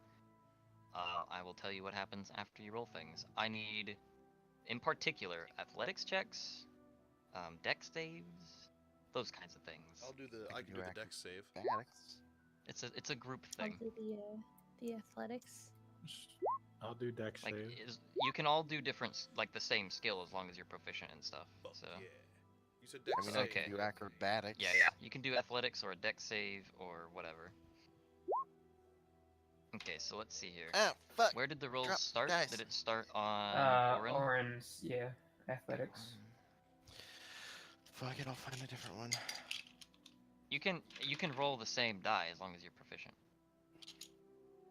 That's like, you can have like, if all of you are proficient in athletics for some reason, all of you could just roll athletics. Okay, so that works. Oh, that was to GM. It's fine. Okay, 1, 2. Oh, did you roll the digital dice for once? Yes. This is a harder skill challenge. It doesn't succeed at 3. So Are you gonna start see. using digital dice? Well, when I drop my physical one, I need some sort of like physical In the roll dark. from you, Torin. Like some sort of roll. Either a dex save, an athletics check, or an acrobatics check, or there you go. Okay. We need one more success before anything happens. We have 4 already, don't we? They can go up to 9. 9's the hardest. Please, It's always it's always people. Yeah, but you can do like different checks. Okay. Oh, okay. Would So, I like- be able to do another like keep your eye out perception check?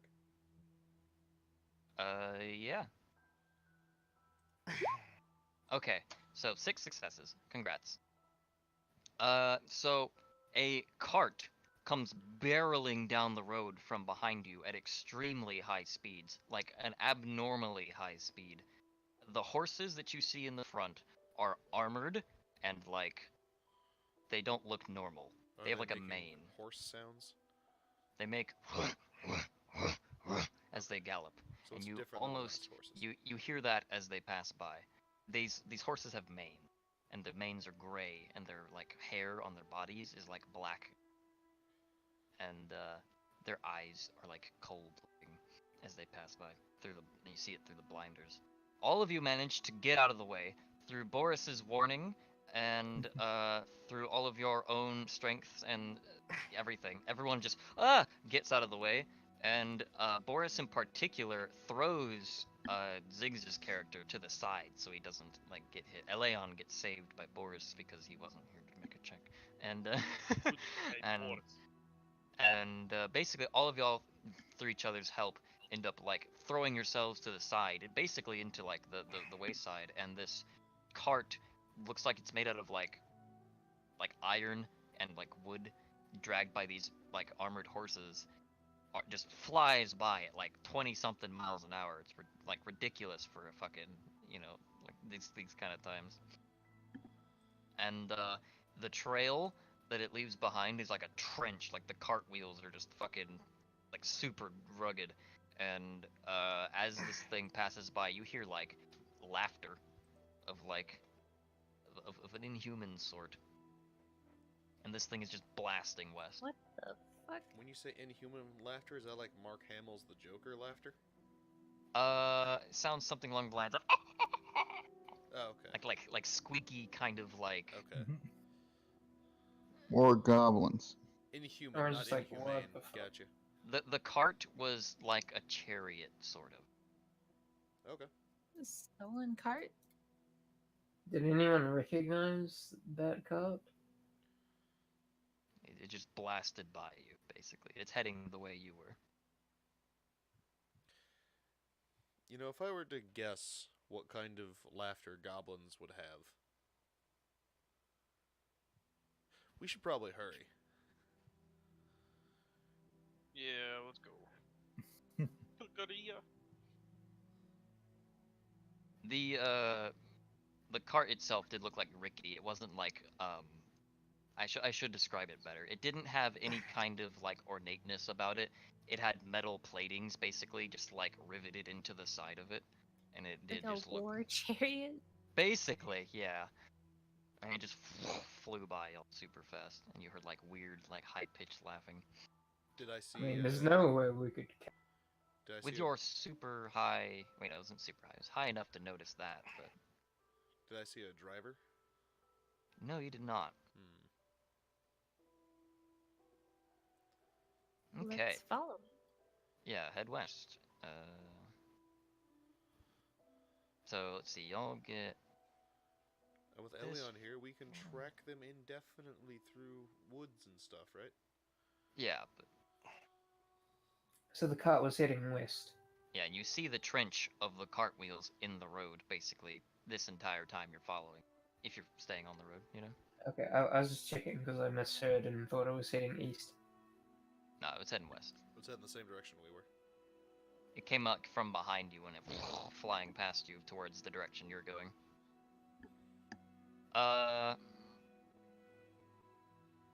Whenever you hit this like little space right here in the road, like the little circle, it is starting to set. The sun is starting to set. I mean, if I can think of a place that it's safe to travel at night, it would be the road. Well, Basically, it might be getting dark, right? Like it's just now starting to like. It's like 6 p.m. or something, right about now.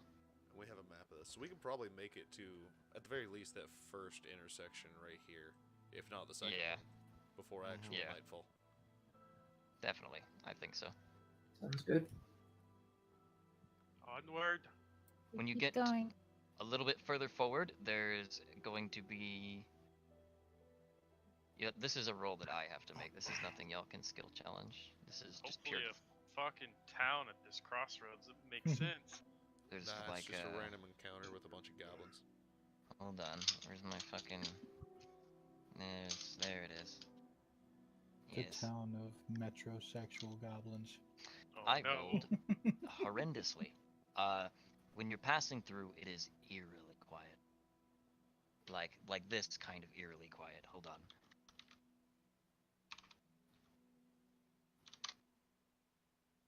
That is not the right chat. Tried to pause the bot in the wrong chat. There is no sound other than a slight wind every once in a while. You hear like a bird off in the distance, maybe every few minutes. But as you're Aside approaching, from us, our own sounds of walking and moving. yeah, And you said it is starting to get dark? yes. Can I make a perception check? Dark enough for my See Ghost if of I the can Night see to anything? activate? Almost. Also, what'd you say, Vim? Can I make a perception check to see if there's anything unusual or if I can see anything or anyone? Yes. Rip. The sun looks really pretty. Can I and roll orange. perception? Uh, I'm we gonna could take to the air and see if I can see what's going. let me carry on a little bit before Okay. we do more checks. Like you can take to the area, but let's carry on a little bit before we. I saved Feel me like- some ambience. That might work, by the way. No, there is no ambience. It is silent. There's like So no wind or it was just it's slight literally wind the maybe. sounds of footsteps, and that's it. It's supposed to be creepy. So like, as you're approaching this fork in the road, you get up there, and the moon has gone from a crescent to like a 3/4 crescent. I forgot what it's called. Waning or waxing? Mhm. Waxing crescent. Big fat, Depends. big fat like D-shaped moon, you know. And the auroras in the sky are starting to fade in. The sun is still up, but you can see the moon, and the aurora is like connecting between the two practically, and it's all rainbow colored and stuff. Like all the different mad colors, like in a split, kind of very lightly across the sky. And you approach, and coming into view, like past this little like, effectively, bunch of trees. The tree line kind of ends as if it were cleared, and there's a gate, like a fence sort of, that looks rather gothic and ornate. Like the stones are dark and the metal on the gate is and like they have little pointed bits on the top. And then they go about 8 feet up into the air, and then there's a little point at the top. And as you go looking towards like the center of where it would be like, you know, it connects to the road, it does. And you are basically looking at a cemetery, long story short. And I guess here's what I need. If you can like start approaching that and everything, if you would like. I don't know if you want to, but do what you would do. I'm gonna be looking for something real quick. What light level is it, by the way? Is it like dark, dim, or still The sun slightly is daylight? like half set, so it's dim light everywhere, and you can see the Okay. moon. And yeah. Wait, Because do when we it have to gets walk dark, through the I cemetery? No, the road goes around it. Yeah, Oh. this is like off to the side. I'm gonna, Like to the I see no reason to approach the cemetery. I mean, we can just walk right past it and keep going. There's a second Yeah. fork. I mean, Is there any reason? It is for about us time to set approach up the camp. cemetery? Let's not. Let's do it. Yeah. What could go wrong? I you vote, notice go the the gate is opposite unlocked. I vote we set Like up they're- camp in the unlocked, spooky, silent cemetery of Doom. I wanna say we know go why the past it gate's and go unlocked. to sleep like around here. Agree. Like the gate just swings open. There's no lock on it at all. I'm gonna fly in. Oh, you're going in? I'm going in. Okay. Well, going Rip over. I mean, Morris. he's the best to but I'm go gonna in. keep He's walking like past. fucking 10 feet above it or whatever. Yeah, Yeah, you can fly. I'm flying. straight It's up. getting dark. I'm going. No zombies so or me flying vampires. will be silent. Yeah. Like I'm So, the best to go reconnoiter this and see if there's when you- anything spooky. When you look down into the cemetery, past the like granite, like, you know, like nice looking, like cemetery looking things. Yeah, I forget what they're called. The outdoor like Mausoleums. mausoleums, yes, for the little like graves of individuals and such, or families. You know, there's like rows of these, and then there's like a bunch of old like decrepit graves that just have headstones and all this other stuff. It's like there's branching paths and everything. But since you're up in the air, you can see like in the back, this is a rather large cemetery, pretty fucking massive actually. But in the back, hundreds of feet away, you see that there is a building that is lit with a light, like yellow glow, effectively, like coming out of. And there's the building is granite and has a like domed roof and like these little like almost like prayer incense pyres outside. All right. I'm gonna. Is the door open? There is no door. You just walk in if you want I'm to. gonna look in, see what's in there. You walk in there and you see, I'm not well, touching after the flying by all, yeah, you fly in there, I guess, and you know, go past like a bunch of headstones. The Alright. air smells like compost, kind of, you know. Gotcha. And whenever you step into the building, your wings flapping, like because it's not dark yet, makes like a very echoey when you like are in there. It's a very like echo chamber kind of room. And when you see in there, it's the whole room on the inside is dimly lit with this kind of yellow glow. And you see a hooded man in like dark gray robes that are like frilled on these little like cape bits that hang off the front and back, as if it's like some sort of like symbol of apostasy or something. And he has a gray beard and kind of like sunken old eyes, and he's looking at you and he's like, hello, are you here for a service? I was just looking around. The wind stopped outside, and there's not a sound to be heard. It is rather eerie, isn't it? I wanted to know if you knew what was going on. Well, it's night time, and the dead appreciate peace and calm. And I have a trick as a grave. Oh, so you're doing to give them peace in a time as restless as these. So you're doing it, and there's nothing spooky to worry about, is what you're telling me. The dead do prefer the quiet, yes. Okay, fair enough. He says. I'm gonna fly on out back to the group. Unless he tries to stop me. And he says, oh, so you were only here to say hello? Yes, I don't have a need of your services just yet. As you can see, I'm not quite ready. Okay. Inside this building, by the way, it's like, I forgot to describe how large it is. It is pretty big. It's like an entire like church practically. Yeah. Like there's room. There's even like pews for you guys to like sit on if you were to go. But there's no indication of anything spooky other than the dead silence and well the dead underground. You said it's a church? It's not a church. It's the keeper's ground basically. Oh. He's like the grave tender, and he lives in that room. And it's not a church, but there are services to the god of death in there. Wait, which god of death? I feel like I shouldn't specify until you ask him. Okay. I won't. Yeah. Because no reason Zach was curious. Boris was not. Yeah. Like you see, like in this, everything like structurally, like the floor, the pillars, the ceiling is like marble or granite, right? And there's a like marble inlay in the granite floor of a big white skull with feathers sticking into its eyes, basically.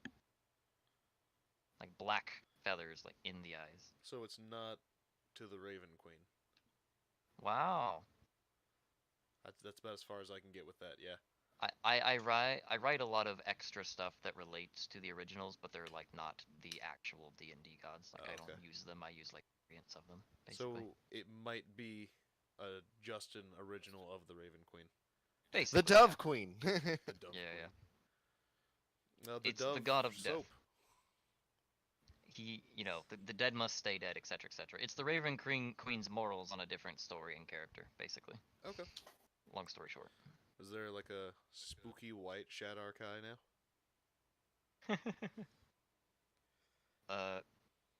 No comment.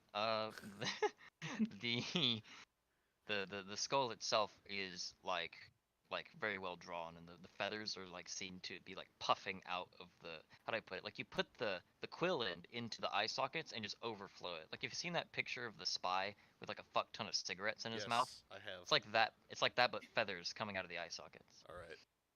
Yeah. So I'm gonna nod that everything is normal for a place of death and go back out to everybody else. As you're leaving, he like hobbles over to this like pedestal and kind of like is just inspecting a like embalmed body in the back, basically. Okay. Yeah. So he's just doing his job. As I leave, I'm gonna call back. Remember to cook them medium well to get rid of any parasites. And fly out the door. He looks at you a little bit confused. I'm gonna meet up with the rest of the group again. oh, is like the last thing you hear from him. Old man, very not understanding. And yeah, He's gonna die soon. Yeah, I'm gonna meet up there, but go. Yeah, just an old man. I guess magically keeping it silent so that the dead don't wake up or whatever. Solid plan. Let's continue. I mean, he also had a party room in the back full of dead bodies, so he might be as into weird things. so the gate, like the gate is so long that as you're like walking along the road, like you still haven't reached the fucking road that leads to the front gate. Like you've been walking for 10 minutes just alongside this gate. Oh, the big, massive graveyard. And right about now, like say it's past 10 minutes have passed of walking in this silence. Right. And you hear your footsteps only, really. And when you walk up to the gate, you know, it's just sitting there, like open for you. And I guess you can just pass it up if you want, or you can enter if you want. That's up to you. He worships a dove with feathers in its face. So that's interesting. It's not dove feathers. Doves don't have black feathers. No. Black dove. You said it was a white thing with feathers in its face. It was a white skull with black feathers puffing out of its eyeballs. Sorry, I thought you were saying it was a white bird with black feathers in its eyeballs. No, I heard it's like white too. Yeah, it's like a human skull that was white and the feathers are black. Oh, he worships the white a inlaid skull with feathers in it. Roll religion, I guess, if all of you hearing about this. Do I need to roll too? Anyone that knows about anything, I guess, yeah, you roll religion too. I have a +1. Okay. 2, Just 3. for lols. Yeah, just for the laws. Vem's like, I don't know what the fuck. I love that. I don't know shit. You know what? Sure, fuck it. Let's roll, see what I get. Yeah, Tim's no. like, what are feathers? I would only let you like know something if you had like read a book or whatever, Griggs. Yeah, I know. Books. I know. And I Like, haven't had a lot of time to do His that. character in particular is in a weird situation. I don't know if he's told. What, mine or... Oh, Griggs's? Griggs. If yeah. I haven't read about it, I don't know it. Basically. Or seen it himself, of course. Okay, so, Boris, you actually do recognize this god. And, his name... I have it written. It is written. It is fact. It is written indeed. His name is Heller. Like H-L-E-L-L-E-R as his first name, but no one calls him that. They call him the Pale God. And he is H-L-L-E-L-L-E-R? H-J-E-L-L-E-R. Heller. Heller the Pale God. Gotcha. And basically, he is the god of death. And he wishes that everything stays dead once it is dead. And, you know, people who worship him tend to hunt down, like, undead and things like that. I'm gonna mention that to the party, too. He was worshiping the Pale God in there. The one that wants dead to stay dead and hunts them down and whatever. So, normal dude. Just a death priest. Basically, you know, what you get from that is that it's a rather like under worshipped god, I guess, because the only people that worship is people who work at cemeteries or like some paladins, that kind of thing, some clerics. It's not like they're not saying, they're not talking to the pale god when they say Godspeed. How about that? Like. And that's it. So y'all can do whatever. No. I will find some ambiance that I have written. Now that we've passed the spooky silent graveyard. Yeah, you're still walking along the fence, right? Yeah. Along the road. Can we leave the fence? Yeah, because it's along the. Camp beside a graveyard. Like the road is just adjacent to the fence, basically. And as y'all keep going, like for another 10 minutes, like on the road of the direction, you get past the fence, and like the moment you cross the line with the fence, sound returns to the night. after hearing about the god, I was no longer creeped out. I was just like, whatever. You know, it's almost 7. Yeah, yeah. Like this would be the normal ending time. If we didn't have to cut it back like sometimes. Hmm. Yeah. So set up camp and there'll be our pickup point. Normally, normally we end an hour earlier, but I asked, hey, can we play for another hour? And then we do that. But we are not going past 6 my time. We have about 3 minutes. There's a fork in the road up ahead now that y'all are past the fence, and effectively that, I guess, that would make a sense for it to be a camp place because it's now dark. Right, set up camp. And this would be a long rest for us again. Mm-hmm. Yeah, if you choose it to be. Okay, it's gonna Alright. be so I can change my goddamn blessing. Have my 20 SH. It makes me happy. Yeah. And we're just past the graveyard? Yeah. Okay. Like, there's the graveyard, is a couple, I don't know, like fucking 100 feet back or something, and then the fork in the road happens there. Should have shot an arrow in the graveyard. Oh dear. You fucked that up. You totally should have. I thought about What's it. really dumb? I thought about it and I was like, would Borst do this? No. There you go. What's really dumb is Would Zach do this? Yes. Yes. But I'm not it, Borst. it wouldn't have been very hard to deal with any undead anyway. You say this. Yeah, you say this. We have like 3 people that have silver to get around. No, we have 2 people. Oh, yeah. We have Orin and then we have me. Yeah, the best I got is my backstab damage. I mean, For a I price, can I'll cast silver Sacred your Flame. weapons if you bring me the silver. Oh. Wait. Oh, no. Ah. No one else knows I'm a rogue. I guess you guys just think I'm a weird fighter. Well, Like, you've we never We don't know literally- what you do. We've literally never seen you fight other than, like, You saw to me defend stab a yourself. thing. Yeah. And we know We you had- can be a bit quiet. I mean, we had basically one combat with you, and Look, I don't think dealing with the undead would have been too hard simply because of that. Fair. So yeah, y'all successfully set up camp in this fork in the road, and you get ready for your rest. Alrighty. Sleep time. Then we'll come back next week. Yes, we will. And I'm gonna stop the stream unless anyone has other things they want to say. Thanks for playing, boys. You're gay? Nit. Oh. Banned. Make sure you have it so it saves videos after you're done streaming. It does.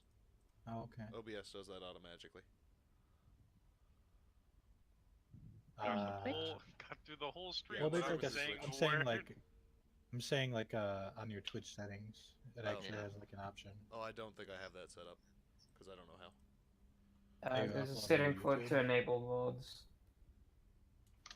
They only last for a month, but you can also auto upload to YouTube. Oh, that's a thing. Yeah. So, was it fun? It Yeah, was. There's that a was lot fun. of Yes. talking this time around, but felt like it was necessary to have that at It least got once. better because, loot. Yeah. yeah. Sometimes, like, talking sessions. do make- Lou. I'm looking I just- forward to trying my chain. You Feel got bad your for- shit resized, Griggs. I really love the music choices, by the way. No, I had some padding added to some armor. Yeah, you had the helmet resized, but you got your padding done, so you can wear For a that. fee, I can also resize armor. I'd like to point that out. Yeah. Yay. For a Magical fee. black He's just shit. gonna nickel and dime us. I mean, am he only charged 10 magic. gold for that. Soul Hey, gem. Snake, can I ask what you're doing? Well, with he the didn't do a recording now? damn thing other than hand you the soul gem. What was Yeah, because the I had it. question? I mine. still haven't ended the stream, in case somebody else wanted to say something. I'll be ending it here in a okay. second. Should I go ahead I was and just end it? wondering what you were doing with it. No, I'm just streaming it in case people end up watching. I do have So- friends that want to watch. Oh, By yeah. the way, I don't. come level 3, I won't need a silvered weapon, but Yeah. I put the link to it in general, and I'll be doing it again next week. Okay. And I am keeping an eye on the chat in case they have dumb ideas they want to throw at me. I was looking. So, surgeon weapon, surgeon box is like All right, bye everybody that's homebrew, watching. right?